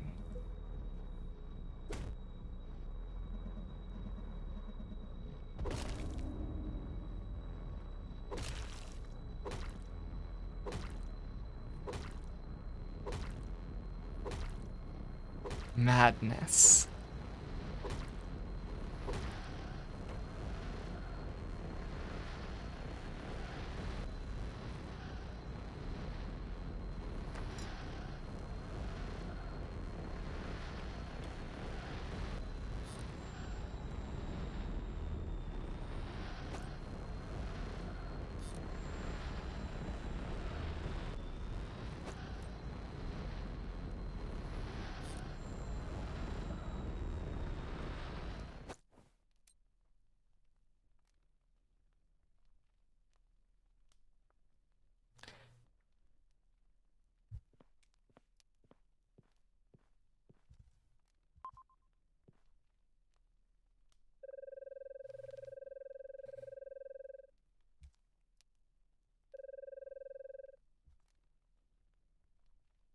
I wonder who's inside this dossier.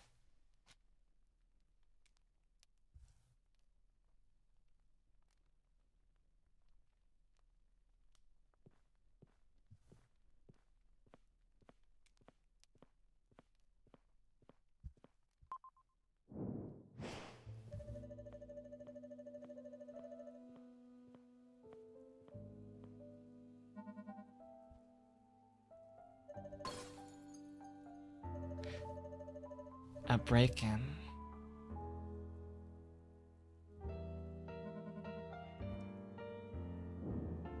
And that girl? Gone. One life for another.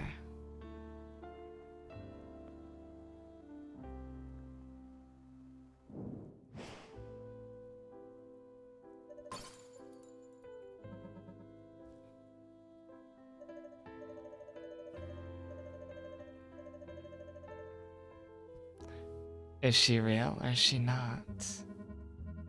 His daughter, where's his daughter?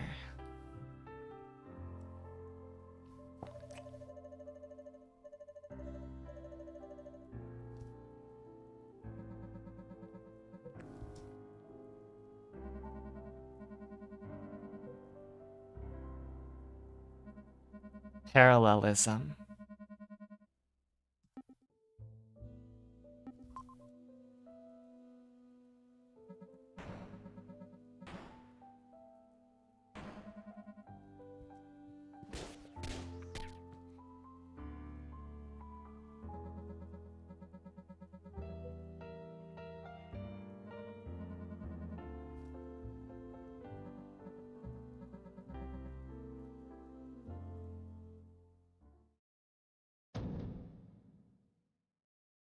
And now, you know where that song comes from?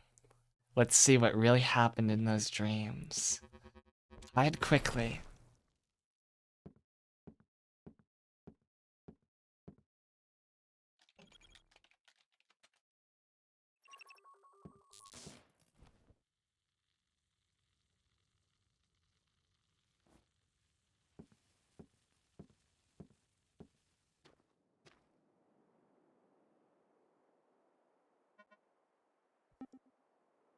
Zero signing in, mission accomplished.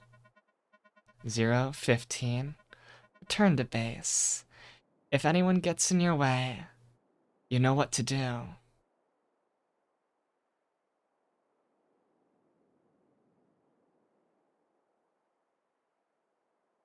He took the toy from this house. That's how it ended up in his apartment. And that's our guy. You were never the child the whole time.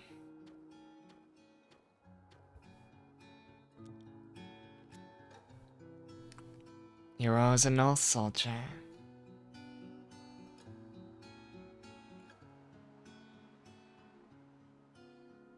And then just the shot of burning villages. A complete change of font. And then this haunting refrain.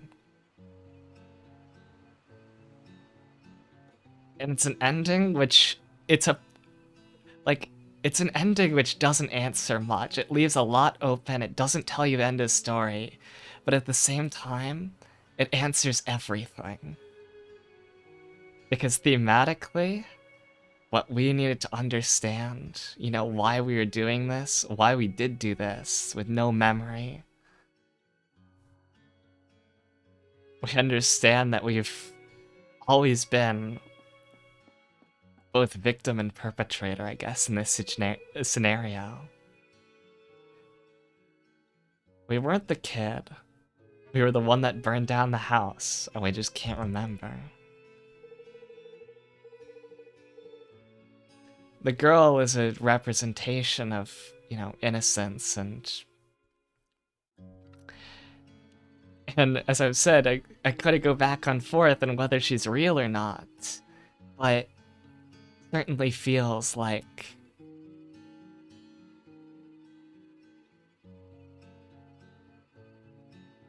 yeah, like when you reach the end of this journey,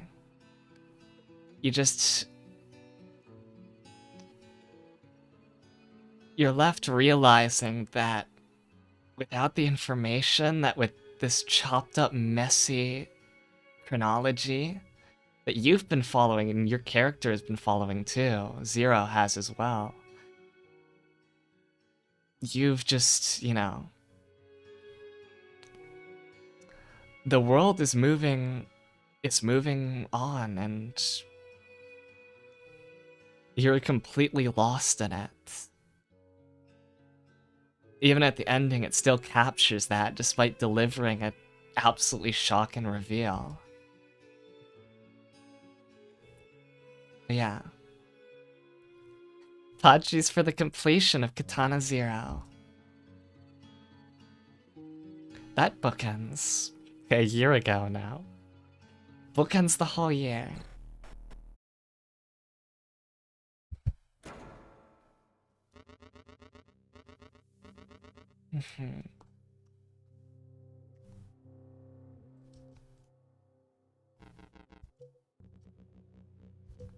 And this is the tease of what comes next. What with the girl? What with the masks? And that's the end. And so now, it's time for the long-awaited room decoration. This is a pretty plain place, isn't it? I think after a year of doing stuff in it, it needs to be spiced up. So, firstly, I never did give away those chocolates from that first Valentine's, and I've also celebrated since a wonderful Valentine's anniversary of being a VTuber, and even, you know, taking on the name Valentine, all that stuff. It's yeah, I think some Valentine's chocolate is a good way to start off this first rum. First piece of the rum. Jesus. And I also mentioned that when I was nearly starting out. Yeah, so you're eating those Choco. I am too. Oh yeah. If I had known about White Day, I would have gotten some White Day chocolate too. But next up, right behind it, lying behind it, is Wittgenstein's Philosophical Investigations. I mentioned that how I got connected to a lot of people in the very start was talking about Wittgenstein with Woid, a crazy guy doing doing linguistics as a VTuber. And Wittgenstein is a philosopher who talks about linguistics and its effect on the human mind. We did a lot of research to put together that stream, and I think it came out very, very well. And yeah, it was when you have people tuning in to see that, to see something as niche and as interesting in that, it gave me a lot of promise, Showed me that well, yeah, there's a lot you can truly do with this. Next up, and next to chocolate. A little piece for you and me, Big Sis.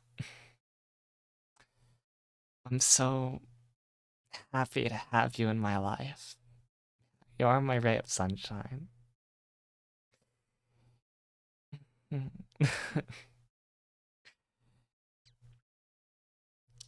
Yeah. Such blushy. But yeah, I really think it was like a gift from high above that chance meeting happened. And I gosh, I just love you so much, okay? Oh, you're here too, Jenny. Thank you too for yeah, for loving me even when it's hard for me to do the same for myself. It means a lot to me. And so your being can always be watching over, whenever I need support or assistance. Or just something to hold. Love you so much, Big Sis.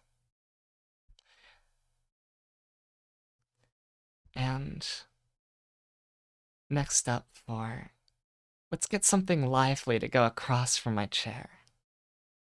I've done quite a bit of music, so let's drop some musical stuff. And I do like to play stuff in here.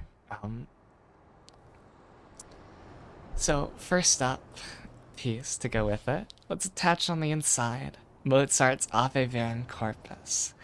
The first choir I did with Bloom, and through that, I got to know a wonderful professor, ever helpful and just, yeah, another person who just showed me,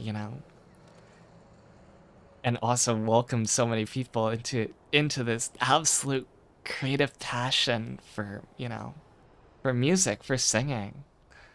Bloom's a real gift. And yeah, a lot of a lot of the musical ones will relate to that, but behind it, I did a Jesus Christ Superstar karaoke. It was actually how I ended out using the nun model. And I think that was the perfect way to sign things off.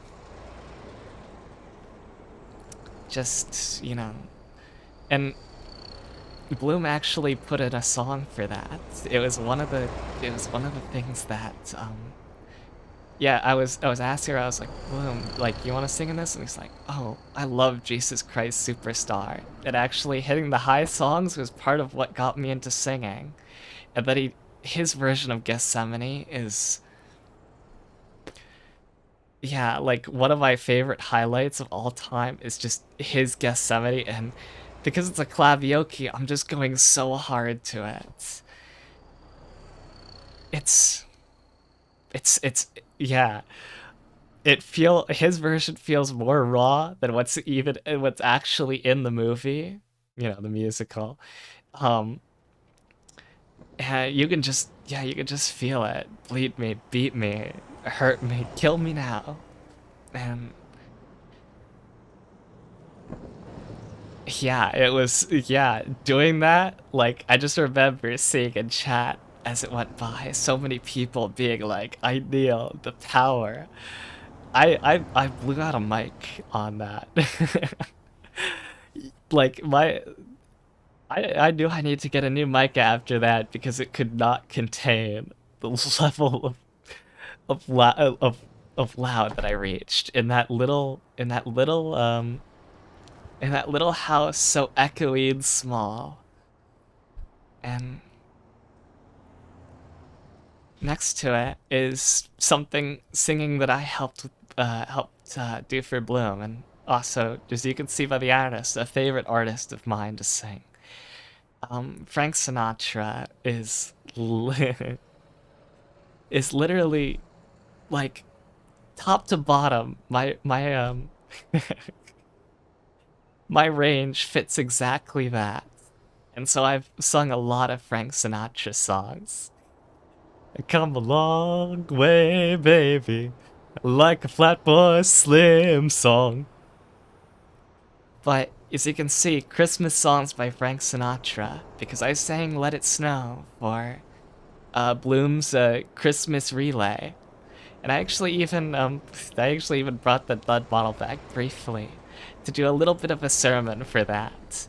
I'd just gotten out of college, and I realized, well, not out of, because I didn't graduate, but I realized I didn't want to go back to where I was, and there was a million reasons for it, but I realized I needed to care for myself too, was a big part of it, and, pursue what made me happy, academically, personally, etc., instead of just what I was good at or what was expected of me. I gave a nice sermon on that, but yeah, and it was interspersed by Frank Sinatra's "Let It Snow." A lot of Frank Sinatra songs are really moving and thought-provoking. The joke of every song being about love, well, every Frank Sinatra song is about a different kind of love, and yeah, it's I think a lot of artists could learn from that. But enough gushing about Frank Sinatra. If I start gushing this hard, I'll start gushing about Alexander the Great, and then we'll be here all night. And speaking of more fun stuff with Bloom and I have done Doom co-ops along with Bone Miser, Bonesy, well, all Bones Jones. Bonesy could refer to either of them, I guess, in that case. Aim once, Ginny once, and uh, Bunzel too. And Woozle. There's been quite a number of people that have popped in on that. Doom's one of my favorite games, and playing it co-op makes me very happy because it's the intended way to play. Uh, it's just a game about unloading with your friends, sometimes pushing them off cliffs, and if you really tweak it hard, you can even play golf in it. Somehow, I'm really good at Doom Golf, but my service shotgun will do fine, hanging over the mantle for now. In this corner is a little can of Well Cheers. And let me tell you, this soda's great, but it's a real devil too. I've been struggling at Lobotomy Corp since basically starting VTubing. And one of the first things I've gotten in both of the runs I've started on was this little can of Well Cheers. It's an abnormality, it's weak, it's simple, it can be used to quickly trigger Kiploff meltdowns, it's strategic. There's only one problem to it. If you get a bad work result, your employee dies. It's pretty hard because it's such a low-grade thing. You basically have to be trying to go for bad to get a bad work result. Except for the 1 in 100 chance where your level 5 agent goes to sip the can and keels over dead. I've had this happen numerous times on stream. It is incredibly funny. It always coincides with, you know, some other bad things happening in Lobotomy Corp. That's how Lobotomy Corp is it just cascades and spirals out of control. You think you have everything checked, but one thing is missed, and that becomes the, you know, domino that sets off the whole chain. Well Cheers is that domino for me. And so, as I struggle for Lobotomy Corp, I'll keep this can of Well Cheers like an enemy, and like a friend, very close.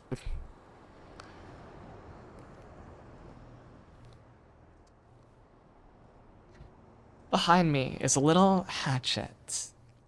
A hatchet which you might recognize as very similar to the one from Higurashi, wielded by Ren Ryugu. I mentioned that one of the first collabs I ever did was a Higurashi watch party, and that actually became an almost 6 months long of every Friday watching anime with the same guys. First Higurashi, we watched the full thing of that, then some stupid detective show, which was hilarious by the ending of each arc, but until then it was a little bit of a slog. And we also watched Watamote too. It was just for hanging out and having fun every Friday around lunch. It was a blast, and it came because I wanted to show people who had never watched it the joys of the only anime I can call a tale about friendship and the importance of trusting in your friends, which features those same friends brutally murdering each other over and over again. Yeah, a horror that teaches you a truly valuable life lesson. Just like real friends.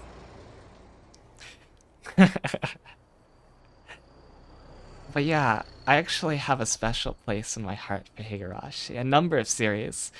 Every one of my favorite anime was all based on, you know, I came across this at the right time in my life. I came across Higurashi dealing with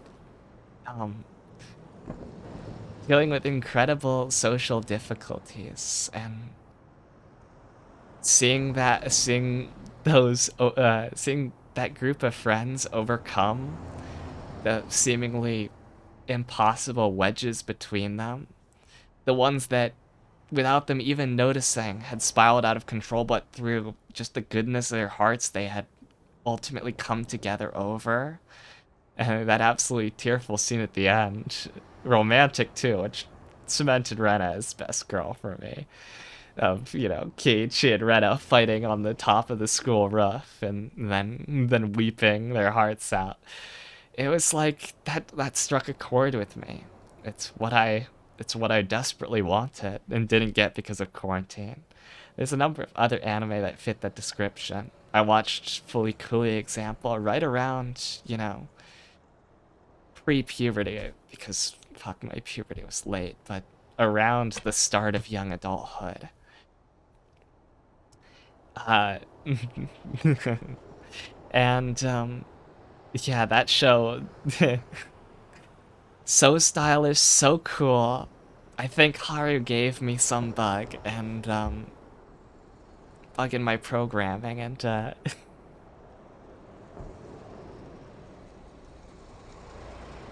and yeah.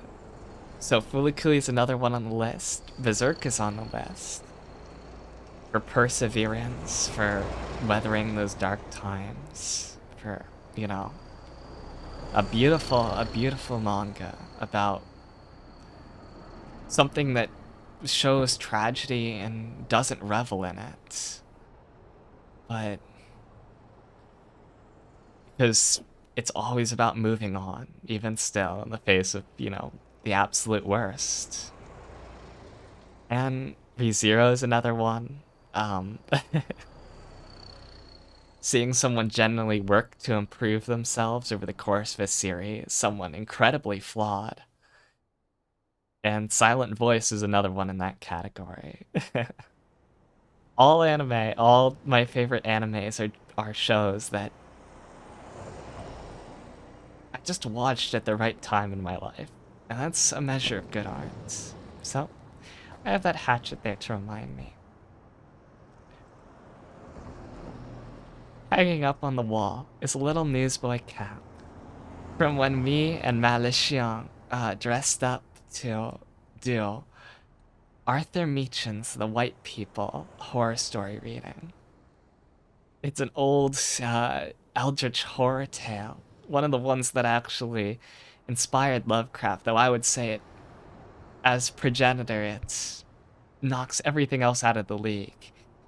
An absolute mindfuck, which mostly takes place in a girl's diary and is sandwiched between a discussion on a, what's the best way to put it, faith-based evil as opposed to faith-based good. It's an argument against, it's an argument for, well, depending on how you take the story, faith-based salvation or works-based salvation, by positing the same thing about an evil situation, an evil that is not recognizable, that is not even worked as much as it just exists in, around, or surrounding this girl and her upbringing, and the ultimately haunting conclusion it leads her to. That being, in the words of a character who is most definitely in the story involved in some of the worst stuff you could probably imagine, given that his modus operandi seems to not be to that it's bad because it was evil, but that it wasn't his evil in the end. That she got into some medicine cabinet or something she really shouldn't have, like a curious child. And that maybe she's experienced something beyond humanity, but at the same time, it was never meant for her. It's the island of ignorance that Lovecraft references. You could almost take verbatim from this story, and it's the kind of thing which you can just run on, speculate upon forever.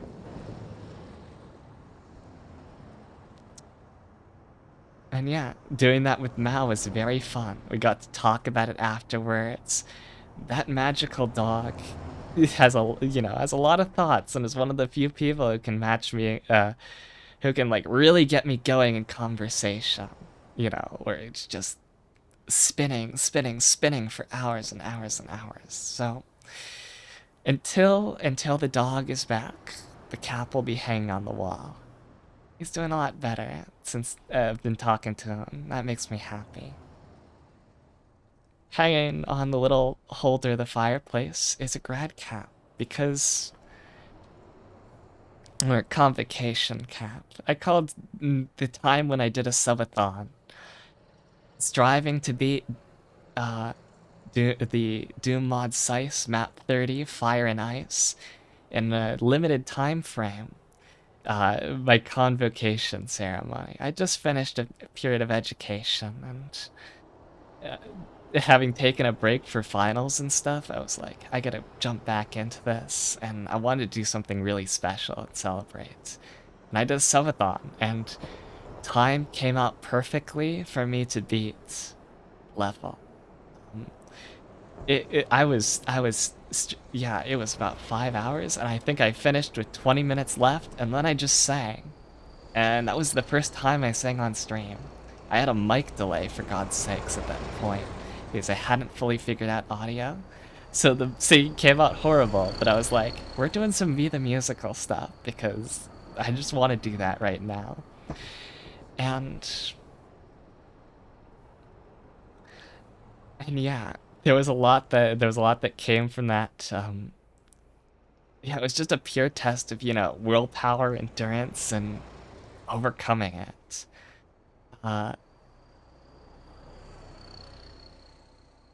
It's a kind of it's not even a level with that many enemies. I've played Doom maps with more enemies, but every enemy is placed to seriously challenge you. Every bitch you face, every piece of damage you take that you have to heal, it all adds up. And so coming out on top was like it was like the skin of my teeth. And that was the way I ended out my Doom month too. That was a pretty good way to do it. I'm gonna do another Doom month sometime. Since I've been doing co-op stuff, just to do, single player stuff as well. But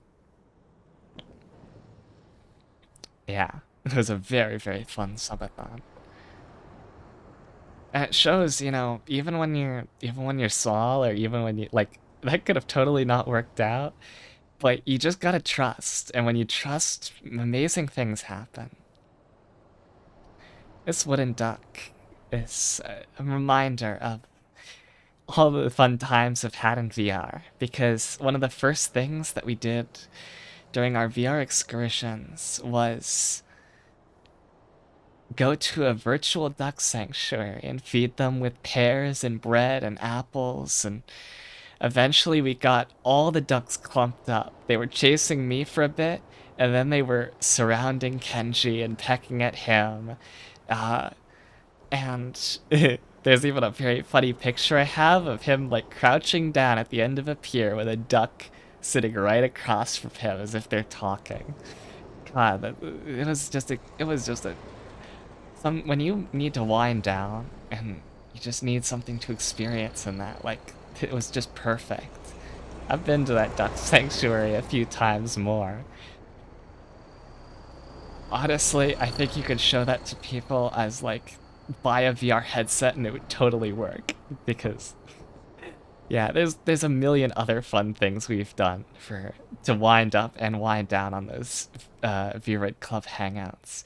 Game shows and flying planes and shooting at each other and getting beaten by Natsume Moe, and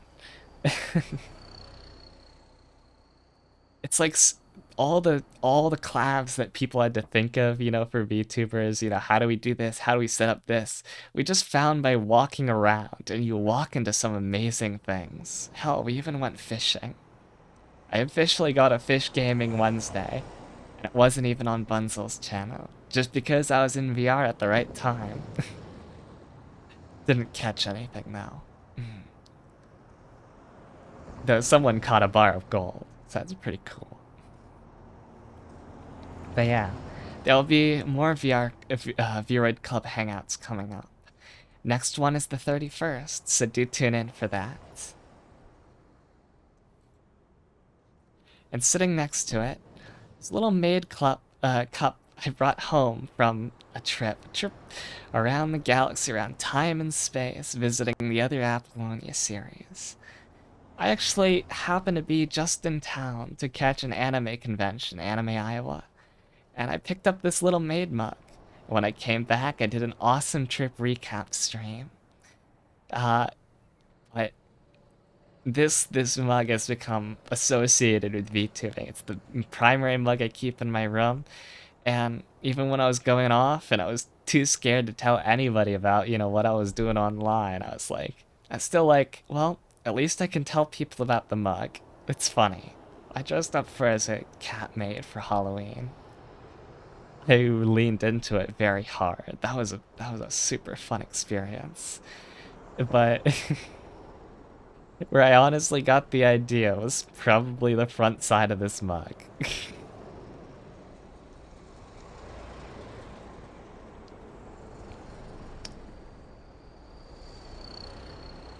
And sitting next to it on that on this mantle is this little idol. It is of a strange, incomprehensible figure. I best argue that you don't squint too hard at it. But anyways, this Cephalopodial alien friend has been the source of many chance meetings and friendships. I could just invite a bunch of people to learn Call of Cthulhu, and that was a way to pull so many different people together. Whether people who loved RPGs like like Callie and Hal. I almost mixed their names together there. Or people who had never played before, like Ibero and even Garu. And yeah, and when I couldn't get full groups together, I just did small ones, and when I couldn't get Chivas together, I did viewers, and God, I just love to play Call of Cthulhu with people. It's when you get people into it, I honestly think it's the best introductory RPG. When you get people into it, they just you're told you're a real person. You gotta play this, and there's horrors around every corner. But you did play some Call of Cthulhu before, right? Right. You did know how to do the character sheet and stuff. Well, there's been a lot of people who hadn't, like AIM. Well, I basically brought AIM to every game and taught him Call of Cthulhu, so that doesn't count. Had Mount played Call of Cthulhu? Probably. Anyways, I know I've gotten a ton of new people into it, and it's always so fun to see, like, you know, it's never been dull. It's never gone wrong. It's always been people thinking of creative solutions as if there was real people in those cases. They don't approach it like a game. They approach it like an experience, and a lot comes from that. A lot of people have done, through my RPGs, a lot of people have done art of their characters or art of moments from them or memes. It really makes me happy, I this hall of human history that I reside in. It's a hall of stories and storytelling. And the best stories are the ones that you share with many people that are written by, many different hands, but authentically, that you all pitch in on. I always see the magic of RPGs when I do Call of Cthulhu, and so it'll be a permanent stay in this realm. There'll be many people coming to the noir version of this study. Hold on. Yeah, the noir version of this study.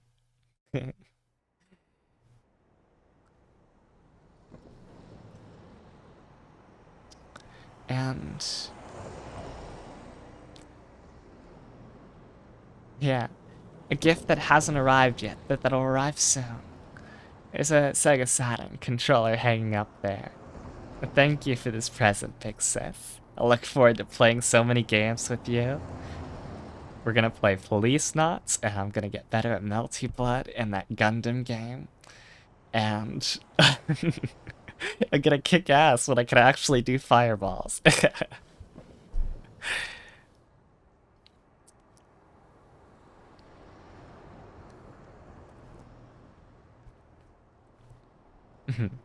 Oh, and it was very funny to. It was very fun. It was very comfortable lying with you on that blanket or that stream.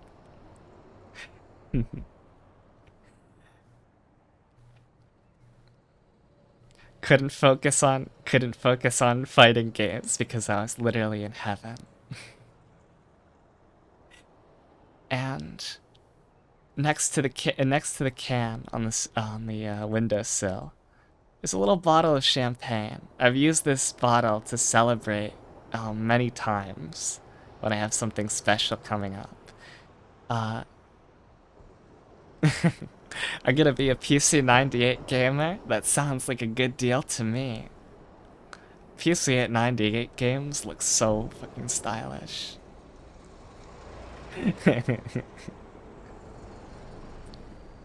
Sometimes I couldn't.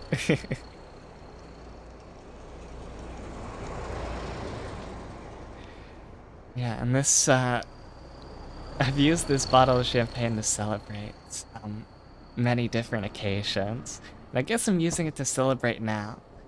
But the one that always sticks out to me, after using it, for convocation, for a time when I got a bunch of people together for a maid cafe, and um, hmm, we got a bunch of people together for a maid cafe, and I had to exercise one person, or a bunch of different things where I was just like, or uh, yeah, I actually realized I've done two maid cafes. Holy shit. Um, Whenever I got something together, and at the end, when it was a quiet hour and I just need to celebrate, I popped out this little bottle of champagne.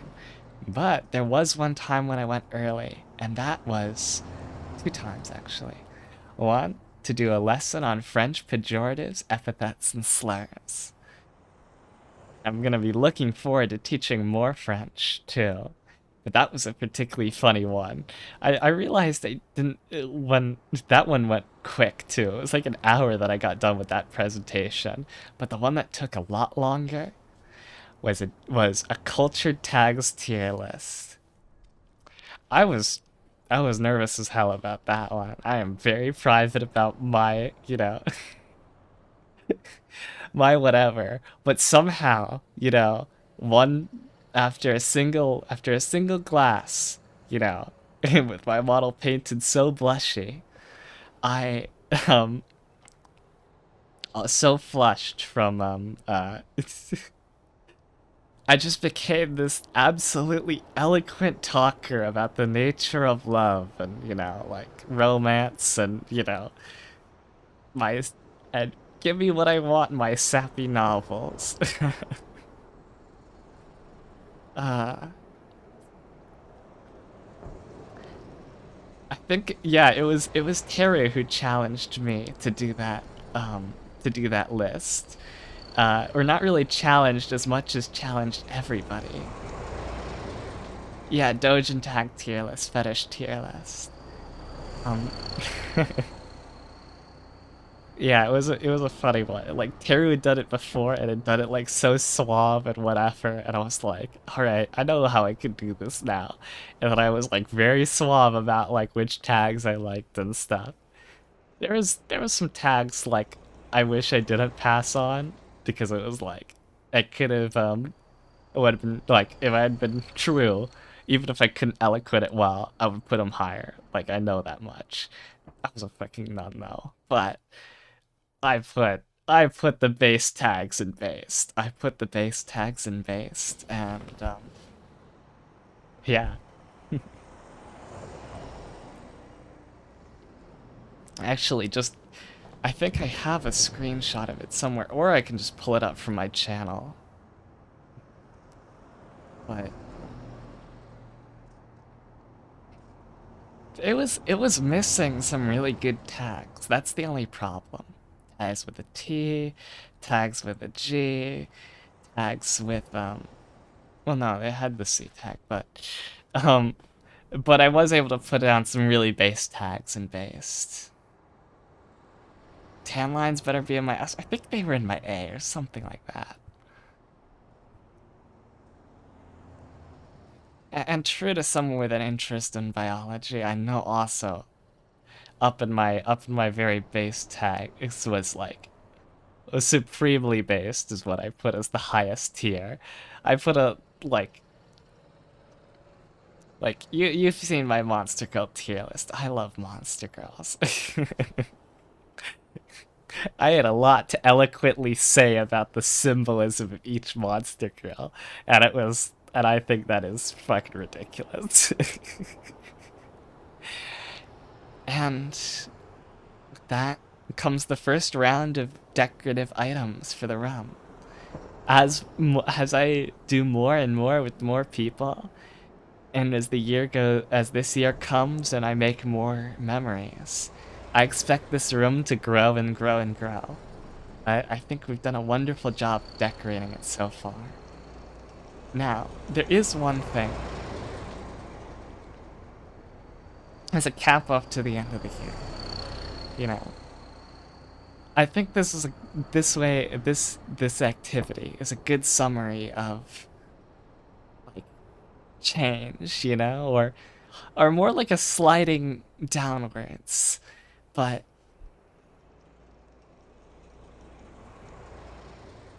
I go to my photos where I save my captures of it, because there's been a trend going around taking your rice purity test, and this trend also happened around the same time last year too. So I took it then. And my score at the time was a 93. Over the past year, that score, well, it's not a passing grade anymore, I'll say that much.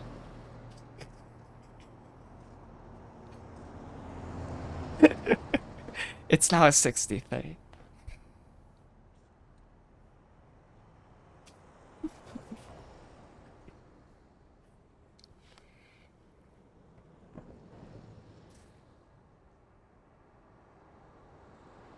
I am a damaged combat android on a goal to uh, with the goal to do everything humanly possible. So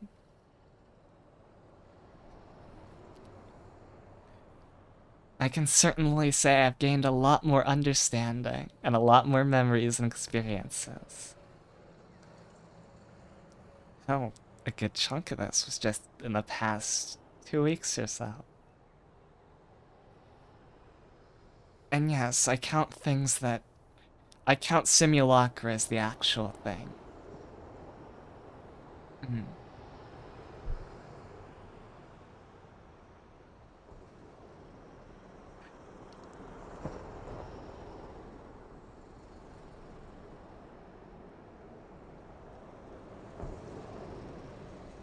But yeah, hey, it's almost 1 o'clock for me, and I said I'd do Tokimeki Memorial, but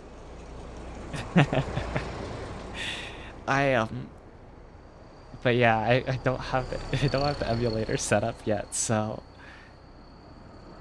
I'm not sure I'd be able to do it at this time of night. Unfortunately. Oh, and one thing to decorate off the room. This astronaut food I actually used back at my debut. My proper debut for this for this android. For this more fitting body.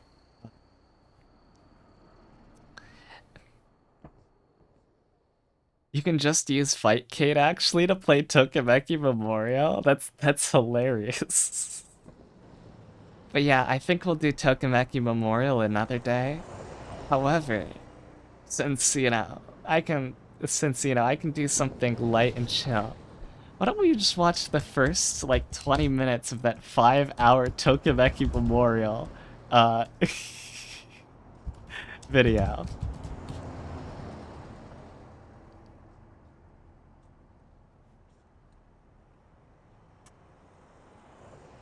Yeah, action button reviews, Tokimeki Memorial. No, it's 6 hours. Holy shit.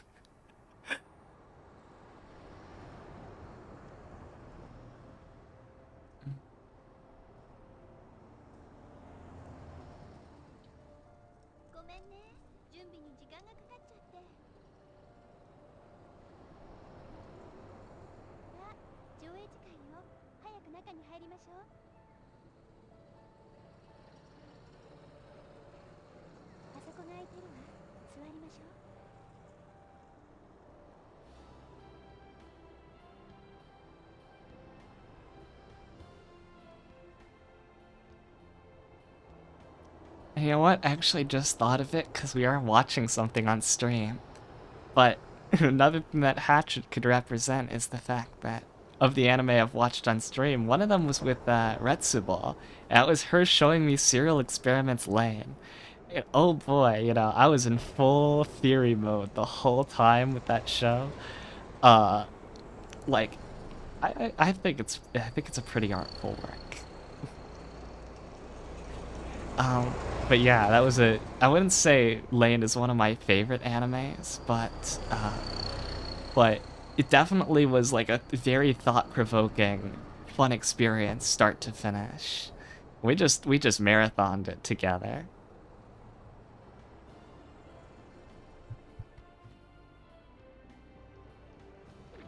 Maybe if I ever get one, I'll put up a bear Kigurumi in this room too. Hello, and welcome back to Video Games. I'm Tim Rogers. You are watching the Definitely sung Duvet so many times. title we can translate as Heartbeat Memorial or Heartthrob Memorial, developed by Konami Computer Entertainment and published for the Nippon Electric Company PC on October 27, 1994, and published again as Tokimeki Memorial Forever Begin on the Sony PlayStation on October 13, 1995, on the Sega Saturn on July 19th. Why does this man talk like he is currently experiencing a heart attack? Oh. Released for the Nintendo Super Famicom on February 9th, 1996. Remade again as Like he's being constantly electroshocked the whole time he's making this. Culture version, Melody of Sunlight Filtering Through Trees, and Tokimeki Memorial Sportsuhen, Koutei no Photograph, meaning Heartbeat Memorial, Sports version, Campus Photograph. Both released for the Nintendo Game Boy Color on I can tell where the periods are, but there's no pausing for them. Like, dude, breathe a bit, please. PlayStation on Thursday, November 25th, 1999. Another sequel, Tokimeki Memorial 3, released for the Sony PlayStation 2 on December 20th. There's a bomb that will go off if you stop talking. How do you keep it inert? Talk about Tokimeki Memorial. Succeeded by a side series titled Tokimeki Memorial, Girls Side, whose first of many releases arrived on the Sony PlayStation 2 in 2002. Wait, hold on. Inspirer of many Okay, spin-offs, every game he reviews is just like 3 hours. I'll definitely watch that Doom review. I also saw a Pac-Man review too. I want to see how there's history to Pac-Man, but I want to see how he does 3 hours of Pac-Man. For the Konjo Tanine Yatsura among my onlookers who claim Shuchuryoku inadequate for absorbing this entire critical spectacle, let us begin with the bottom line. I can only imagine the Cyberpunk one is insane. Love. I don't mean that in a negative way or even a cynical way. I mean it as an enormous compliment. Tokimeki Memorial manages a marvelous magical trick through its objectification and objectification of romantic relationships. Tokimeki Memorial's profound 1994-ish narrative tricks genuinely brought me to actual tears as a 41-year-old man living in the year 2020. And these were no simple tears. These were weird, deeply interesting tears. I can barely begin to describe these inscrutable tears with just 3 adjectives. Look at the length of this video. Flashing light warning. That's how long it's going to take for me to describe my tears. Right around here is where I usually insert some quarter-hearted fancy prose jab at the attention spans of viewers who don't intend to stick around until the end of the video. Though this time, I want to say, in all sincerity, really, you should know about this game. You need to know about this game. You need to know about this game about as many minutes worth as the length of the video here is. A guy messaged me on Patreon to tell me he was canceling his pledge when he heard I was reviewing Tokimeki Memorial. In his message, he told me that he would consider backing me again if I ever decided to, and I quote, "stop reviewing games that literally nobody cares about." Buddy, let me give you a little impromptu writing workshop here. You made 3 mistakes with that sentence. First of all, don't ever say literally. Oh my god. Unless it's for a really good joke. Second, by saying no. Welcome, Setsu. Welcome, Vivo. Welcome. For everyone.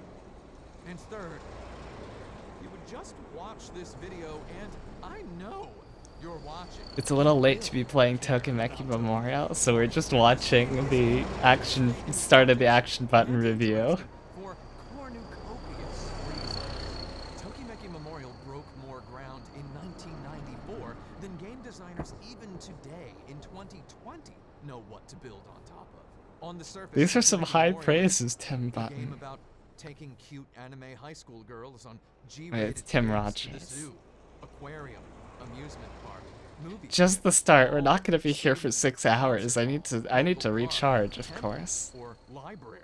From a historian's perspective, Tokimeki Memorial is an exploratory inversion of Gainax's 1991 child-rearing simulation, Princess Maker. From a game designer's point of view, Tokimeki Memorial's multiple-choice dialogues represent a Good morning, sublime Bimo. kindergarten Did you sleep well? I love you. spider webs of interesting decision diplomacy abounding in Sid Meier's Civilization. For fans in its day, Tokimeki Memorial provided a benevolent, non-violent, and How was shockingly that? more open-ended riff on popular graphical adventure games such as Hideo Kojima's Snatcher. However, taken afresh as all of a piece of itself, today in 2020, Tokimeki Memorial towers as a perfectly narratively cohesive graphical adventure game of masterful audiovisual Did I presentation, get Bimo expressing blushing? complete ownership over the capabilities and limitations of its hardware platforms. A deep look at Tokimeki Memorial reveals to us the absolute best example of a video game with Gotcha, multiple cutie. endings. The absolute game design apex of dialogue choices mattering in a video game. Tokimeki Memorial is bountifully big, deep, dense, luxurious, mysterious, hilarious, serious, weird, and relatable. Tokimeki Memorial contains enough characters, plots, side plots, hidden side plots, mini-games, Oh, references, confused, Hunter. meta-references, cutscenes, Yeah. secret cutscenes, and secret We were gonna start secret Tokimeki cutscenes Memorial, to and then, kill Hideo Kojima. Now you might and then find it became yourself 1 saying, o'clock. "Okay, So it's we're got a just story." watching the start of a 6-hour review for Tokimeki Memorial for a bit of context. Tokimeki Memorial's development staff literally included people who had worked on Castlevania and Contra. Co-director of Castlevania Symphony of the Night wrote a whole bunch of dialogue in Tokimeki Memorial. In other words, dialogue. I hear in this that. game was I written hear by a that for his guy famous Cyberpunk for review, he enhancing read and watched everything remotely Cyberpunk, and then like it did a series on everything under the banner of it being for Cyberpunk 2040, sorry, 2077. Dracula X, Rondo of Blood, a Castlevania game you might see very high. I feel like that's not a review, but more like a college course in Cyberpunk, just focused with a, capstone final work for you to study up on when the essay comes around. In other words, Tokimeki Memorial's dialogue is basically action game level design. Tokimeki Memorial's core game loop is is simple. Its narrative ebbs and flows in snowballs and avalanches. It performs deep, dark, philosophical tricks. Meanwhile, you make simple menu selections and watch funny little animations. Throughout every simple step of its long narrative experience, Tokimeki Memorial possesses the breezy, effortless, tactile user experience confidence of the best arcade action games. In short, Tokimeki Memorial possesses rare twin qualities: narrative design landmark status and supremely playable video game. Yet for the 26 years since its original release, this particular supremely playable video game has crouched hidden beneath a gnarly language barrier. Non-superficial enjoyment of Tokimeki Memorial I think that would be remains to very this much day enjoyable. accessible to players who don't read and speak at least intermediate Japanese or possess Tokimeki is some dating sim, and Tokimeki is one of the pillars of gaming. Like, yeah, he's done that in 20 minutes, and it's like, okay, now I need to stay around to see, like, what you mean, guy. I immensely enjoy this. For a guy who makes 6-hour videos, he's good at making hooks at Games least. a month or more in advance of the review. In this case, I understand your concerns. Many of you were less than enthusiastic about the prospect of watching a review of a game you've not only never played, it's a game you can't play. A game you might never be able to play. I did my best to assure you privately over email, and I'll assure you again here, publicly. Don't worry, I've played Tokimeki Memorial for you. All of the game footage of Tokimeki Memorial that you'll see in this review will feature exclusively Japanese text on screen. However, I've done my best to narrate the on-screen footage in a way that provides you all the context you could possibly need for appreciating the intricate nuances of this game. I mean, I guess technically the only way to give you all of the context would be if I translated the game into English for you to actually play. I like surprising my audience about as much as I like speaking to my audience, though I promise you, I did not translate Tokimeki Memorial for you. Please do not expect me to reveal that at the end of this video. I ain't kidding, I got a lot of people asking me if that was going to be the surprise for this episode. It is not. Hold on. I mean, Description. really Description. I know you're looking at the length of this video and thinking, surely translating Tokimeki Memorial would have been Hold easier on. than making this video. Hold But on. buddy, if you'll watch this video, you will There's see like still there's a lot almost 30 more minutes to in the this game post than review. you might think. I swear I didn't want to pick a game that is There's an entirely in intermission. Japanese that's Okay, that's a never been 3-minute translated into intermission. English. However, circumstances tied my hands. In case it's Okay. not clear, and I understand it may Maybe not he be did not clear translate because it all of into individual writing English. such nebulous, Maybe. ostentatiously fancy prose, I envision Action Button Reviews as a series which charts logical pathways between huge, new video games. I started this series with a review of the Final Fantasy VII Remake, a game which arrived to thunderous expectation and looks backward about as often as it looks forward. When playing the Final Fantasy VII Remake, I decided that the next game of such philosophical magnitude would be CD Projekt Red's Cyberpunk 2077. I wanted to plot the best curricular course between the Final Fantasy VII Remake and Cyberpunk 2077. So I followed up my review of the Final Fantasy VII Remake with a review of The Last of Us, in which we sought to define what makes a modern game, quote, great by default, unquote. This involved an exploration into the nature of the modern AAA video. We followed The Last of Us with a review of 1993's Doom, which I described as the Rosetta Stone of modern video games. In these two reviews, we chanced multiple times across the oft-exhaled main. That's an interesting idea. Video games have come a long way since Pac-Man, so we performed the game critics' equivalent of doing our taxes. We reviewed Pac-Man.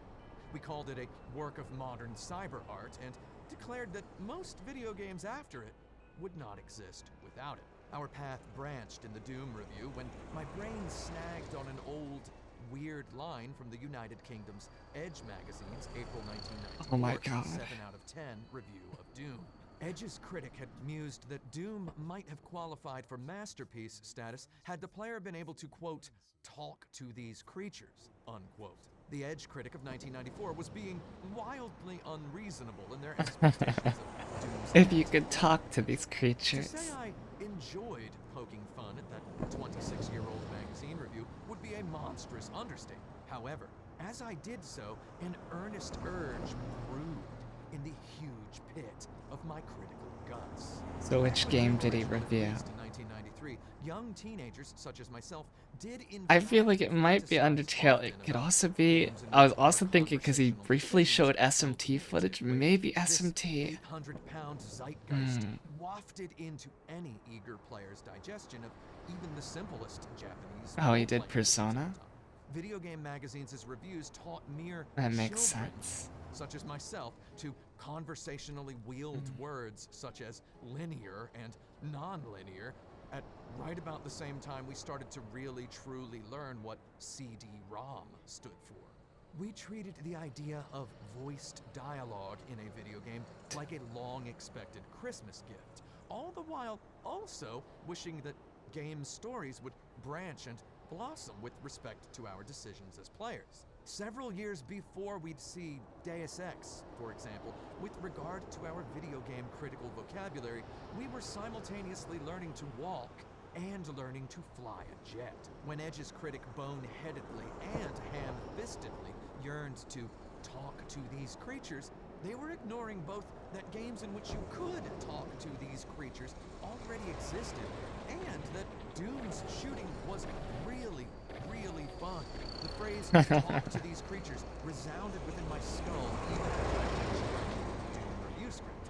I reckoned with the impending Cyberpunk 2077's much ballyhooed narrative possibility tree. I considered the Cyberpunk 2077 developers' handling of similar narrative tendrility in their masterpiece, The Witcher 3. Video games where you talk to characters and guide the narrative through conversational tones or seemingly inconsequential decisions stand monumental like watchtowers dotting any backward glance at video game history. So I knew I had to dig at the roots of talking to these creatures. I fielded several potential crowd-pleasing candidates. I looked at Oh, Persona okay. 4, I'll for turn it down. example, a game where your limited lifestyle choices impact the narrative in wide He did end up ways. mentioning Viewers have Persona. begged me to review Persona 4. Persona 4 Honestly, is when my great. review of I Persona watched the games anime. soared to Persona 2, I tell people ready that for a that. lot We'll because talk about the that. We'll anime talk of about Persona Persona 4 is 4 fucking great. in the Persona 2 review. Just give me some. Viewers have also I don't begged know, me to living review in the kind of Japanese role-playing game from small 1995 community featuring environment, multiple endings, which uh, hinged on a handful of stories. I get a special In giving appreciation these out of Persona crowd-pleasing 4. candidates the time of day, I was deluding myself. I had the Like, answer right there, like a What would be knife-sized basically slit my middle in school brain years. the whole Basically time. my middle It school had years. to be Persona 4. Tokimeki Memorial. Not Video jumping game into about TVs, but finding romance as a still male getting up student to a lot of at wild Japanese stuff. high school in 1995. For my Doom review, I'd gone geographically back to the high school I corporeally attended in literally 1995. I spent a substantial portion of my research process for the Doom review amalgamating too numerous anecdotes from several dirtbags occupying space in my own dark high school experience memories for a meditation on the rise of violence and hypermasculinity in video games and video game culture. Furthermore, back in high school in 1994 through 1996, I spent every spare moment inside talking to nobody, eating dinner in the dark kitchen, and waking up at 3 a.m. Talking to every these 2020 creatures. Oh lied to me no. by way of worldwide virus, regressing Don't make that to analogy, my friend. Tokimeki Memorial is therefore the only game that fits. In the process of researching for this review, I played completely through the original Tokimeki Memorial in all its released versions at least once. Tokimeki Memorials 2, 3, I guess I need to and 4 were play released a lot of the exclusively for Persona games to PlayStation understand that consoles. So for much, my but primary playthroughs for the purpose of video capture, I focused on the PlayStation version of the original I think Tokimeki as a- Memorial, titled Tokimeki Memorial Forever With You. Released think as 1 a- year after the PC Engine version, in terms of feeling like real people, I then, off the record, played 2 of Tokimeki Memorial's sequels, and Tokimeki mostly Memorial dealing 2 with and Tokimeki Memorial a 3, kind of and small, one of its spin-offs, internal, Tokimeki Memorial Girls Side very 1. I then played through the first 12 introspective of the list of conflicts. 26 PC98 Persona adventure games, 4. none of which I enjoyed at all. I, So I didn't bother playing I the once early again, I 14 can't really games. say didn't much bother without telling playing about all the the Persona video games, game. but During my many footage logging hours, I listened exclusively to 1980s and early 1990s Japanese popular music formative to Tokimeki Memorial's aesthetic. I watched several contemporaneous Japanese television drama serials, and I read every scrap of mainstream media coverage, both Japanese and Western, of Tokimeki Memorial that I could find. I'll explore the complicated fruits of my extensive research in the 6 stories There that any follow. Japanese Though for the dramas moment, that are I'd like to that I direct should your really attention to check a New out that are York like, Times article you know, published on you have November to see 25th, this 1996. because they look I pretty encountered this article in interesting, the you middle know. of my research process. I had it open in a A browser lot of tab foreign for dramas are 3 pretty weeks interesting. as I gathered materials and outlined this review. Just What the when I fuck finished is his composing the job? review in That's my my head in question. roughly the shape you're I about to mean, he witness, has I closed patrons. the browser tab and He's serendipitously probably like, you know, saw this like, article peeking out at okay, me we from can't see his inside the subscriber Wayback count. Machine. The headline He's probably reads, doing well, but like, Japan's newest young heartthrobs are sexy, talented, and virtual. Let's look at the beginning of this piece. how Shiori Fujisaki do you is a survive? 17-year-old high school junior with long reddish Are hair you and about to green blow a eyes blood who's vessel like an culturally overworked expressive. mangaka? Shingo Hagiwara is a 21-year-old college sophomore who idolizes her. He goes to nearly every event at which she appears. So this is the and only has good bought game calendars, journalist. posters, watches, and mugs with her picture on them. Let's see. Shiori does everything perfectly. He sighed. VTubers. Perfect she might be, though Shiori Fujisaki is not real. She is a character in a video game called Tokimeki Memorial, the goal of which is to get Shiori, or one of her friends, to date you and fall in love. Shingo Hagiwara, on the other hand, is quite real. He is one of a growing legion of young Japanese men who have given their hearts to a virtual girl. So-called love simulation games, normally sold on CD, The first waifu friend. become one of the hottest categories in Japan's home video game industry. As I read this Yeah, article, I it's felt pretty chills cool that he in worked several for flavors. Suda. Some of those chills were profound. Some of those chills were frivolous. You know, a game I Some of those really chills should use a embarrassed me controller for because that I I played on sat there alone with my keyboard. computer in the dark. One of Killer those 7. however, was of triumph. Here, just 2 months after the publication of William Gibson's post-cyberpunk classic novel Idoru, New York Times writer Andrew Pollack described a real, existing video game with all the delicious, world-worthy urgency of a speculative fiction author.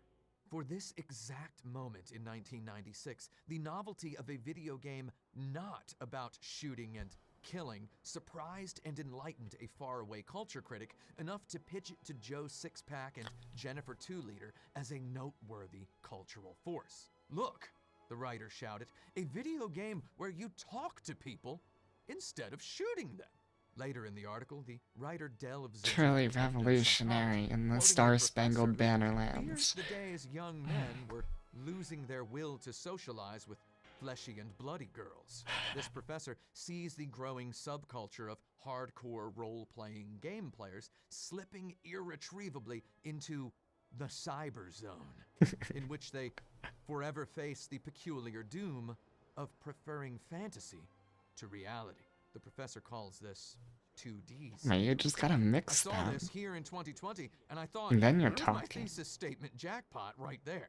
Tokimeki Memorial is cyberpunk. Tokimeki Memorial is more cyberpunk than Cyberpunk 2077 can possibly ever be. It's more cyberpunk than Snatcher. It's more cyberpunk than Shadowrun. It's more cyberpunk because it's a genuine, existing cyberpunk artifact. Now, normally I'd save a revelation of this particular magnitude Holy for shit. some kind of microphone dropping moment that I'd Holy shit. shamelessly tack on to the end of this ridiculously massive video.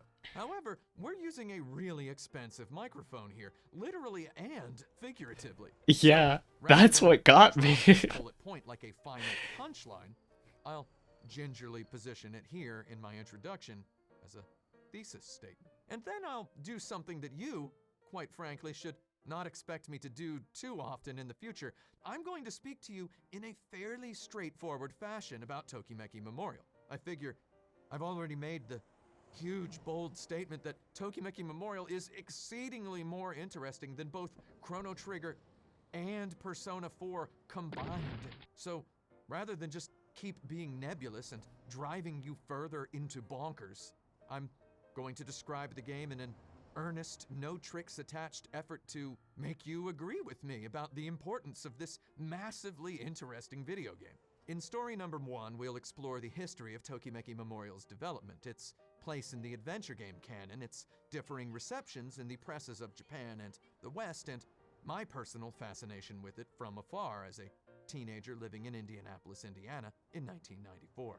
In story number 2, we'll look analytically at Tokimeki I Memorial's see. So we present basically history and reached the structure. roadmap portion of the You'll hear me introduction. And I did want to elaborate on what comment of, you dummy, you just gotta mix the two of them, but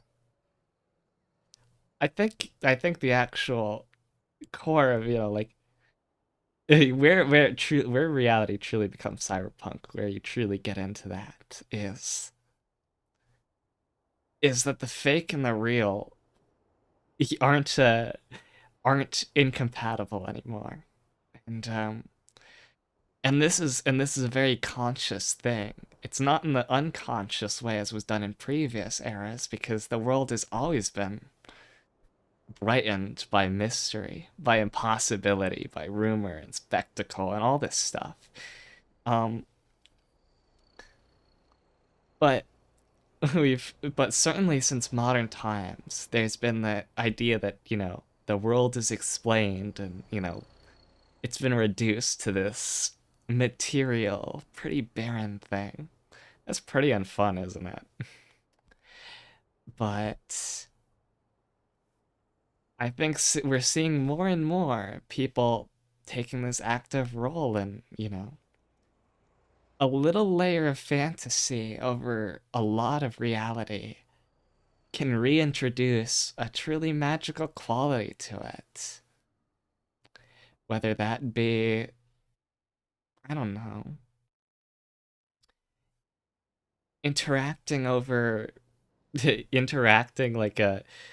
over VR or just in any really immersive experience. I've certainly felt that of in some ways, like certain things being more electric than they would be in real life just because you're already in a magical space.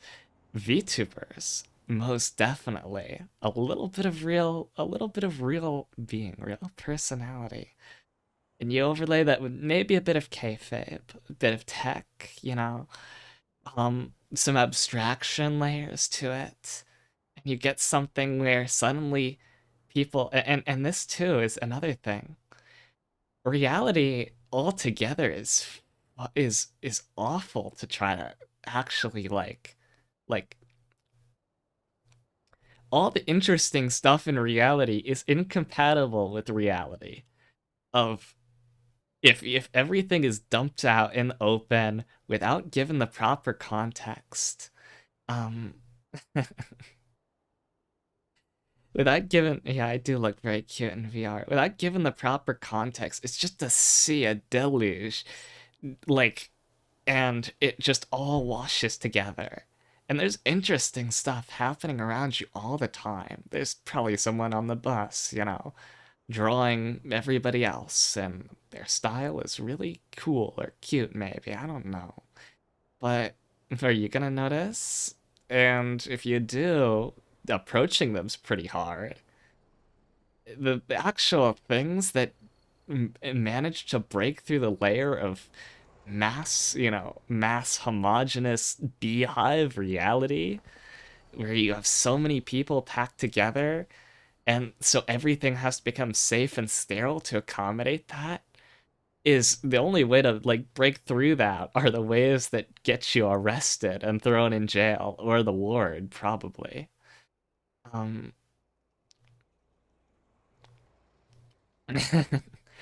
I'm cute in every reality, yeah. I am essentially cute. Inherently, innately, naturally. But the cyberpunk, the cyberpunk fall, and I think you see this, as as early on as the early internet, the cybernet quality with everything on the internet and all that's come from it. Whether the most, immersive virtual reality or just, something that is entirely unique to the internet is you take the elements of reality and you put them through a filter and you produce something that is effective at being what it is, all the randomness, all the chaos, all that, it's still there, but it's been a bit tempered. Um, yeah, I've been looking into acting and acting practices, and there's two methods to acting. Well, that I know of, but they're contrasted against each other. That's the most important thing. You're probably familiar with like method acting, if you're in the US at least. Actor becomes character. And this is actually antithetical to acting. Because what are you acting then? I mean, you're acting to get into that, actor becomes character or whatever. But and that's effective. You can use characters to temper yourself. That's a good of method acting. The bad is where you fall too hard into it and you become something you're not. You're like a yuppie. Don't be a yuppie. But the other way, the Stanislavski method, the Lold method, is all about filtering. You know, think of a character. Think about what you have in common with them, what you don't. What filters you can apply to yourself. Underneath is still you. You've just put it through many different layers, abstractions. You've given it context. It's why this version of acting is a lot more concerned with ritual, with the clothes, with the theater environment, with the procedure. Um, there's no place in it for being on the wrong side of the stage because that's where the character ended up. The character was already meant to be on the right side of the stage. How do you filter yourself so that you're there too? I think a lot of things when I talk about,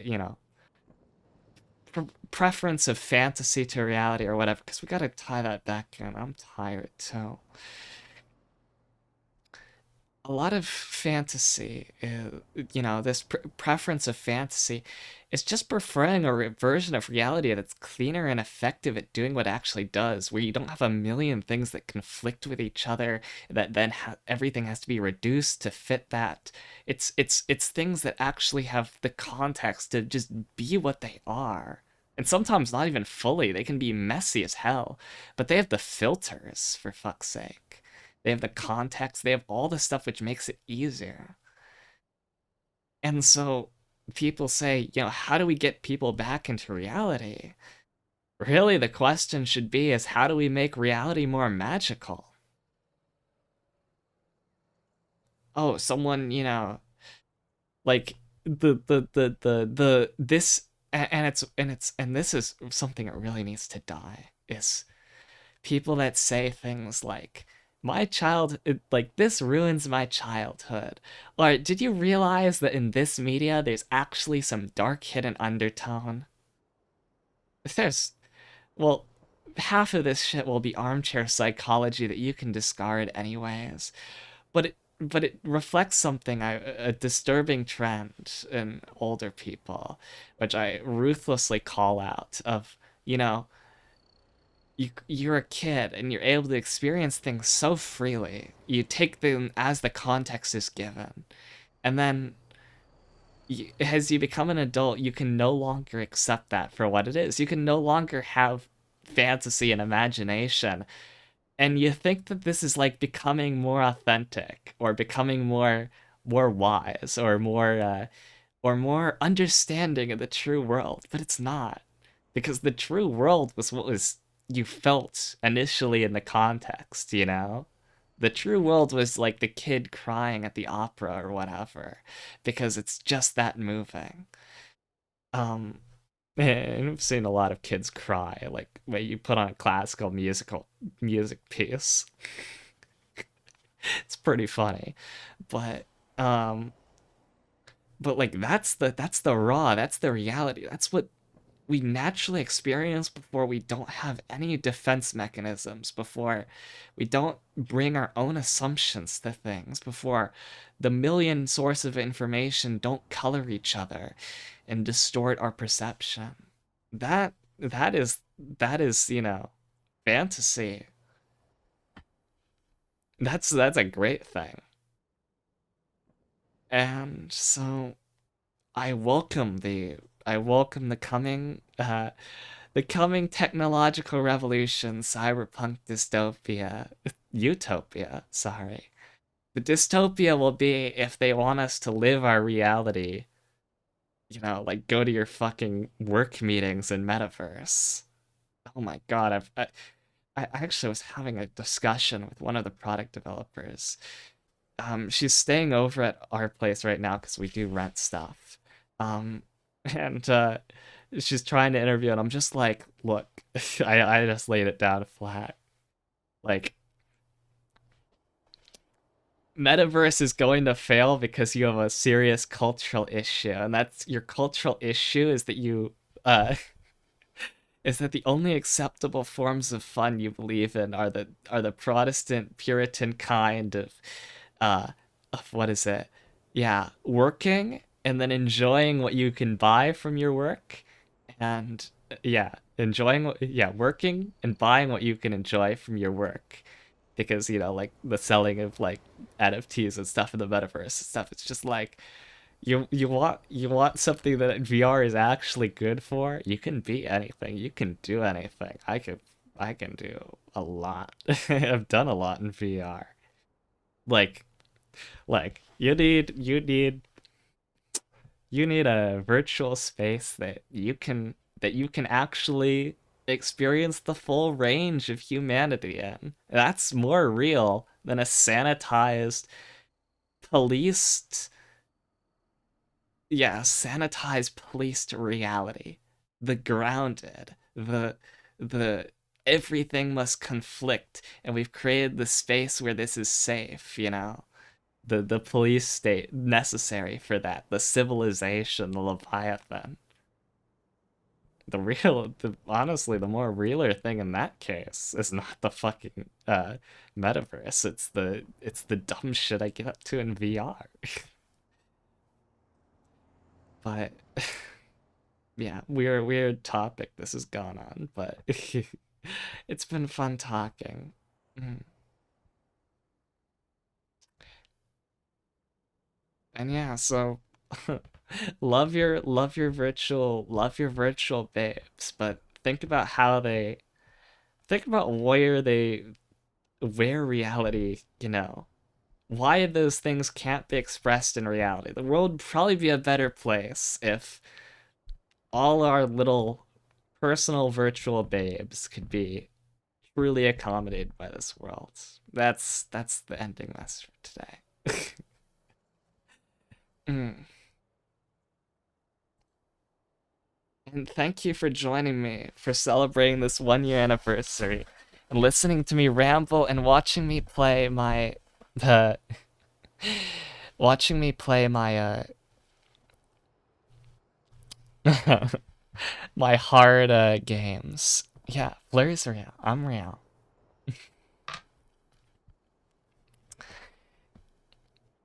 And decorate my room too. I'm looking forward to so much more fun these next years. And yeah, I said years. I'm not thinking ahead. I'm just thinking, this works, so it'll probably stay. Mhm. I have a little Twitch checker at the side of my browser, and there's 6 people online because it's almost 2 o'clock. So let's see who's up. If it loads. That, or I'll use my phone to check. Mm. Mary. Holy shit. Okay, there's been this lady who's had an uncapped subathon, but it's been on for so long, like, I'm actually kind of worried about her.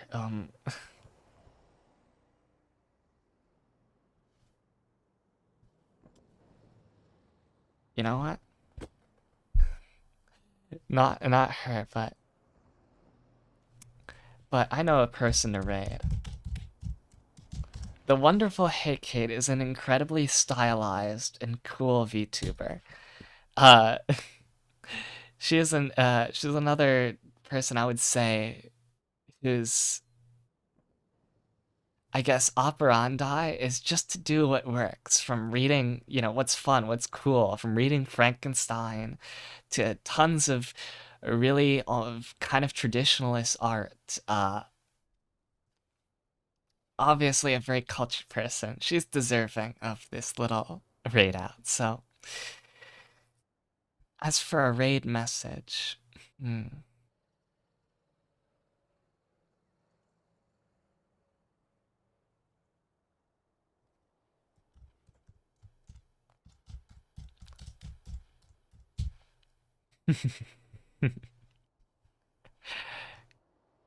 this has been a memorial time, but we can just do heartthrob fleur for a raid message.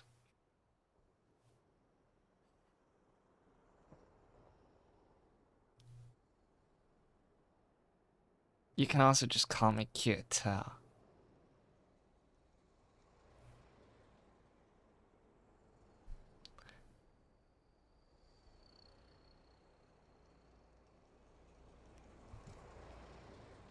Hmm.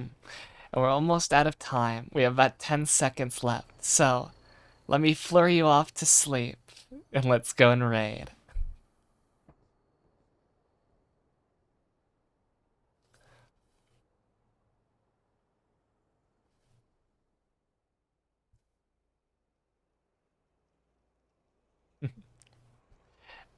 Mm.